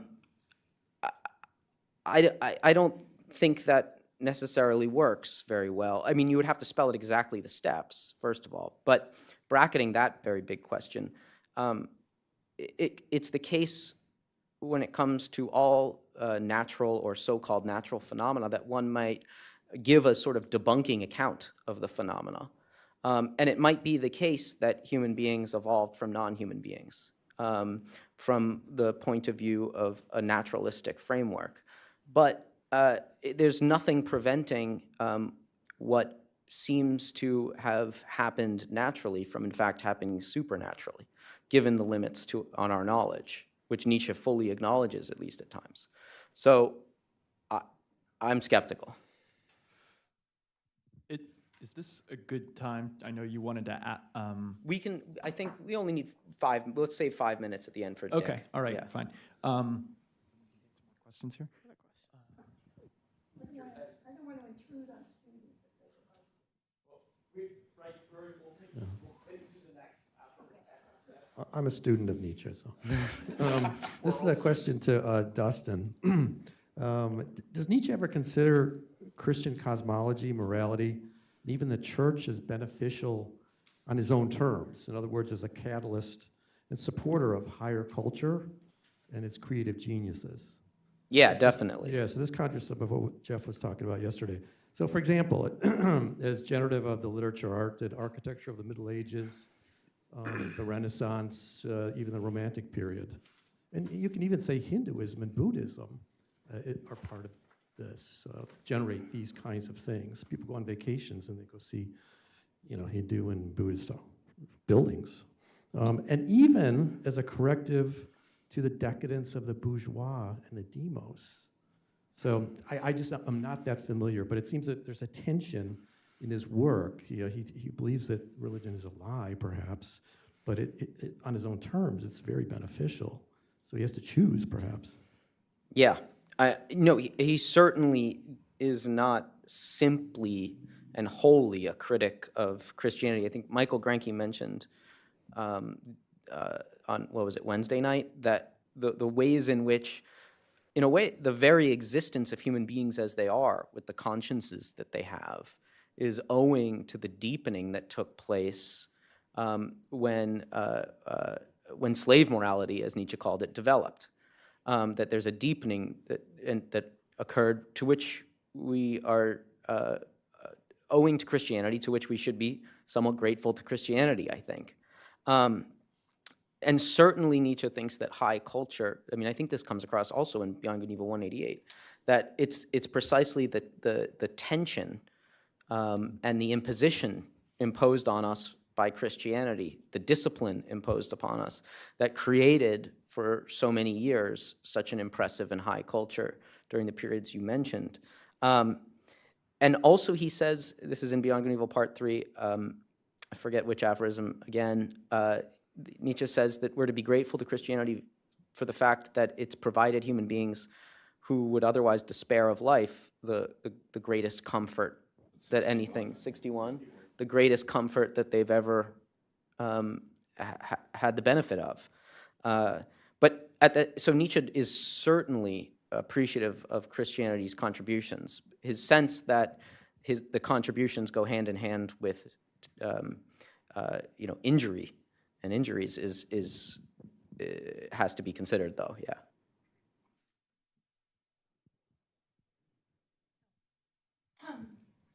Thank you for really these very rich papers. I want to ask a question or raise an issue that Alex raised, which may also recall something that Richard said. And that's just to put this funny term value on the table, because it occurs to me on the one hand that it is a peculiarly modern term, or at least there may be another way of putting it, but it's not a term you hear very much in the Greeks. And it's also a particular bugaboo of Heidegger, obviously, who seems to associate value thinking with the notion of truth as adequation and all those bad things that entails. Obviously, value is a big deal for Nietzsche. It's a term that he uses a lot. So I wanted to just sort of wonder, for all of you, what you take Nietzsche to mean by value. And what I have in mind is also, these are just sort of random thoughts, but I'm really interested to know what you think he means. But it's partly also with a view to a discussion from yesterday having to do with the eternal return and the difference between resignation, the giving up of false hope, versus affirmation or celebration. And I just wanted to put another possibility on the table, which might bring in the idea of value without recurring to truth as adequation. And that would be, and again, this is extremely tentative, but this term gratitude, which Nietzsche also uses. Because gratitude, of course, has many possible meanings. But one, and it reminds you of Christian grace and so on and so forth, but one meaning it might have and obviously also it's a big term for Heidegger, but, Danke and Denke, and so on. But it also might have something to do with a kind of overflowing return that does not expect to get something back, which is in a way one way of understanding gratitude. In other words, that this would be will to truth as will to power as a kind of overflowing, which would reflect the abundance of life without recurring to this kind of, truth as adequation, economy of parsimony that Nietzsche seems to want to get beyond. So I just sort of throw this out. Again, these are all metaphorical terms. I don't mean to insist too strongly on any of them, but to elicit from you some further reflections on what you take Nietzsche to mean by value. You're a Nietzsche scholar.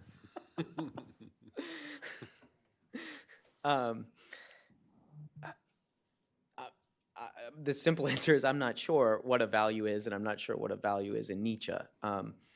One difficulty is that does value refer to, I think Strauss puts it this way, does value refer to the principles of preference or to the preferences themselves? I'm never sure. Maybe another related difficulty that goes hand in hand with that one is Nietzsche speaks of values as being created by human beings, and he speaks of philosophers as having the responsibility to create values.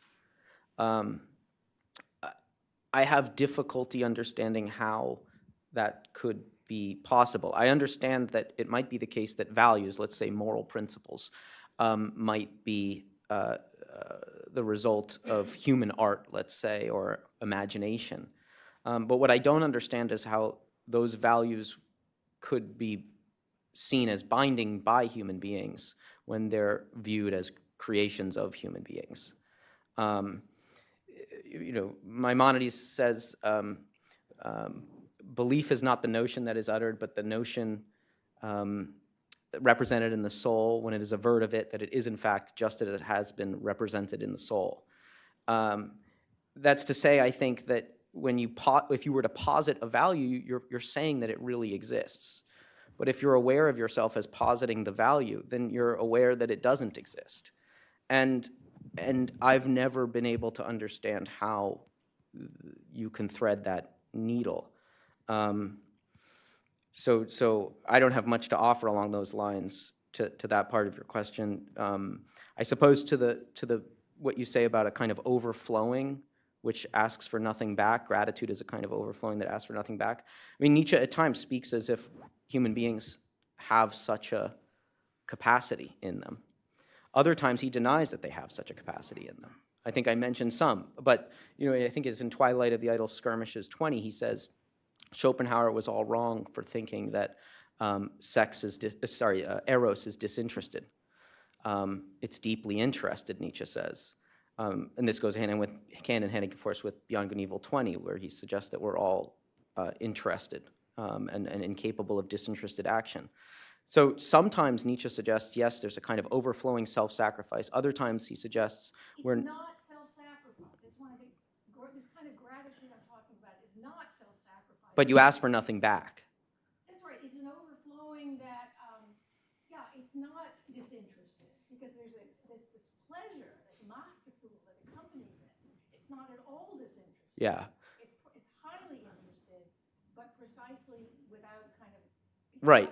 Yeah. Okay. So in that case, the will to power tends in various statements about the will to power tend in that direction. It always reminds me of this Baudelaire poem about a moth that flies into a flame and says it's just delighted, and then it burns up. And there's a kind of more expansive idea of what our self-interest might consist in Nietzsche, which includes, it seems, destroying ourselves.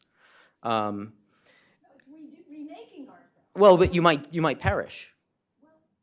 I think it does consist in destroying self. And Nietzsche says in Genealogy of Morals, I think this is in part 2, again, I'm not remembering exactly where, but he says that the will to power isn't we're not driven by a will to happiness.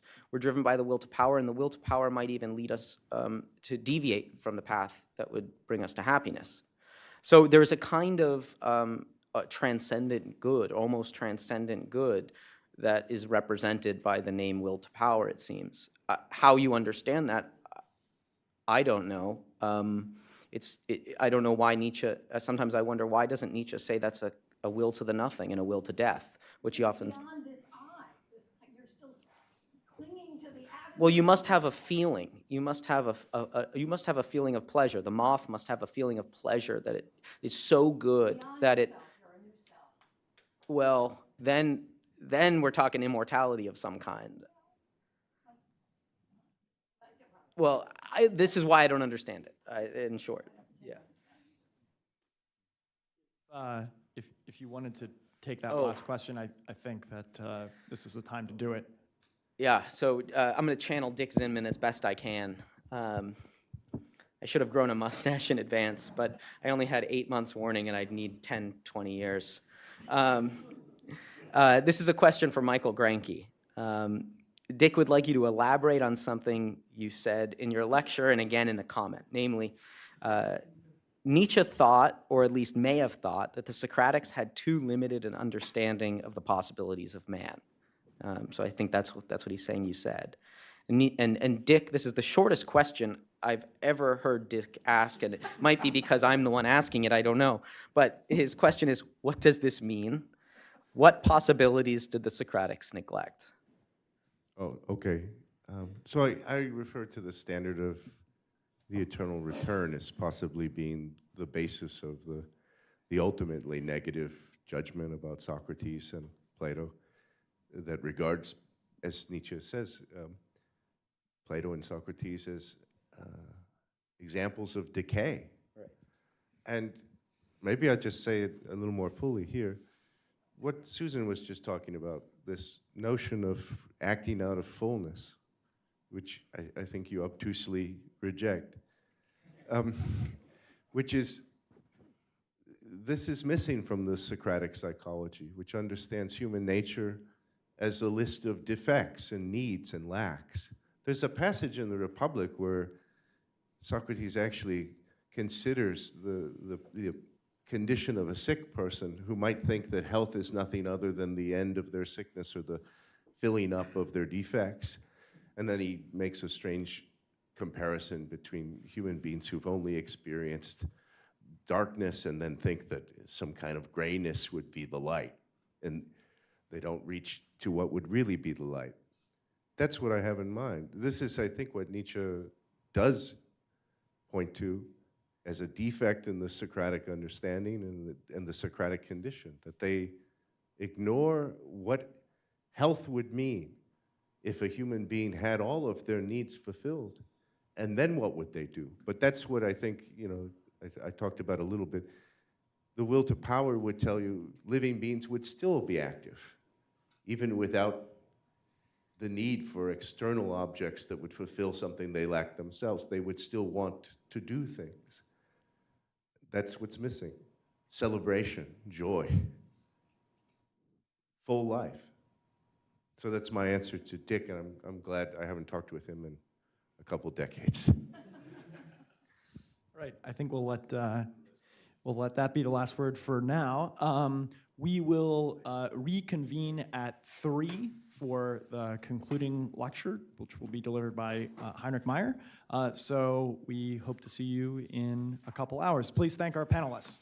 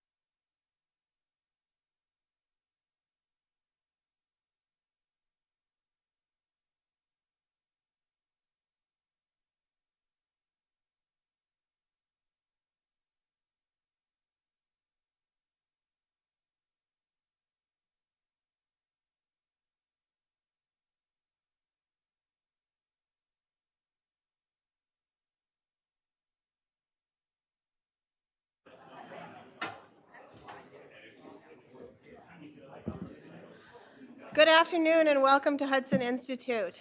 I'm Rachel Mackey, and along with our president and CEO at Hudson Institute, John Walters, I direct Hudson Institute Political Studies.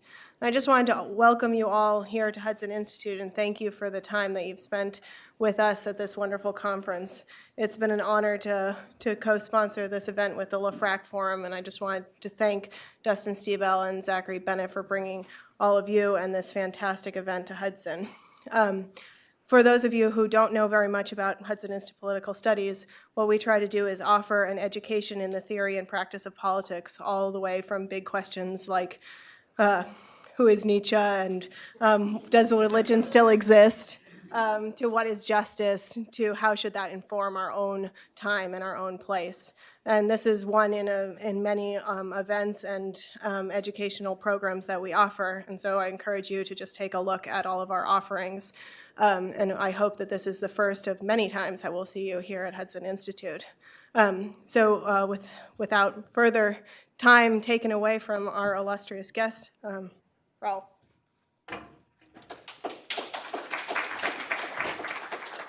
Thank you again to Rachel Mackey and John Walters and the Hudson Institute for allowing us to, LaFrac, to come and give this conference on Nietzsche.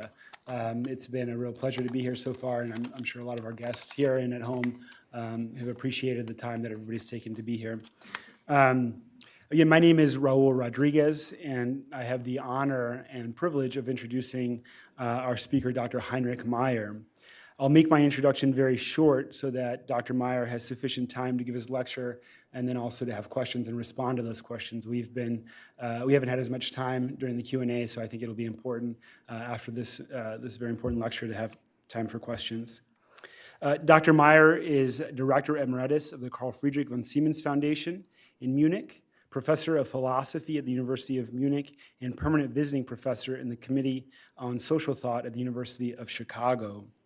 Dr. Meier has several groundbreaking and provocative books, which I recommend to all of you. And most recently, he has 2 books on Nietzsche. What is Nietzsche's Zarathustra? A Philosophical Confrontation, which just came out. And Nietzsche's Legacy, Ecce Homo and the Antichrist, 2 books on nature and politics. So I highly recommend that you get these books. They're very, as I said, groundbreaking and provocative. Both are with the University of Chicago Press. Now, Dr. Meier is a world-renowned scholar and a powerful teacher, and I know this through experience. A few years ago, Dr. Meier was gracious enough to allow me to audit his courses on Leo Strauss. These courses, along with his scholarship, have profoundly challenged me to think in new and deeper ways. One may not always agree with Dr. Meier's conclusions, but the force and logic of his arguments provoke one to reconsider previously held beliefs. Some of the most important conversations I have had about philosophy and faith have included a discussion of the ideas articulated by Dr. Meier. I owe him a great debt of gratitude, as do many others. We all now have the opportunity to witness the profundity and clarity of Dr. Meier's thought. The title of his lecture is Nietzsche's Will to Power and the Self-Knowledge of the Philosopher. Please join me in welcoming Dr. Meier.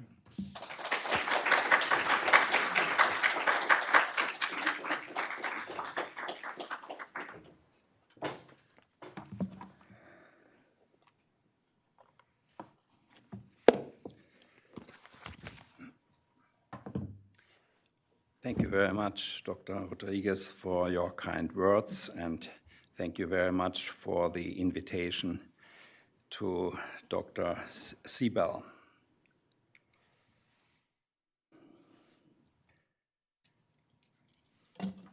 Nietzsche's will to power is surrounded by legends and overlaid by interpretations that impede access to Nietzsche's thought to an unusual degree.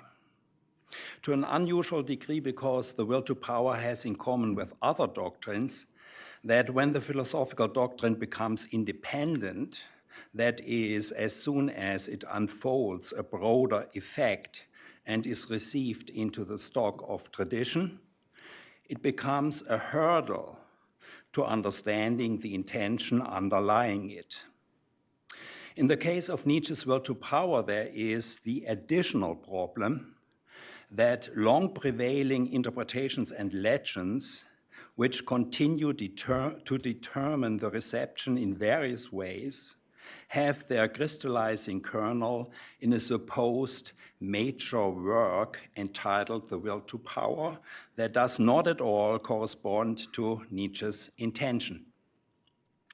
The compilation published in 1901, a year after Nietzsche's burial, and extended by several hundred pages in a second version in 1906, contributed significantly to the idea that Nietzsche's philosophy culminated in the teaching of the will to power.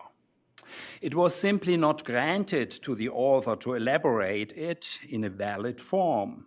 The most influential interpretation of the doctrine according to which the will to power is supposed to designate Nietzsche's metaphysics is not by coincidence closely connected to the legend that what is most important, what is philosophically essential, is to be found only in Nietzsche's Nachlass.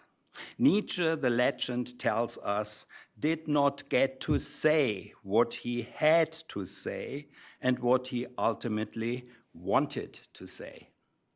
The compilers of The Will to Power chose, as the conclusion of their work, a text in which the speaking I evokes its Dionysian world of eternally creating oneself, of eternally destroying oneself, and asks the readers or listeners, do you want a name for this world, a solution for all its riddles, a light also for you, you most hidden, strongest, most unafraid, most midnightly ones?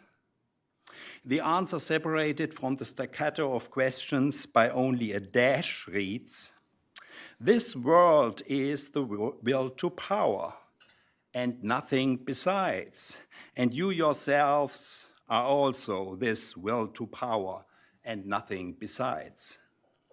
The literal last work of the volume, called The Will to Power, two succinct sentences, each furnished with an exclamation mark, seems to be clear. There is one will to power.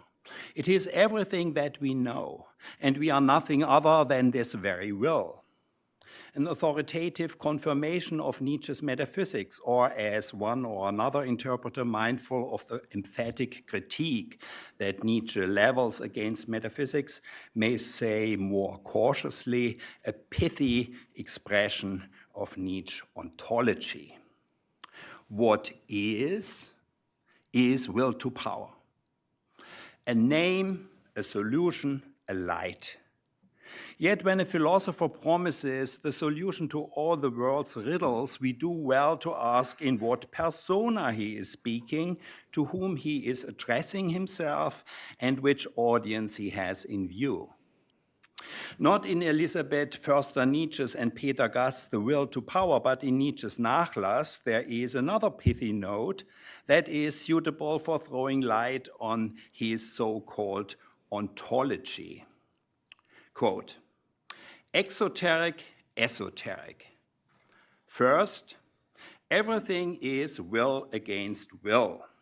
Second, there is no will at all. We do not know at which place, in which constellation, as part of which speech, Nietzsche would have used the text that the compilers elevated into the last word of the will to power. If he even would have used it and not simply discarded it. For what we do know is that the note dates from the summer of 1885. Nietzsche decided against including it in Beyond Good and Evil, and he did not incorporate it into any of the 6 books that he subsequently published or made ready for printing.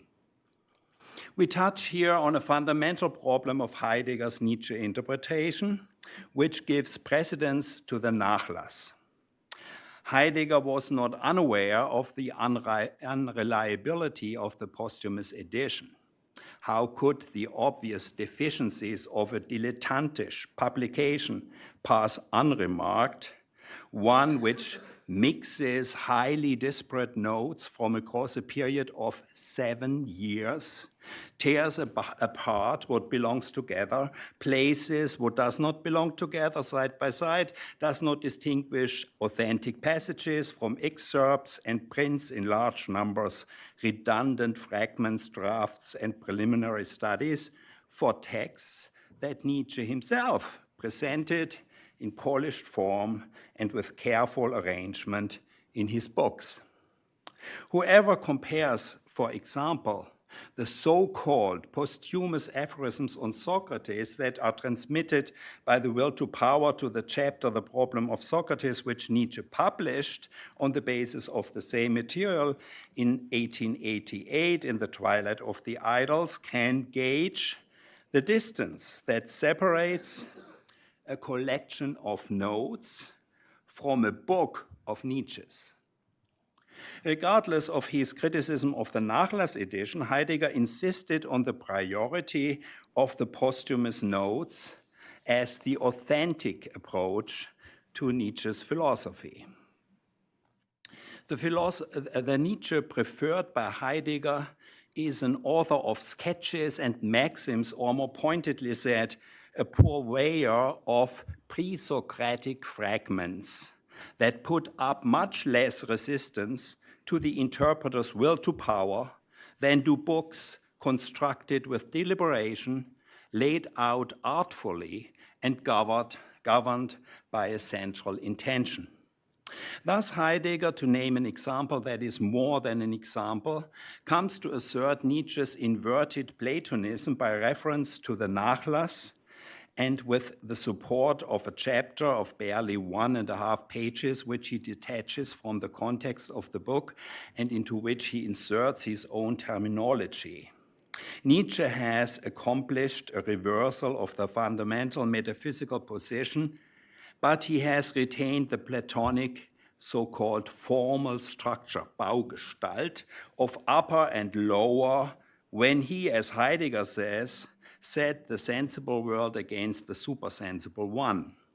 That, quote, the overturning of Platonism would have to become a twisting out of it, Nietzsche recognized only in his last creative year, 1888, unquote.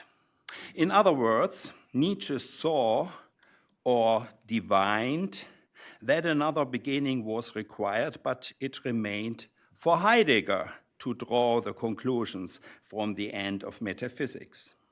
Nietzsche's answer to Platonism is supposed to be located on the level of metaphysics. Had Heidegger given Beyond Good and Evil, in which Nietzsche presents the sharpest critique of Platonism, the attention that the book demands, he would have been able to see that Nietzsche's answer to the two inventions with which he charges Platonism in the preface, the pure spirit and the good in itself, is reflected in the book's structure. In the centers of the two unequal halves into which the fourth main part divides Beyond Good and Evil stand the main parts, the free spirit and our virtues. Against the double dogmatist's error of Platonism, Nietzsche deploys a type that he characterizes according to its virtues. He confronts Platonism not with a metaphysical teaching, but on the path of the philosopher's self-determination. The flip side of augmenting the value of the Nachlass is diminishing the value of the books in which Nietzsche presented his philosophy.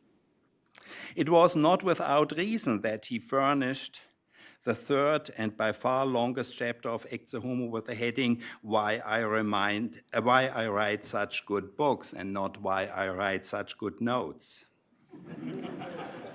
The diminution of value results in neglect. This goes especially for the books that sealed the end of the Will to Power project.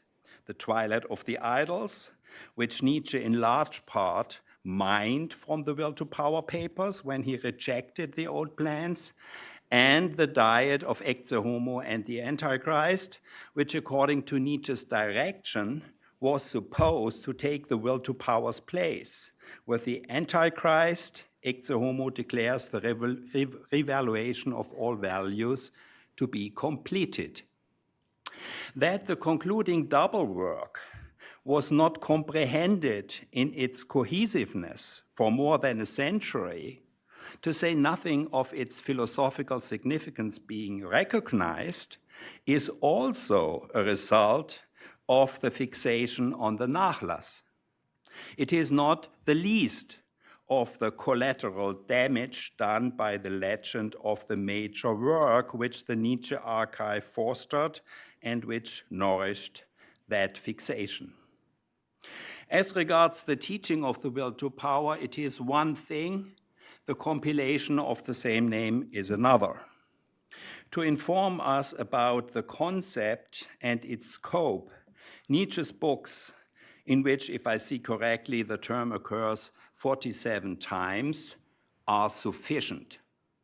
It appears most frequently 16 times in Beyond Good and Evil, where the range of usages stretches from an antidote provided by the diagnostician of the age who attributes to his epoch weakness of will, to the proposition offered by the psychologist and physiologist that the Will to Power is the one basic form of the will from which the whole life of our drives is to be explained. In an ironic turn of phrase in the same passage, Nietzsche sets out to define and denominate the intelligible character, in quotation marks, of the world as will to power, again in quotation marks, and nothing besides. That nothing besides is the only thing which remained from that famous, infamous aphorism. The posthumous notes inform us about the extensions, coarsenings, and refinements of the doctrine which Nietzsche considered. But in order to penetrate to the teaching's philosophic core, to fix one's eye and reflect on what is most importantly at issue with the Will to Power, we are by no means dependent on the Nachlass. We get a view of what is most important when, in modifying a maxim from Beyond Good and Evil, we pursue the question of what the ontological or metaphysical or theological doctrine of a philosopher means when it is applied to him, i.e., when it is seen as a means of his self-understanding, when it is comprehended as a tool of self-knowledge. To clarify this question, it is advisable to pay attention to how the concept is introduced, in what place and for what purpose the doctrine is originally deployed. Nietzsche delegated the introduction of the concept to his son, Zarathustra. It was never used before. The Will to Power is part of the large-scale attempt at self-understanding and self-ascertainment, at collecting and dividing what belongs to the philosopher and what is not compatible with him, which Nietzsche undertook in the 4 parts of his book, For All and None. An experiment that kept him in suspense for 3 full years, and whose results he released for printing step by step. Whenever he had finished a part, he published it and only then wrote the following part. Very important fact. Zarathustra speaks of the Will to Power for the first time in the speech of the 1,000 Goals and One, in which the first part reaches its political philosophical peak. Zarathustra calls the table of goods that hangs over every people the table of its, that is, of this people's overcomings, quote, the voice of its will to power. The will to power initially appears as a will to self-enhancement. It expresses itself in the ends of valuations along with the associated commandments and prohibitions that are supposed to bring about this enhancement politically. The will to power, understood as a will to self-enhancement and self-overcoming, has a critical potential.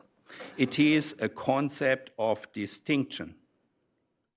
In the second speech of the three speeches in which Zarathustra uses the term, he no longer speaks about the people's will to power, but about the will to power of the wisest.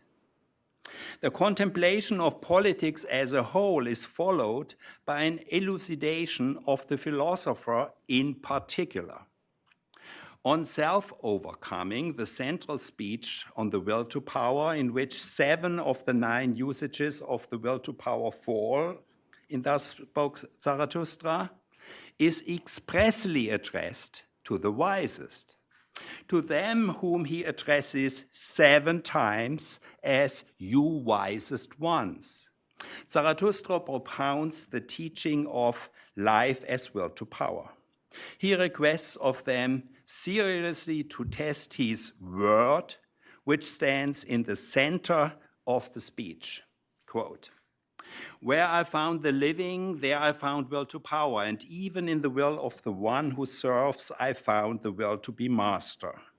That the weaker should serve the stronger, of this it is persuaded by its will, which wants to be master over what is still weaker.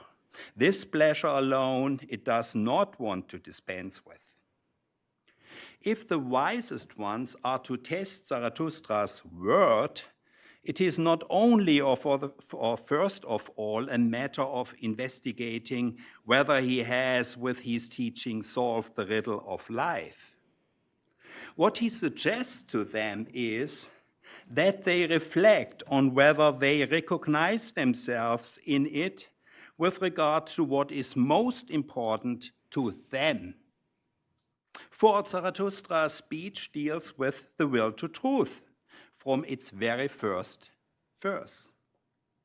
Zarathustra had introduced the will to truth 10 speeches before and translated it into the demand, quote, that everything be transformed into what is thinkable for man, visible to man, feelable by man.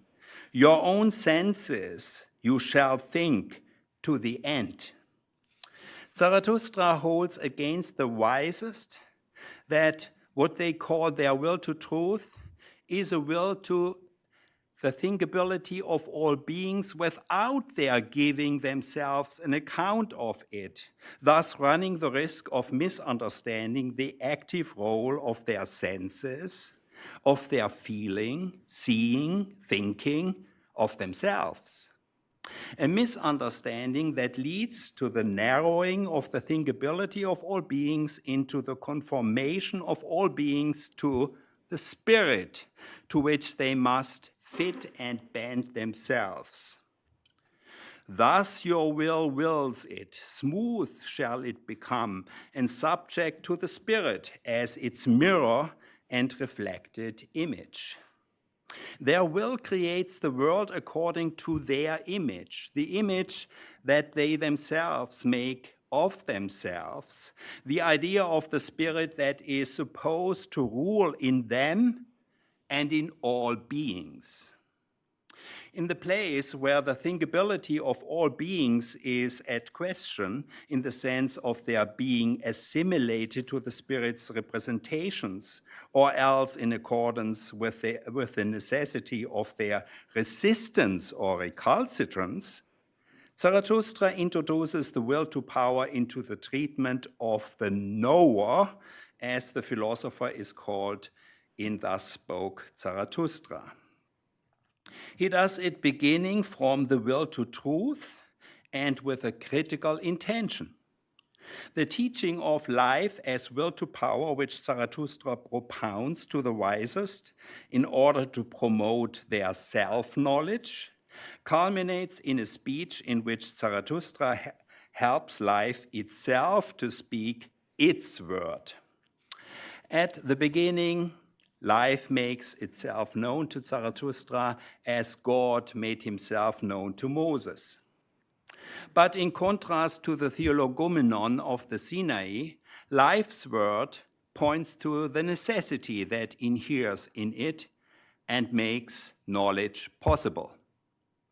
Behold, I am that which must always overcome itself.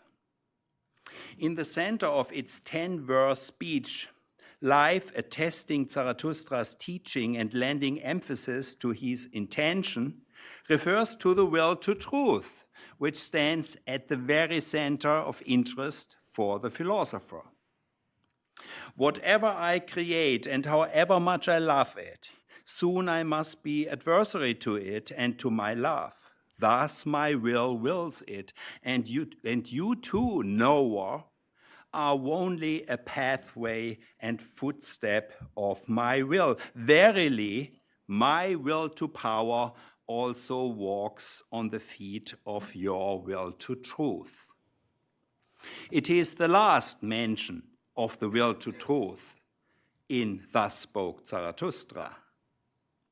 The doctrine's critical capacity is brought to bear in the chapter on redemption, for which Zarathustra's last discussion of the will to power is reserved. The will to power is mentioned by name only once, in the last verse of Zarathustra's speech. But the speech, which marks the drama's peripeteia, continuously has the will to power as its subject, which, with its aberrations and perversions, its foolishness, the Unmut, anger, in which it manifests itself, the spirit of revenge, to which it gives birth. The spirit of revenge is mentioned only in the speech twice. The will to power's Unmut is ignited by that which precedes the will and against which the will's power fails, which was before it wills. Its revenge is the expression of a lack of power, an evasion and diversion made by the will which revolts in vain against necessity. Zarathustra speaks of the great folly that dwells in our will and which, enhanced into the spirit of revenge, has, quote, so far been man's best reflection. The revenge of the will that became aware of its powerlessness moralized the world. The suffering that aroused its Unmut was construed as punishment and thus subjugated to justice. The place of justice toward the world, toward life, toward the self, which the knower seeks to achieve in the sense of an adequacy of to the subject matter, is taken by justice of the moral world order, which is supposed to be ruled by an intention and to guarantee a meaning. The spirit of revenge contrives a moral law to which it subjects the innocence of becoming, or a higher will through which it can establish an order that the will is not capable of creating through its own power. The spirit of revenge designates a dysfunctionality of the will to power in regard to the will to truth. It stands for that which the philosopher in particular must be on guard against if he does not want to falsify the world, do violence to the phenomena, and misunderstand himself. The insight into the will to power's dysfunctionality is closely connected with Zarathustra's self-reflection, which makes On Redemption the turning point of the book. For Zarathustra, who with his promise of the great midday has gotten into a deep crisis through the words of the great in vain, all is empty, all is alike, all was, and who is hence shaken in his tense future-directedness, Zarathustra recognizes the untenability of the futurist teaching of the overman. The attempt to overcome the giant accident, to bring about the turning point in time, to unite mankind through one goal in order to redeem it from the, quote, nonsense, the senselessness that has so far prevailed over it, this endeavor is for its part an expression of a will to power misguided by moral indignation, determined by the noble affect. Zarathustra must admit to himself that the now and formerly on earth is what is most unbearable to him. He must admit to being overwhelmed by his dissatisfaction with the world as it is. The teacher of redemption, who praises the will as the great liberator and joy-bringer, quote, would not know how to live if he were not also a seer of that which must come. The redemption is in the future. He takes revenge on the it was of time against which his will recoils, that is, on the past of mankind, which escapes his rulership by making it needy for redemption, and with it all who were before him, who are present, and who will be after him. The will to power, it is obvious, must turn back on itself. It must become reflexive. It must look itself in the eye in the spirit of revenge, comprehend the Unmut as its ill will, in order to be able to overcome the perversion, to resist the aberration. For the philosopher, everything depends on the will's being unharnessed, as Zarathustra says, from its foolishness. Zarathustra used unharnessed before this. It is the only other usage in the speech on the exalted ones. It immediately follows the speech in which he pointed out to the wisest the will to power in their will to truth. Zarathustra speaks to the heroes of knowledge, who in their hunt for knowledge become fixated on themselves and do not understand how to be exalted above their seriousness and their tense directedness. To them, whom he has called penitents in spirit, he calls out, to stand with relaxed muscles and unharnessed will, that is what is most difficult for you all. Just as for the will of the hero, the harness of cruelty toward oneself elevated into an end, not understood, as Nietzsche understands it, as a means, had to be removed if it was to ascend to the composed freedom and serene cheerfulness of the over-hero, only mentioned at this place. So the will to power of the knower must be unhitched from the harness that makes it blindly pull and rush in the vain urge to become master of everything, to break time and to compel necessity. That's his foolishness, or its foolishness. The will to power is not the solution, but the core of the problem for the philosopher. The central statement in Thus Spoke Zarathustra, that the will to power is at work in the will to truth, has a critical sense. And in fact, in Nietzsche's poem, the conception turns out not to be a means of persuading the noble addressees, but an instrument of Zarathustra's self-critique. In Beyond Good and Evil, the first book in which Nietzsche again speaks in his own name after the years of the Zarathustra experiment, the will to power is the only one of the three concepts introduced by Zarathustra, overman, will to power, eternal return, that Nietzsche takes up explicitly. The concept receives additional valences, the teaching is expanded, while the philosophical core undergoes an emphatic confirmation. The will to power's inner tension, which Zarathustra had in view, is discussed in aphorism 230 with a clarity not achieved anywhere else. The philosophical argument unfolded by Beyond Good and Evil reaches its peak in the aphorism, which belongs to the seventh main part, our virtues. For the third and final time, the book's preeminent addressee is mentioned by name, the free, very free spirits.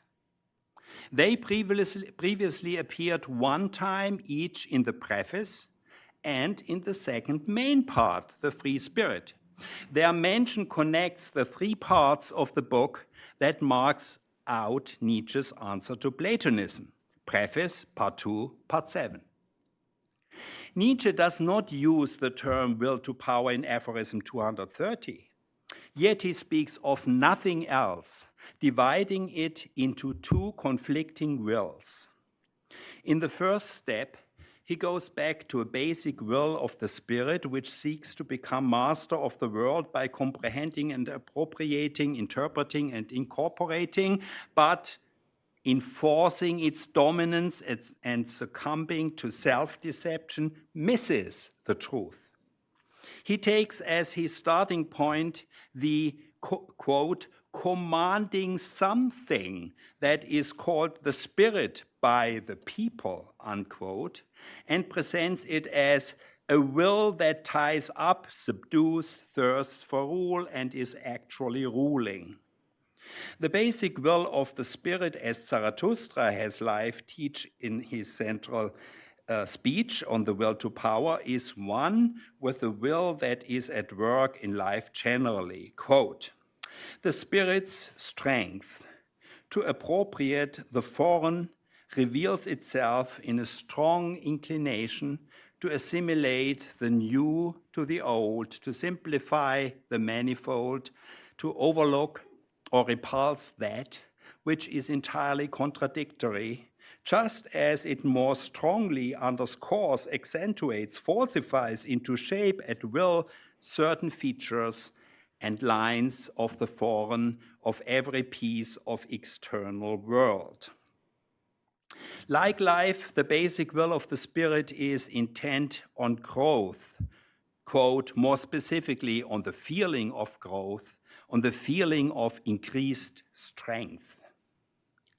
The same will is served, as Nietzsche stresses, by a seemingly opposed drive of the spirit, a sudden resolve for ignorance, a shutting of one's windows, a kind of defensive condition against much that is knowable, a contentment with the dark, with a closing off horizon, even the occasional will to let oneself be deceived. The contentment with the dark, with the closing off horizon, we can also designate as a stopping at conviction, as settling down in faith.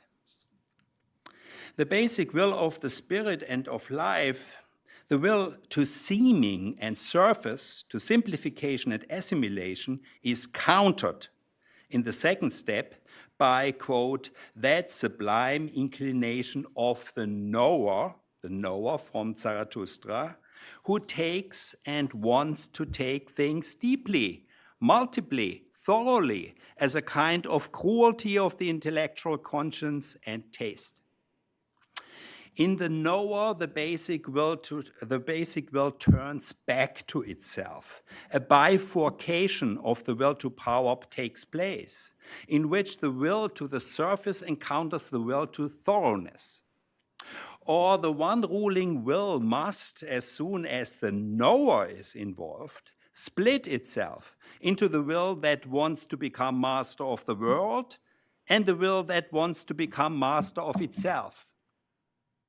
In the concluding double work, Ecce Homo and the Antichrist, Nietzsche will go back to the passion of knowledge as the despotic and enlightened passion in the philosopher's nature in order to grasp the bifurcation.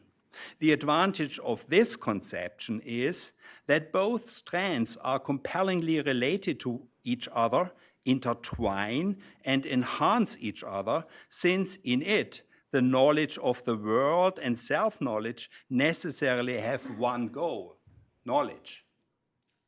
Instead of this, the two steps in aphorism 230, which follow each other but are turned against each other, emphasize the need of probity for the knower as sharply as it can be emphasized, without therefore deviating from the course followed since dawn, that one has to go back to the nature of the philosopher. On the contrary, Nietzsche, who introduced probity in the center of the seventh main part as the virtue which alone remained to us, makes precisely this virtue into the touchstone and example of the return to nature. It is supposed to be shown in our nature as the knower's cruelty toward himself, in his nature, not in the 19th century. Certainly, it would sound more courteous, Nietzsche admits, if instead of cruelty we were said, whispered, reputed, to have, for instance, an excessive probity. We free, very free spirits. This is the third and last mentioning of this addressee. As for the virtues, distinctions, and comia conferred on the philosophers, it can be said in general, quote, probity, love of truth, love of wisdom, sacrifice for knowledge, heroism of the truthful. There is something in this that makes one's pride swell. The philosophers whom Nietzsche is addressing can dispense with such sociable pomp and moral finery. They see their task in translating man back into nature and want, quote, to become master over the many vain and enthusiastic interpretations and secondary senses that have hitherto been scrawled and painted over the eternal basic text Homo Natura, for all who call Nietzsche an historicist. The basic will of the spirit, which wants to be master and wants to feel itself as master, is not in itself sufficient for this task, since the scrawlings and paintings over are essentially its work. For the basic text to be able to be uncovered from the interpretations that conceal it, attention must first be directed to the interpreter and the interpretive activity. This is why Nietzsche shines such bright light on the will to power in the will to truth, or on the basic will of the spirit, which coarsely misrepresents reality. Its being known is the precondition of its being steered. If the philosopher does not comprehend his will to power as a problem, if he does not, to speak once again with Zarathustra, unharness it from its foolishness, rein in its unmut, oppose the spirit of revenge, if he does not subject the basic will of the spirit to his insight, the philosopher's will to truth will miss its aim, the truth. In Beyond Good and Evil and on the genealogy of morals, Nietzsche brings the will to power's critical potential to the fore. Furthermore, he makes it the bearer of a developmental teaching that has its vanishing point in the philosopher's highest activity as the most spiritual will to power. Besides this, he makes polemical use of the concept against the prevailing opinions and mentalities that conflict with an aristocratic renewal. Finally, he brings it into play, tentatively sounding out the possibilities in order to interweave everything from physics to philosophy by means of one concept. Out of this, there could have emerged the imposing system that Nietzsche's disciples later expected of him, or in any case, the comprehensive doctrine, if not the metaphysics, at least the ontology, to which Nietzscheans and anti-Nietzscheans even today want to commit and trace back Nietzsche's philosophy. Nietzsche himself provided nourishment to such expectations and conjectures when he announced on the cover of 1886 Beyond Good and Evil and in the penultimate aphorism of 1887 on the genealogy of morals that he was preparing a work under the title The Will to Power, attempt at a revaluation of all values. In which direction could the metaphysical or ontological extension of the will to power teaching have gone? Seen from the perspective of Beyond Good and Evil and on the genealogy of morals, two options emerge. Nietzsche could have used the posthumous notes concerning the will to power in accordance with an experimental philosophy, or he could have distilled from them an aristocrat's metaphysics. The experimental philosophy practices changing perspectives. It casts doubt on the self-evident, which is unquestioningly accepted, and challenges tradition, whose petrification it wants to break apart. It dares the unheard of and is willing to shake the most hallowed beliefs. It provides nourishment to curiosity and promotes further thinking through the surprising formation of a hypothesis or arrangement of an experiment. In the philosophy of attempting and of tempting, the will to power opens up a different view of the world. It belongs to the dangerous perhapses, the considerations of the suppose that, the what if questions that Nietzsche places before himself and others. Here they are directed against a world ruled by laws, that everything and everyone, from elementary particles to men, have to obey equally. Against a worldview that constantly assumes compulsion and freedom, in which a hidden lawgiver reigns or must be imagined, a world into which morality is inserted. Perhaps everywhere and always only will acts on will. Suppose that everything from the stone to the state consists of processes and structures of power quanta. What if the laws were absent, and instead every power quantum drew its ultimate consequence in every moment? Nietzsche played out this alternative interpretation, which Beyond Good and Evil briefly outlines, in ever new approaches in the Nachlass. In the spring of 1888, for example, he considers what the result would be if we eliminate as, quote, added ingredients the concept of number, the concept of the subject, and the concept of motion, through which our psychology enters into the phenomena. In this case, notes Nietzsche, no things remain, but dynamic quanta, in a relation of tension toward all other dynamic quanta, whose essence consists in their relationship toward all other quanta, in their effect on them, the will to power, not a being, not a becoming, but a pathos, is the most elementary fact, out of which a becoming and effect first arises.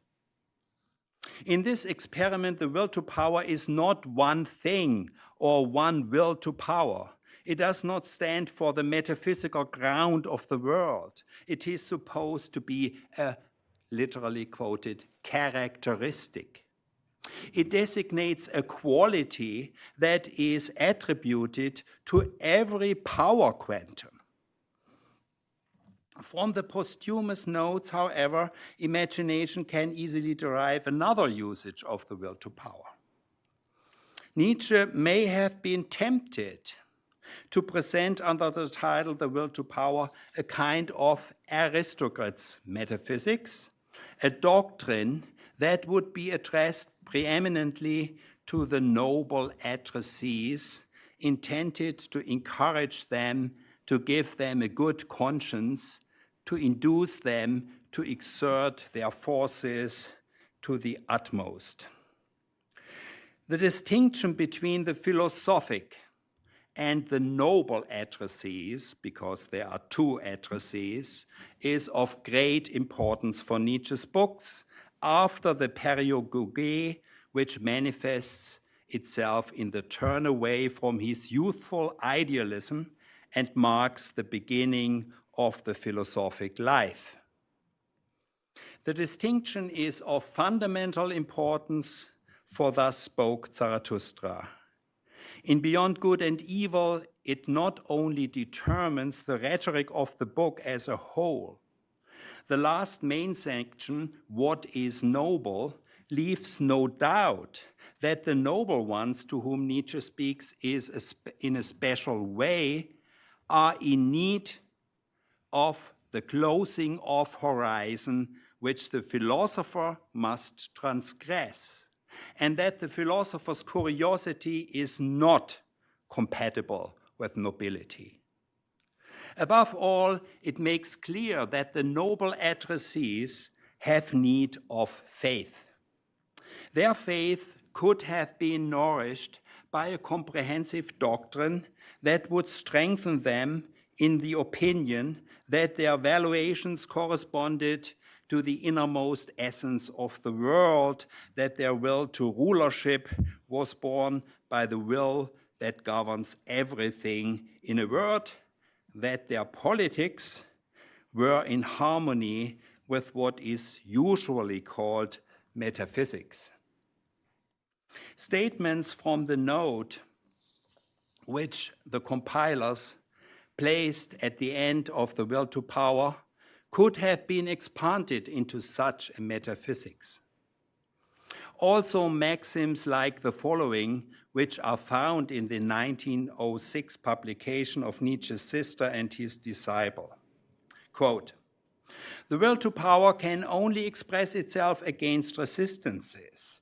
It seeks that which resists it.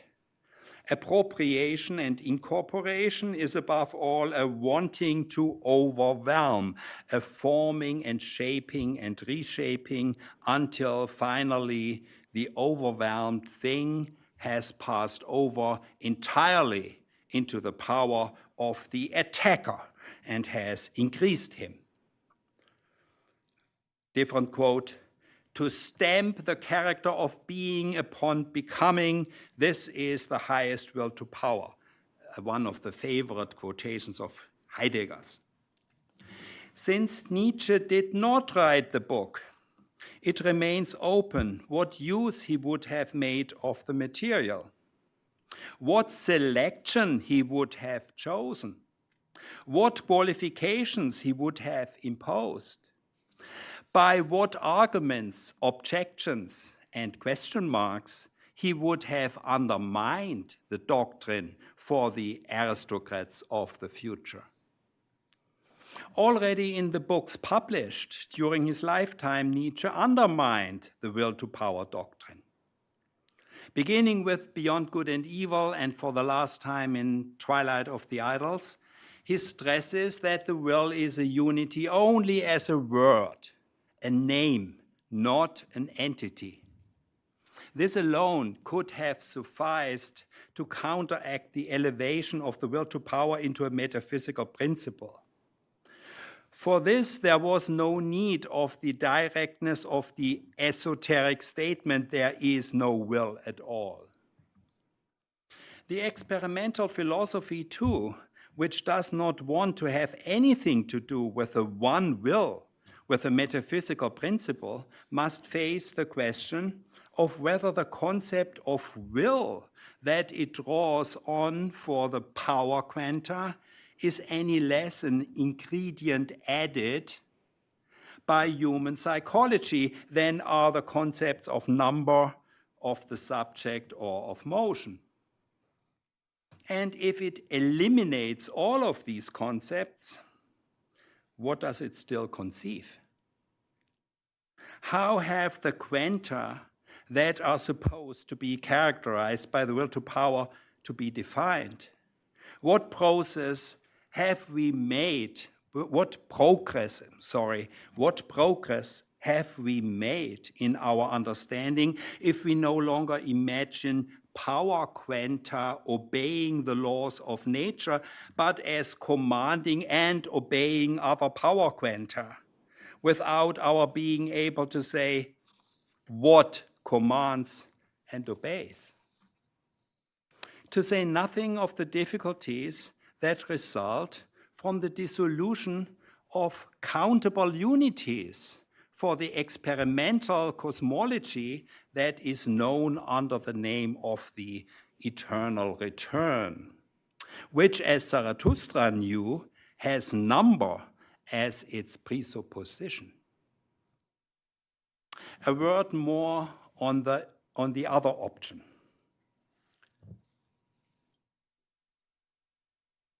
Who could believe that Nietzsche, when he considered propounding what I have called an aristocrat's metaphysics in the persona of a lawgiver, did not have clearly before his eye the objections that he raised against the artist's metaphysics, Artistenmetaphysik, of his youth? How promising would it have been after the attempt of a self-critique of 1886, where he announced the break with the metaphysics to which he had recourse in the birth of tragedy, to offer again, under a different sign, the will that creates everything and reigns in everything? And how much orientation could a doctrine really have been able to give to the noble addressee that hammered into them, the world is will to power and nothing besides? A teaching that sees the will to power at work in the affirmation of life and in its negation, that detects it everywhere, not least in the will to nothingness. The philosopher knows that concepts are tools. What they are able to accomplish, what can be shed light on, thought, understood with their help, depends on how they are used, what they are employed for. If the will to power is supposed to be a solution to everything, it is no more than a name. It cannot become a light. It can become a light only for those who test it out in the circle of its applicability and for whom it was meant. Nietzsche rejected the will to power project in the course of 1888. He abandoned the book that had been announced and no longer turned his strength and attention to the teaching of the same name. He decided against the work that bore the doctrine in its title, and for a double work that pointed to Nietzsche himself in both of its parts. According to the will of the author, Ecce Homo was supposed to appear in 1889, with the Antichrist to follow a year later in this sequence, which is very important. The two books have as their subject the philosophic life and the philosopher, the determination of his task and his nature. Nietzsche's late decision confirms the rank order of his philosophy. The teaching of the will to power stands in the service of the self-knowledge of the philosopher. Thank you for your attention.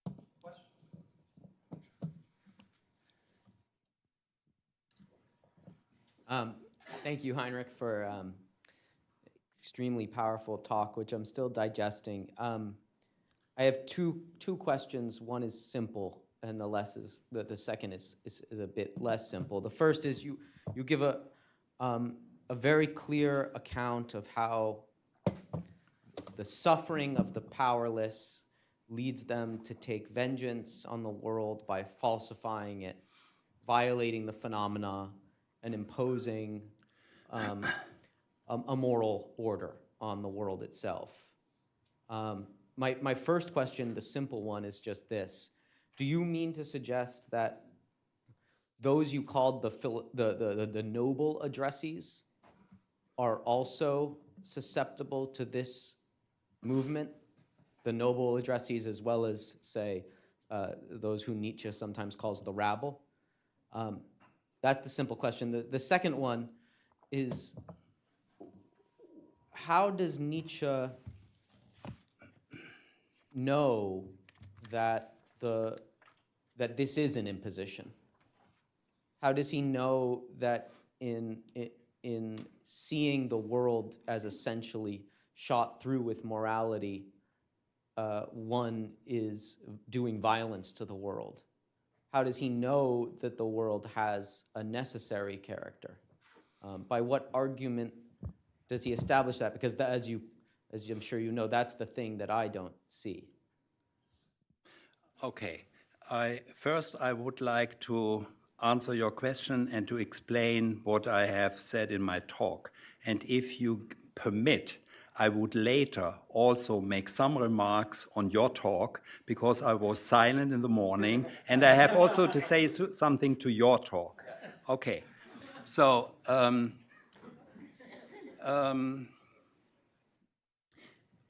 I think you missed the point.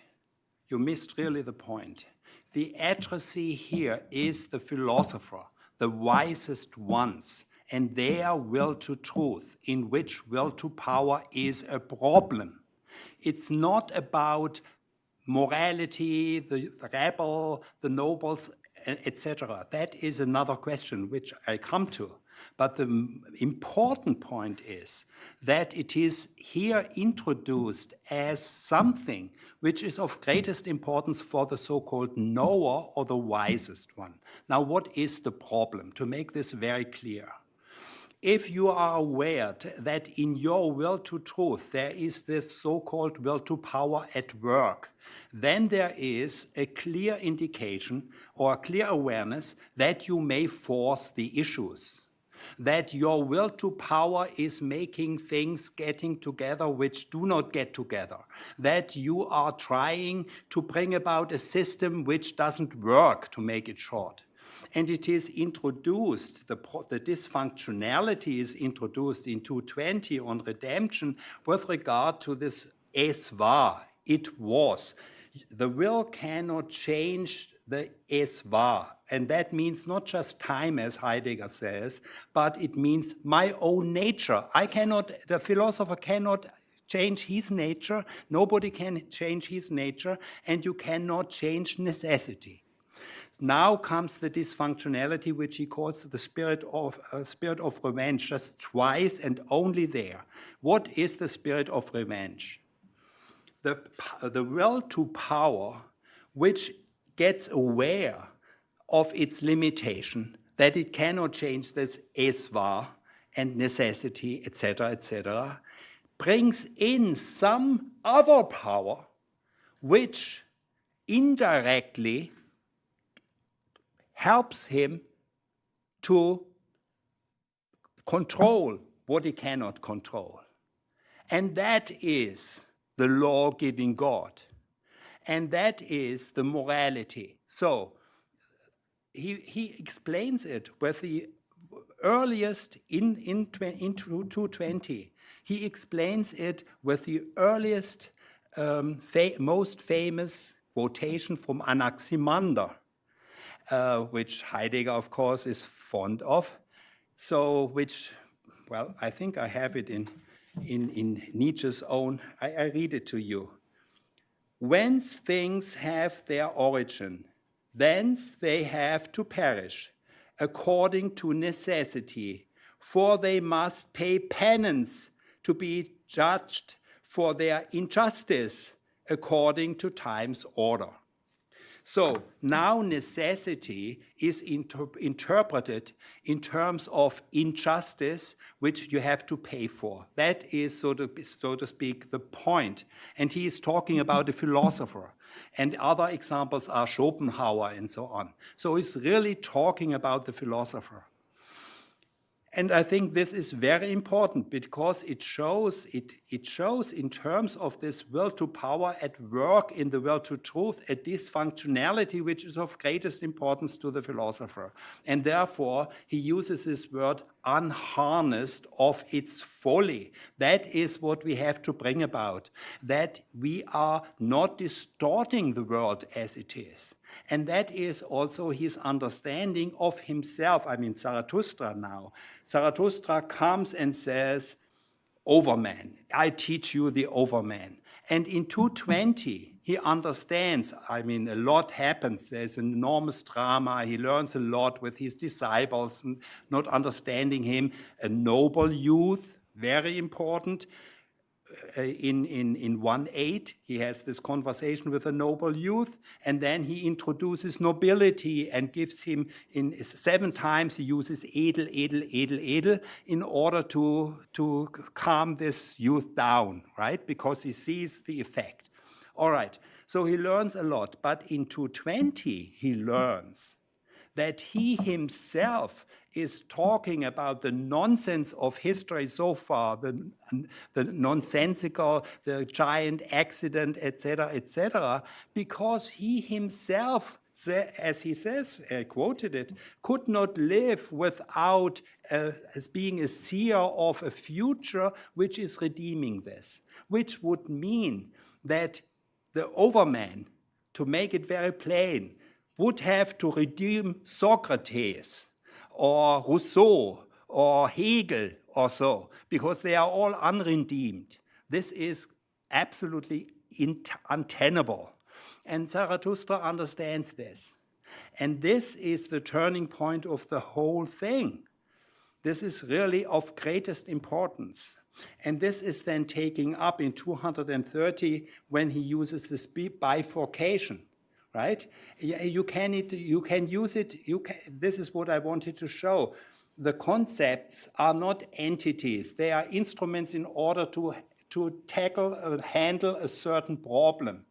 And you can do it also with a passion of knowledge, which he, since dawn, uses again and again.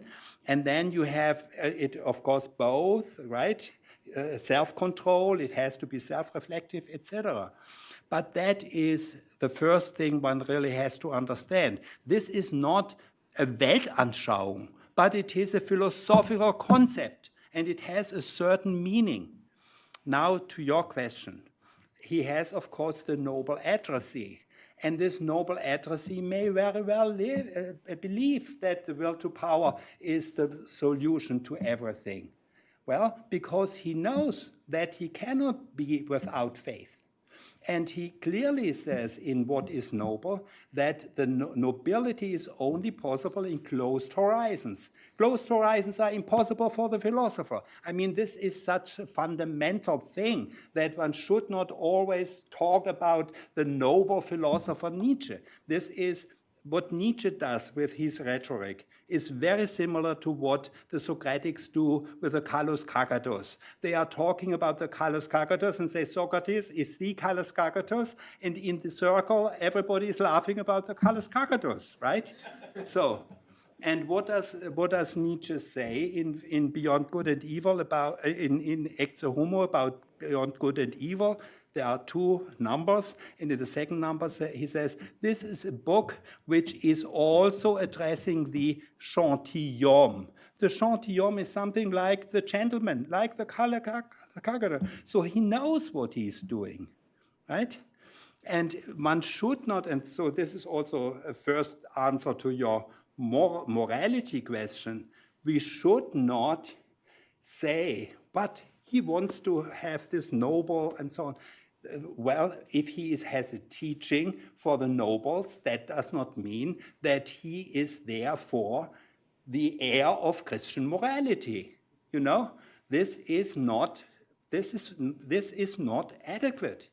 And if he were really such a confused thinker, I mean, I would not have studied him and taught 20 seminars about him and written 2 books about him, and Strauss would not have studied him all his life. I mean, then you would say, I'm done with Nietzsche. It's very simple, right? He didn't understand the most simple things. So that cannot be true. So that was part of my answer to you, but only part. Thank you, Dr. Meier, for a very intriguing talk. I have a small question about the Axamander quotation. I'm sorry. Just a small question about what you laid so much stress on, which was the sort of purification of the will to truth from the desire for revenge or justice. And the Axamander quotation that you used, that Heidegger uses and lays so much stress on, that Nietzsche had already referred to that in Philosophy in the Tragic Age of the Greeks. So very early on, he's already aware of that problem. I'm just wondering what was the change in his understanding of it, and aware of it as a problem for philosophy. So what was the change that occurred during the third period, Zarathustra? Okay. So I refer to this periagoge, and it's absolutely, I'm very pleased that you ask about this. I think one has, following not only Nietzsche's indications, but if one goes through the work in a very careful way, one has to see that the Nietzsche of the Birth of Tragedy has not begun his philosophic life. To make it even more, let's say, to make it, to put it more explicit, at that time it was not even clear whether he would go into the direction of music, into the direction of classics, or into the direction of philosophy. And what he subscribed to in The Birth of Tragedy, what he called later Artistenmetaphysik, was a completely turned around concept from Schopenhauer, which he used in order to bring about, as he thought, a new culture for Europe. And Wagner and he would bring this about. The tragedy of the Greeks would be superseded by a higher kind of tragedy, and music would play an enormous role, to make it very short now. but this was also in terms of what he thought he could bring about as for culture. This was not a philosophic project.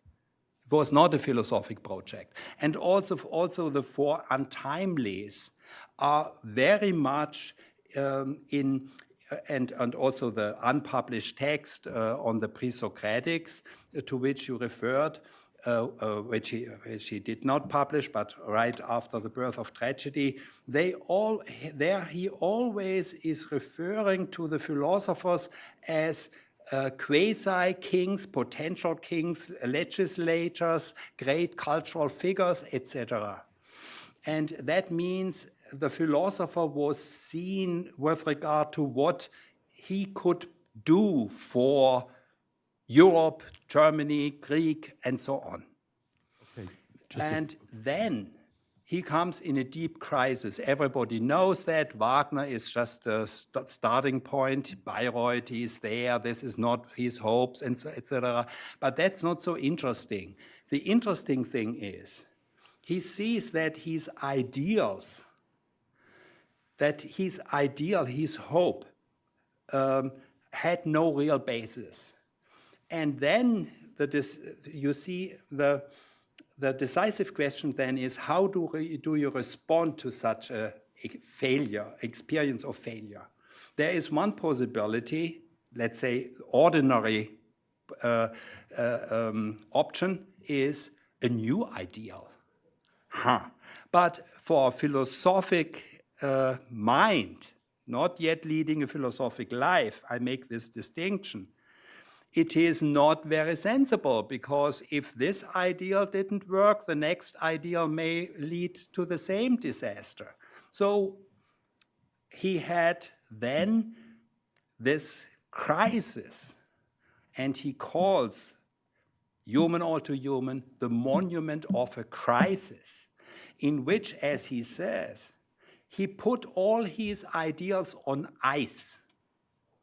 So this is a kind of epoche. You abstain from judgment about these things.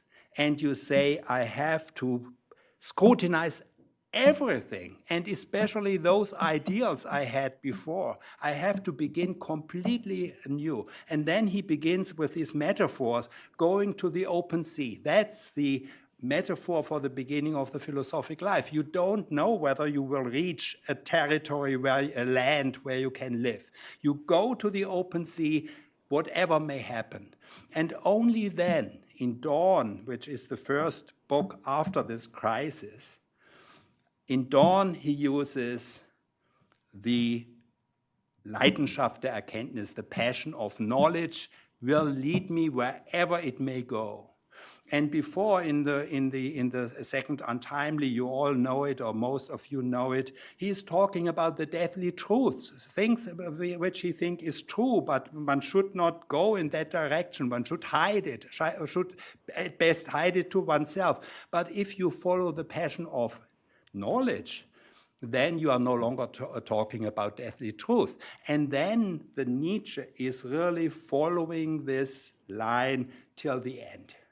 So that's a long answer to your short question. I'm sorry. It's a very helpful answer. Just if you could clarify it a little bit, because it is the case that in philosophy in the tragic age of the Greeks, he is talking about specifically philosophers, distinguishing them from artists, even though they have some things in common.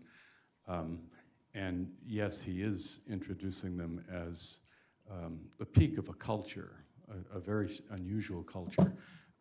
So what if I understand you right, you're saying that his understanding of philosophy changed, that he recognized philosophy as something distinct, and that was interested in questions that poets had been interested in, but really on the basis of nature already. And so the question of the one and the two comes up, the question of possibility of motion, deadly truths already, which have to be somehow covered over, concerning not only the origin of the world, but its principles. So how exactly did his understanding of the philosopher change?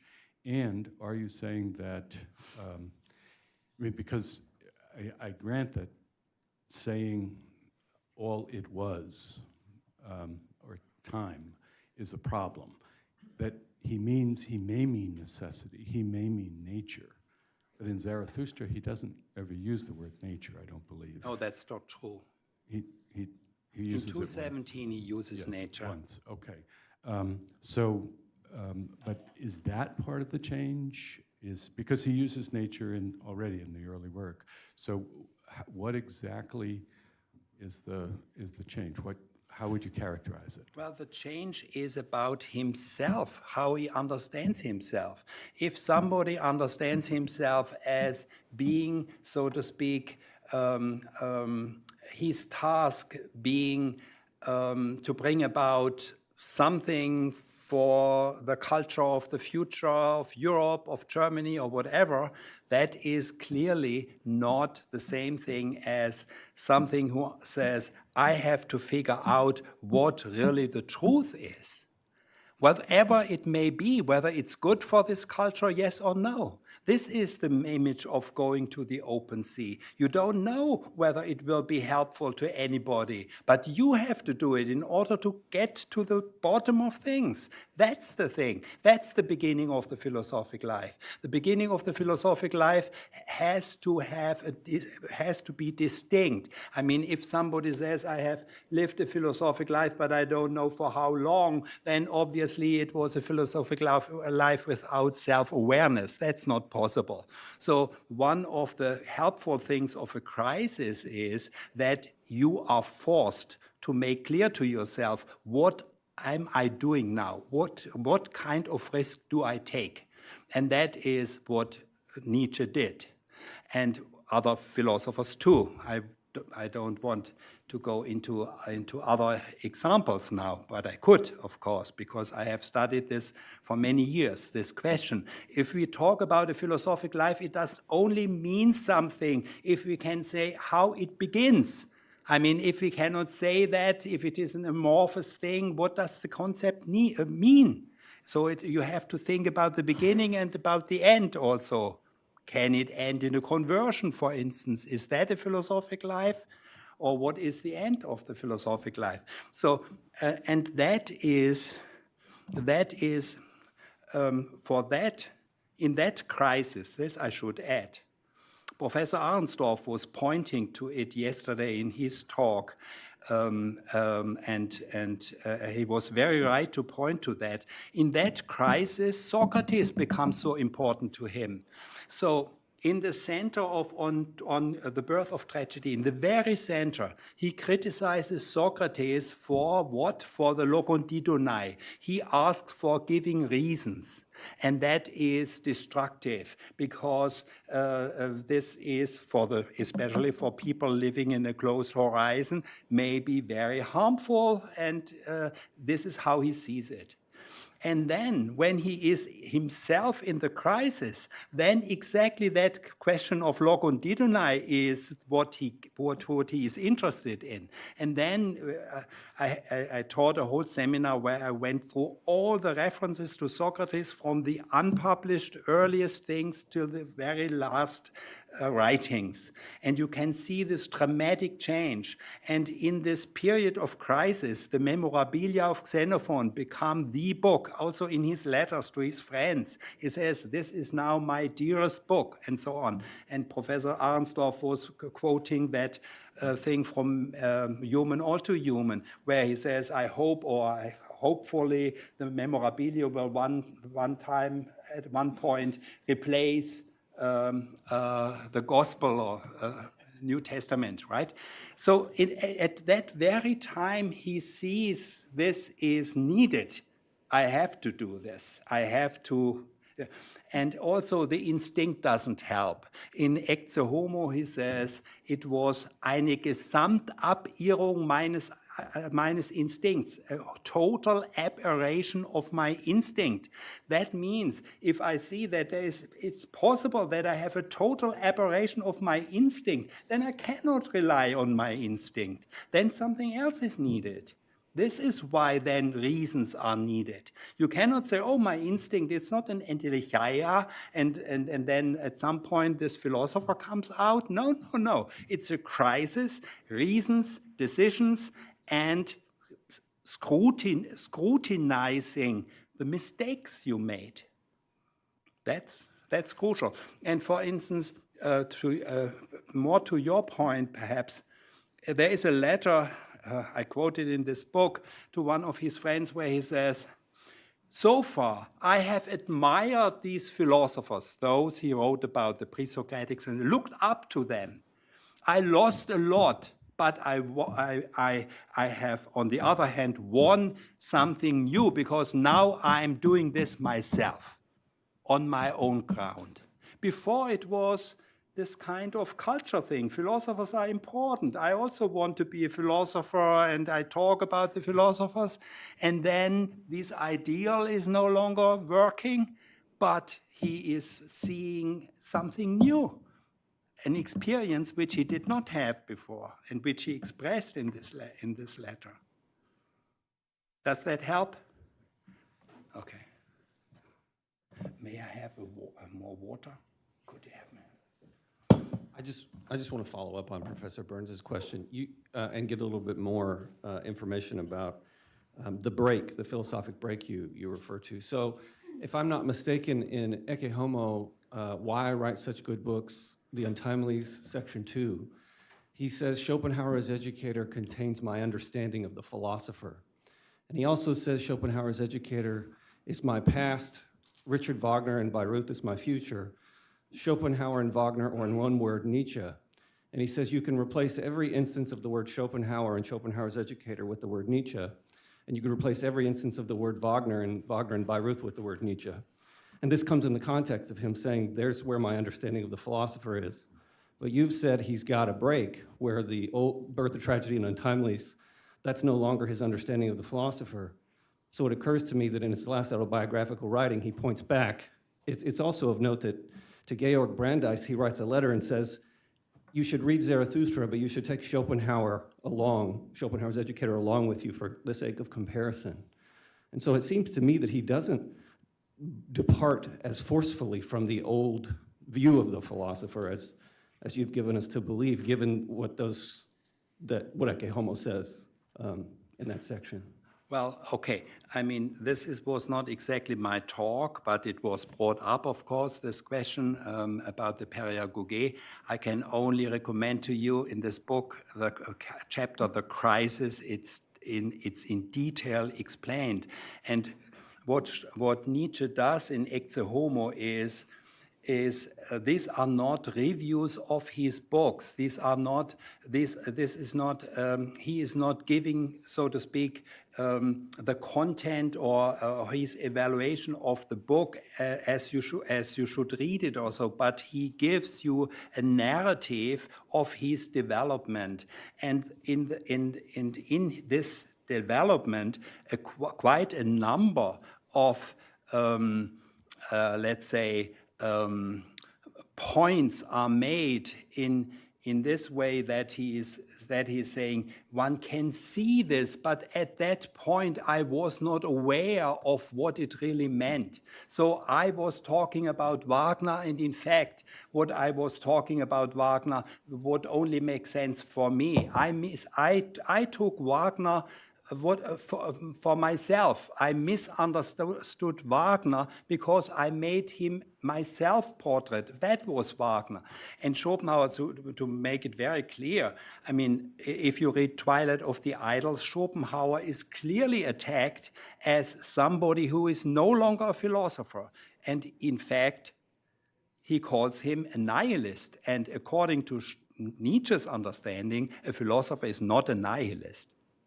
Right? So I cannot do this in detail now, but I have written about it so you can look whether the evidence is good or not. Okay, just let me kind of follow up. So you're saying that when he says my understanding of the philosopher is contained in Schopenhauer's educator, and it's leagues away from a Kant. I think that's the line. He says it's so far from a Kant. He's not being serious there. He doesn't think that the philosopher as portrayed in Schopenhauer's educator is his understanding of the philosopher. Right. Okay. Right.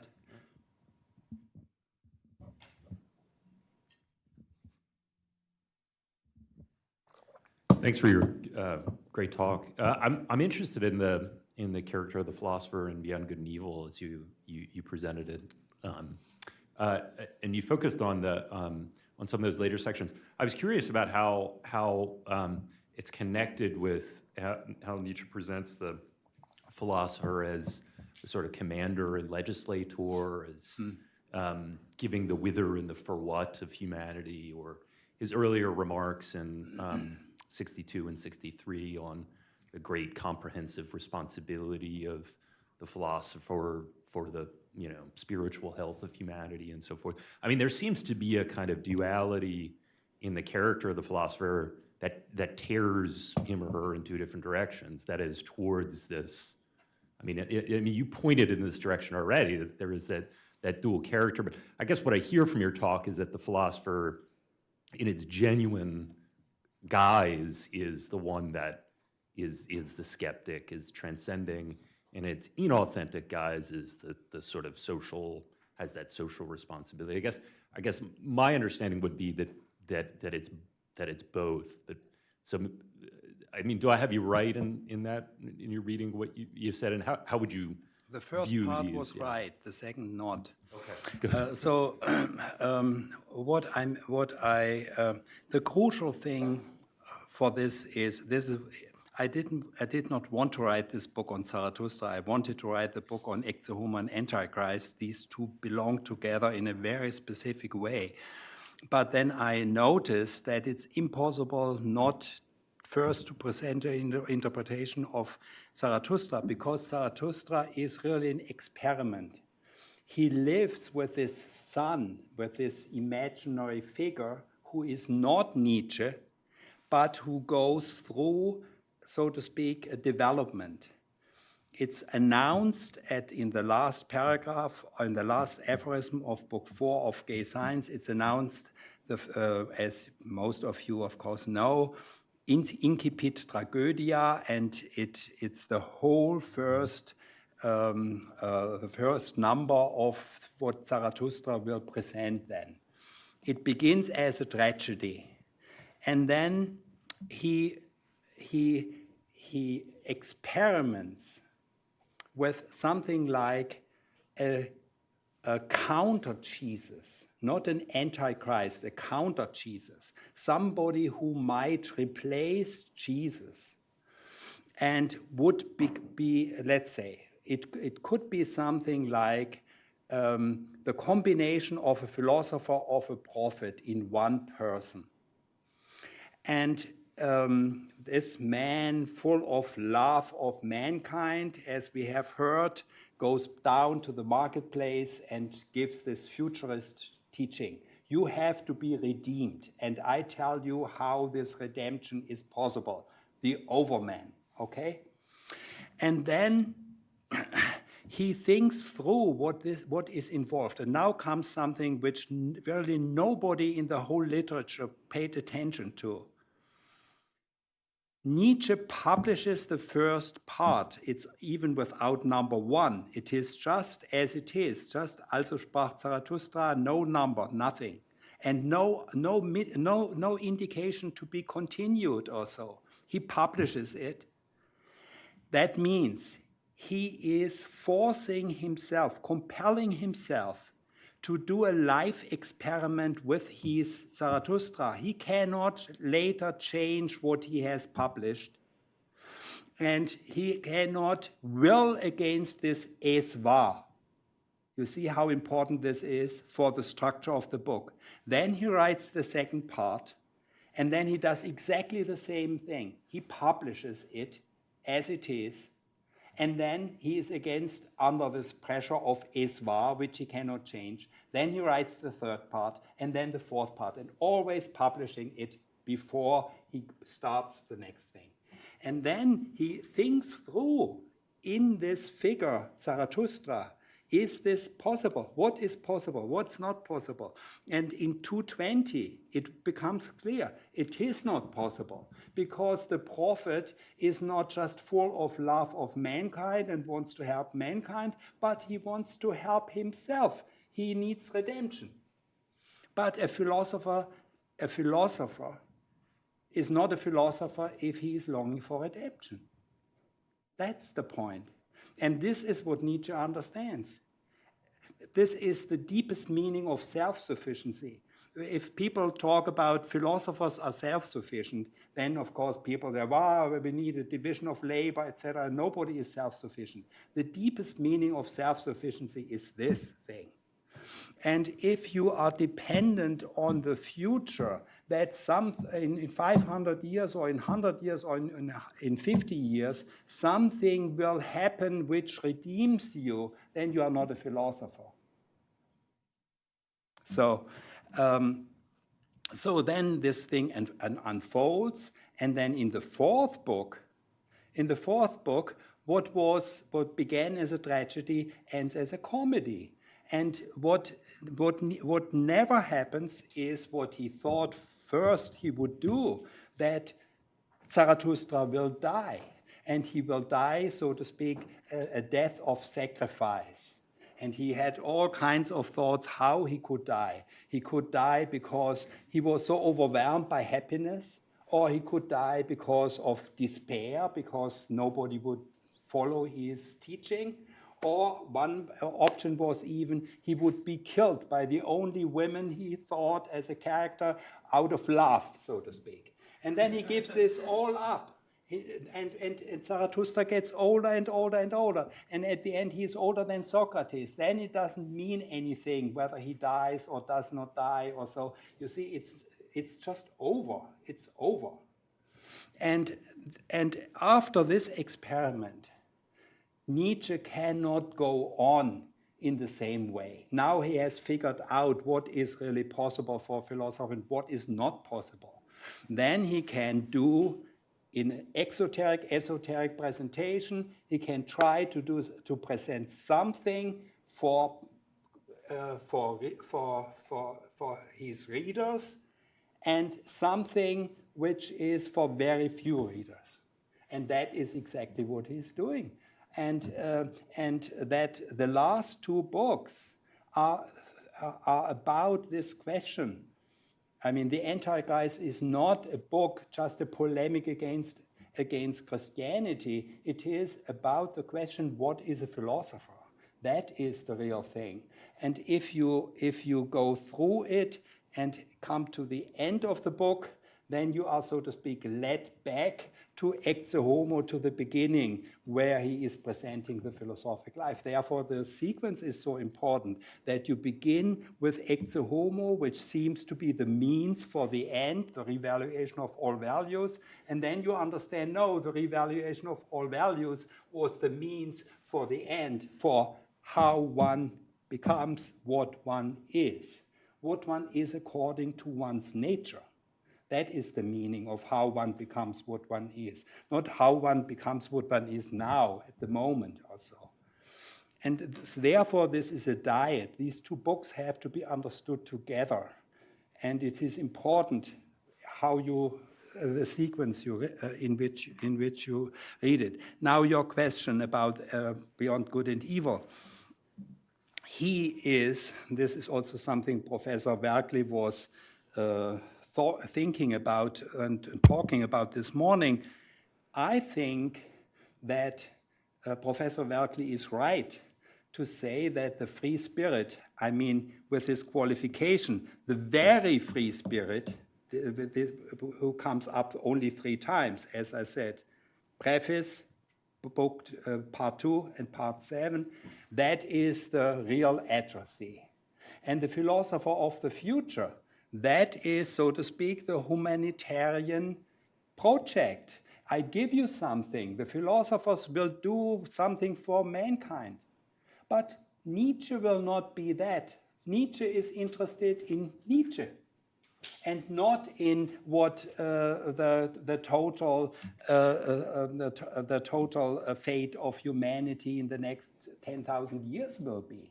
You know, so that I think is absolutely crucial. And Strauss points to that in a short remark. May these free spirits be more free than the philosophers of the future? I think you had that in mind this morning. And that's exactly this point. But that is Nietzsche's situation. He is interested in that. And what these philosophers of the futures may do or not, if they are philosophers, then they will do the right thing for them.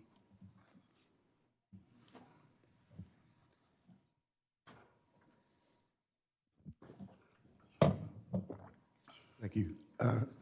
I like your focus on the philosopher, and I wanted to ask about the image of philosophy that you build, especially, I think, upon your attention to section 230 of Beyond Good and Evil. I think if you flip the page, you might have to qualify what you said.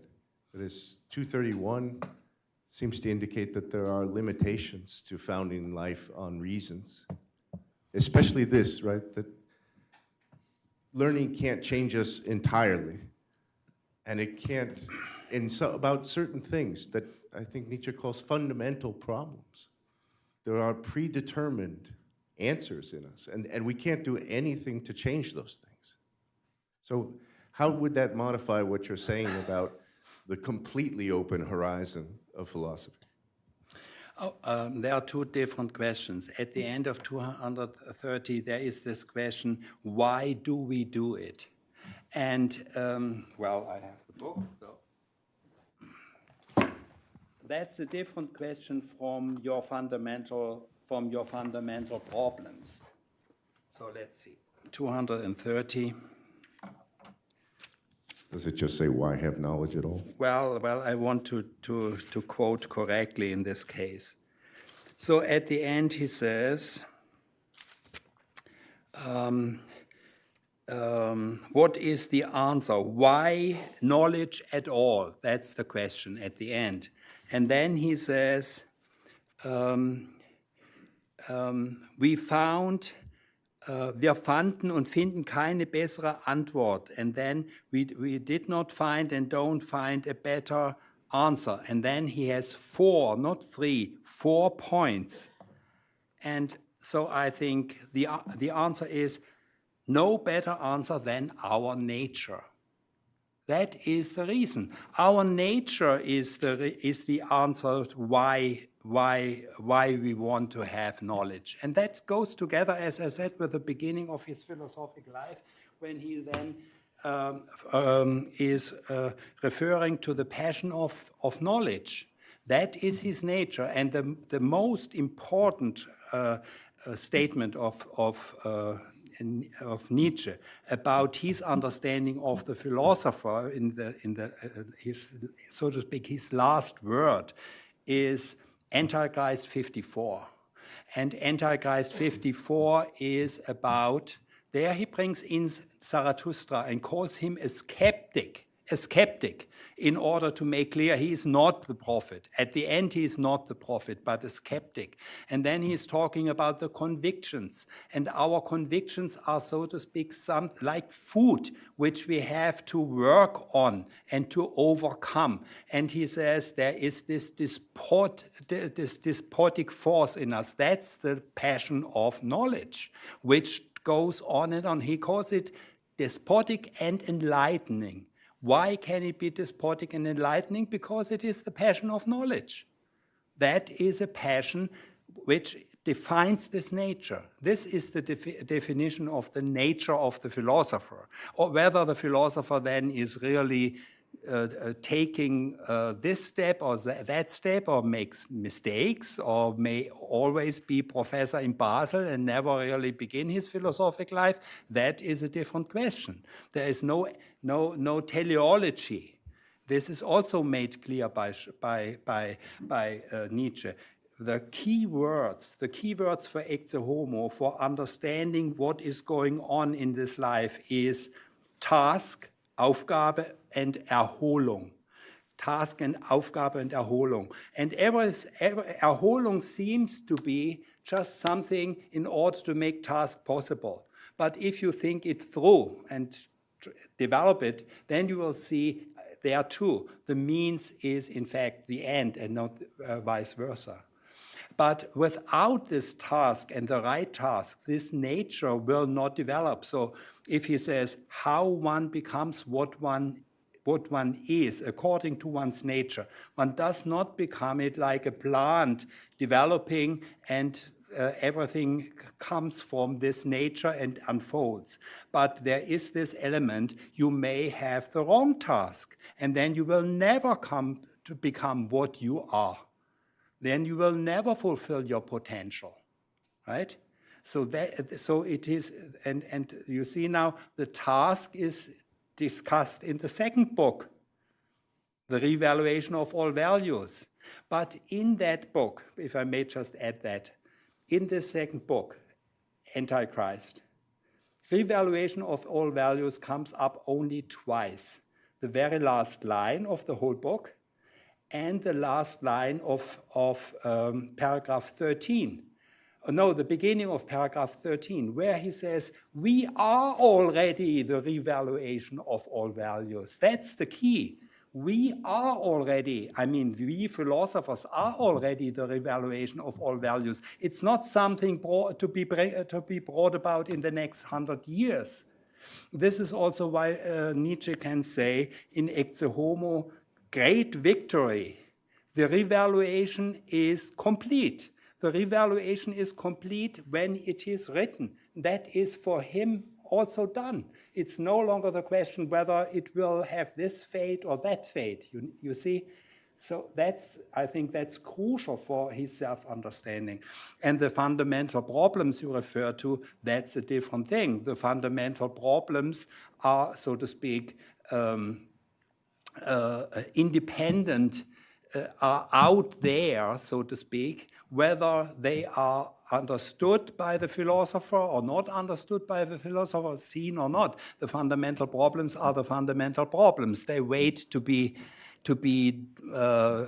dealt with. So, in any case, the instinct will not be enough. That Ecce Homo makes so clear. If you say Gesamtabirrung meines Instinkts, that is farewell to all hope on instinct will lead you. That doesn't work.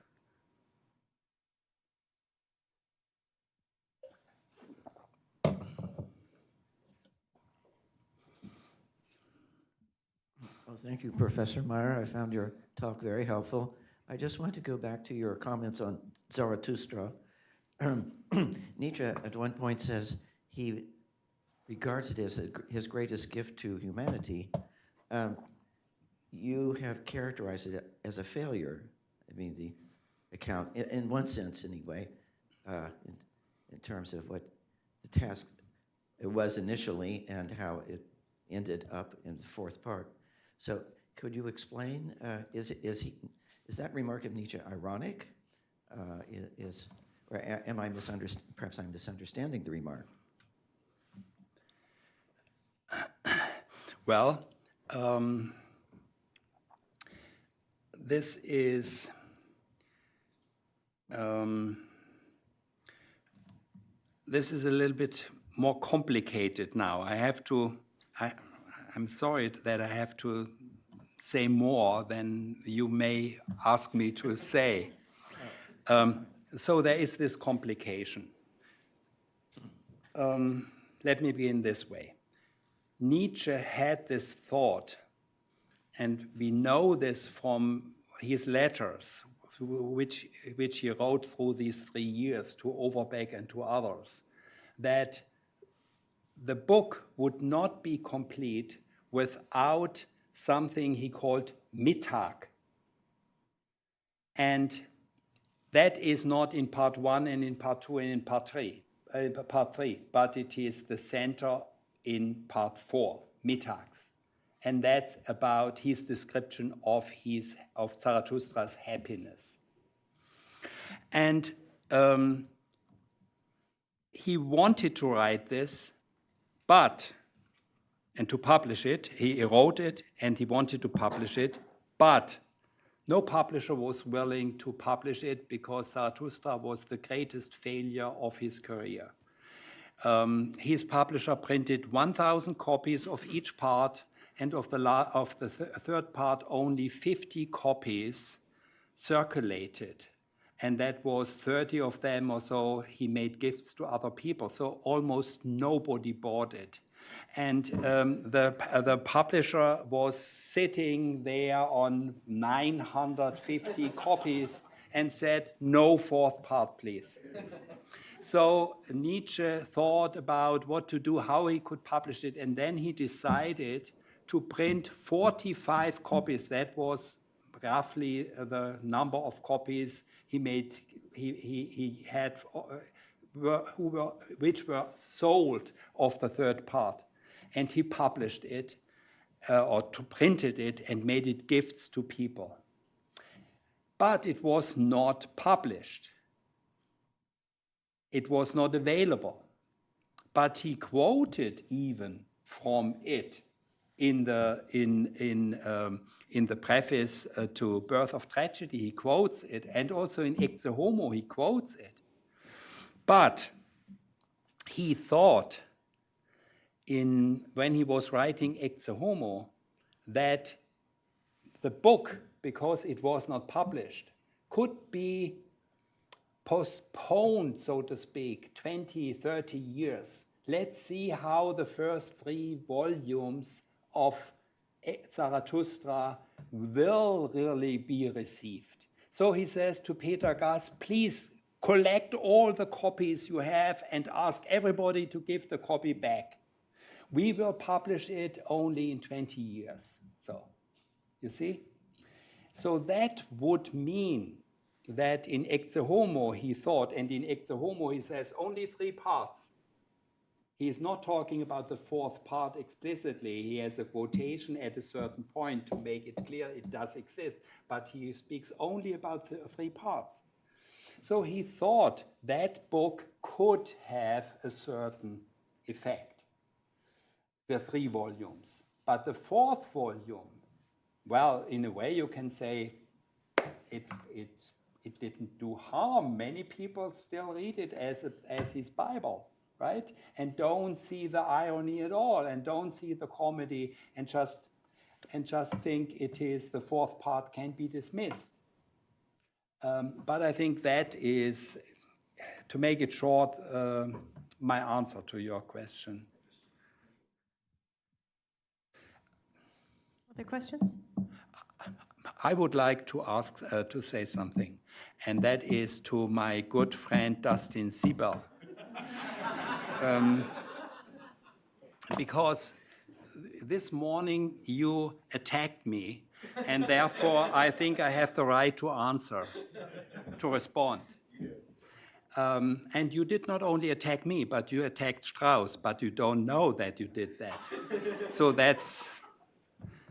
I take it all on me. You said natural theology is a concept which is not really, I put it mildly, which is not really doing the work it is supposed to do by those people who are talking about it. Okay? And you said something like, the presupposition is that we have certain ideals or ideas, I don't know which word you used, and then that is presupposed. And therefore, this natural theology argument doesn't work. Now I want to try to explain what this argument means, because I really think you didn't understand it. Natural theology, number one, doesn't mean natural theology as the theologians talk about it. So it does not mean a kind of theology which goes to nature and refers to nature in order to prove the existence of God, masterminding, so to speak, everything in nature. That is the traditional concept of natural theology. This, of course, is not meant. natural theology means something very specific as I use it, and as Strauss sometimes uses it, sometimes not. So it is a philosophic theology in this sense. It focuses on the question, what is a God? That is the question, what are the criteria that have to be fulfilled in order to say that an exemplar is belonging to the species we call God? And this is, so natural theology is focusing on the question, quid est Deus? So we do not presuppose by that we have some ideas about how God should be, but we begin all these arguments, you said the 1 million question today, right, is the answer. Okay, if you don't have an answer, then please listen to answers which are given. So, all possible answers, all possible refutations have to be ad hominem arguments. They have to be elenchical, because you cannot base philosophy on any axiom or on a system or on such a thing. So you have only the possibility of refuting the most important, the strongest, the most powerful objection to philosophy. That you have to search out. And I think there we agree, of course, but I have to explain what is at stake here. So that means whatever you do, whether you do it with Socratic dialectics focusing on justice, on the thoughts people have about justice, or whether you do it with regard to somebody who says, I'm not really interested in justice, but in security, there must be something which gives meaning to my life, whatever it is, right? There are different points of view which are given to you as supporting the alternative which you have to refute. And in all these cases, the refutation can only work if you address something the other side says and grants. We agree about that too. Okay. So in this case, the other side says that God is the most perfect being. That is the ad hominem argument. Then, of course, the other person has to say, what is the most perfect being? Then the other side has to give some attributes, whatever it is. But nobody believes in the Deus absconditus, in a completely hidden God. Nobody believes in that. But all people who believe in a God who is wise or good or just, pitiful or whatever, right? But they believe in something and not in nothing.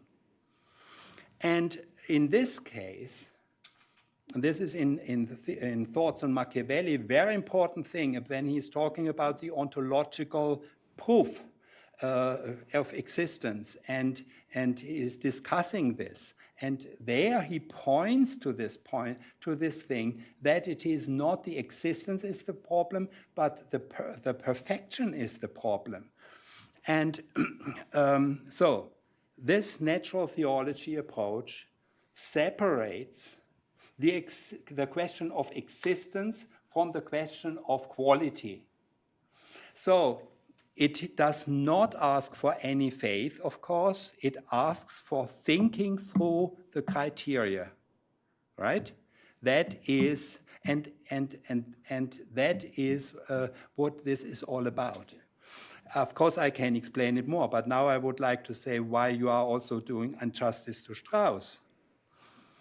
From Thoughts on Machiavelli on, I'm absolutely sure about this. This was for Strauss an enormous, important subject.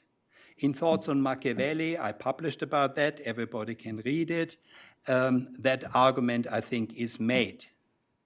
But then, immediately after that, In 1959, he publishes in What is Political Philosophy, the Hobbes essay on the basis of Hobbes' political philosophy with an extended footnote. The thing was published in French in 1954, but the footnote, the extended footnote, not the whole footnote, but the extension of 20 lines or so, is new.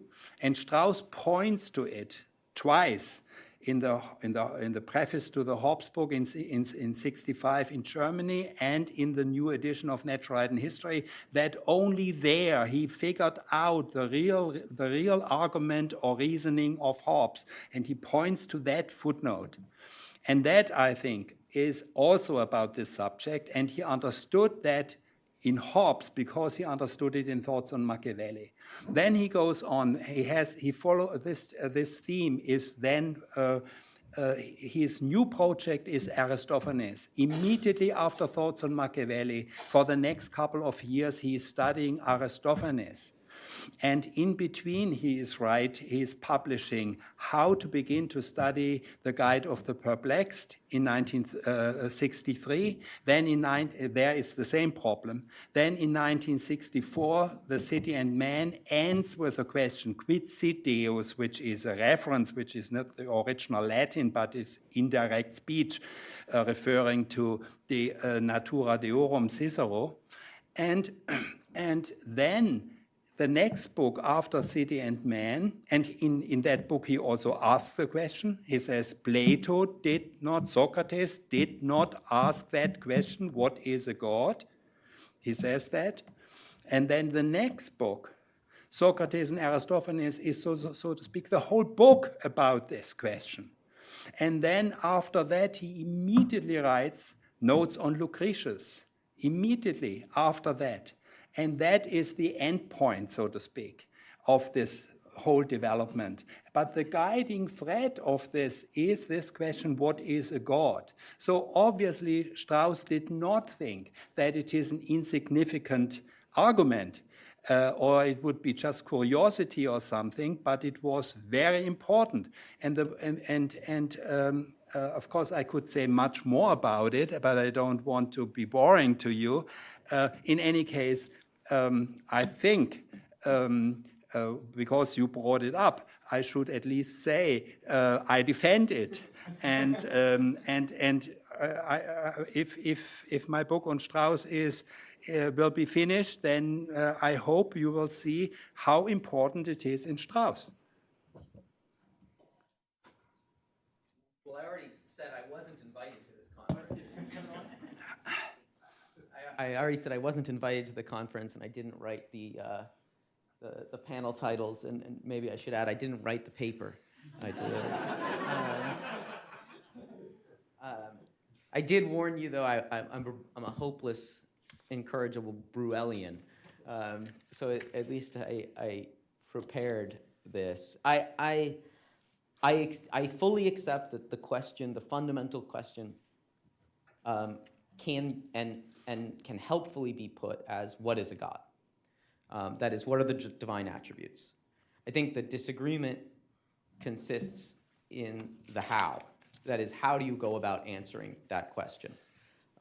Directly, as you suggest, or by a more indirect route. I think I mentioned before in Dawn 91. In Dawn 91, Nietzsche concludes that aphorism by taking up Pascal and the hidden God. And he says of Pascal that he never sufficiently raised the question to himself why this God is partially hidden. And it's interesting, he says partially, not simply or completely hidden. And I think that's very telling, because it seems to me the faithful can give the answer to the philosopher who proceeds along the route you suggest, that the perfection of God exceeds human reason, that human reason is unable to grasp the fullness of God's perfection. That's not to say God is entirely hidden from us, One might have some sort of divination of that perfection, a divination which falls short of speech in various ways. But it seems to me that that's a very powerful response to the philosopher. So just to bracket the Strauss, if we got into that, that would take us too far afield. Just to focus on the question itself, it seems to me that the philosopher loses common ground with the believer the minute the philosopher says, no, you need to be absolutely clear, what do you mean by perfection? Because the believer, I think, by his own account, doesn't need to be absolutely clear about that. And I'll just mention one case in the history of philosophy in which this comes across most powerfully, or particularly powerfully, in Hume's dialogues concerning religion. There's a believer who believes that God can be and needs to be demonstrated to reason by way of natural theology. Faith is not enough, according to this fellow. His name's Cleanthes. But interestingly, as the discussion proceeds, and as Philo, who stands in for Hume in this dialogue, refutes him again and again and again, and shows that reason cannot ever grasp God, Cleanthes retreats and ultimately takes the position that, yes, human reason cannot appreciate God's providence. Nonetheless, precisely in failing to appreciate God's providence fully and completely, God's providence shines through, and we have a kind of experience of his presence. And I think that retreat into a kind of almost personal experience of God is very powerful. And I don't see how, on your view, you can dispense with that without losing the common ground that I know we both think is crucial to have this kind of conversation. Okay, may I answer this? I said before, the perfection is not just, again, an idea, but the perfection has, of course, to be articulated. If the other side says perfect, then what does that mean? So the attributes have to come in. And now you say, you take wisdom, take goodness, justice, whatever it may be. You will have always the same experience. I really address your objection. At a certain point, whatever the attribute is you are discussing, the other person will say, yeah, but there is something which we cannot answer. Wisdom, justice, goodness, whatever it may be. And it is miraculously possible because the omnipotent God cannot be denied. Okay, then you know that this is an exit strategy. It is a strategy to stop the discussion. And you always say, because we only have partial knowledge, we cannot explain anything, we cannot say what it is, and then you stop the discussion. And if you have seen that again and again, then you know something. That is my first answer. And the second answer about the experience is a very important thing, and Strauss discussed it in the preface with Buber. In the preface to the Spinoza book. I just taught it, the autobiographical preface, so I know it quite well. And Buber, of course, and Rosenzweig, they claim to have absolute experience. And then Strauss, there's an enormously important paragraph which also brings in Heidegger in a certain way. I don't develop this now. But the crucial thing is, Strauss says, what is the experience? If you say more than you heard the call, if you say it is, and then he says, if he says it's not the experiencer, it is the wholly other, or it is death and nothingness, there Heidegger comes in, you give an interpretation. All these things are interpretations. And now comes the ad hominem argument again. That person who says that there is this experience has the utmost interest, should have the utmost interest to figure out what that experience really means. Because if somebody says, I experienced the call and it said, destroy the Twin Towers, it has enormous consequences, right? So, yeah, but that's the point. And Strauss is also discussing with Scholem this thing again and again, and he says, your friends, the Kabbalists, what do they really experience? And then Scholem says, well, their experience is, of course, channeled by the Jewish tradition, what they believed before. Okay, then you know already what is going on. The experience itself, you can claim an experience, but you can also say to the other person, everything you say about it is your interpretation. And that interpretation must, for you, to check that interpretation is for you of the utmost importance, not for me. Can I respond? Yes, of course. We're over. That's all right. I don't know who's running this conference anyway. But how do you know it's an exit strategy? In Anselm, Saint Anselm at one point says he's tried to defend the view that God is merciful. And he's also tried to defend the view that God is just. And after realizing that these two attributes seem not to go together, he concludes by saying, God, help me understand what I'm saying, because it doesn't make sense. And you could say that's an exit strategy. But you could also say, despite the fact that what he's saying, and he knows this, that despite the fact that what he's saying is not entirely or fully coherent, he nonetheless does have an experience, and a genuine experience of the divine. It seems to me that you can't, how can you leap to the conclusion that this is a false interpretation of a genuine experience rather than a genuine experience? And partly I ask because just thinking about Socrates' own activity, he doesn't typically have the kind of conversation that you've outlined, where about God's perfection. I think the exception is with a believer. The exception is, in a way, the laws, but that's not Socrates. So I'm just not sure how you can be certain that it's an exit strategy because they lack the experience rather than a genuine experience that you're not understanding because you're obtuse or greedy or an Epikuros. Okay, two very short answers. Why do you say it's a genuine experience? How do you know that it is a genuine experience? I mean, the genuine experience, there may be an experience of something, but of what?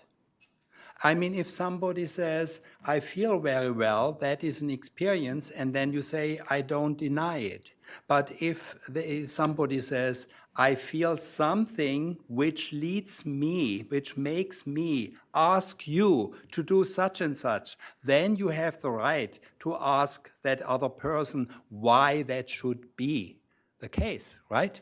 So the genuine experience is not the problem. The interpretation of this experience is the problem. Whether something follows from it, whether you become a prophet and say, here is what you have to do, or so. That is the problem, not a beautiful experience. And the other point, very short answer to that, Socrates was not confronted with a claim of a Deus absconditus and of an omnipotent God. There is no omnipotent God. They may say Zeus is almighty, but he is not almighty. So that's a different thing, right? It's really a different issue.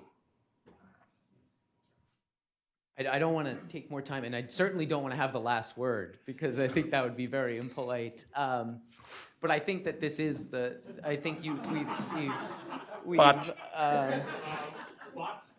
we've boiled this down to our disagreement down to its core, I think, for all to see, including me, which is very helpful. Thank you, Heinrich Meier, for coming and ending this conference on such a high note. We're all very appreciative, and thanks also to all of the other participants. We appreciate your presence and contributions very much.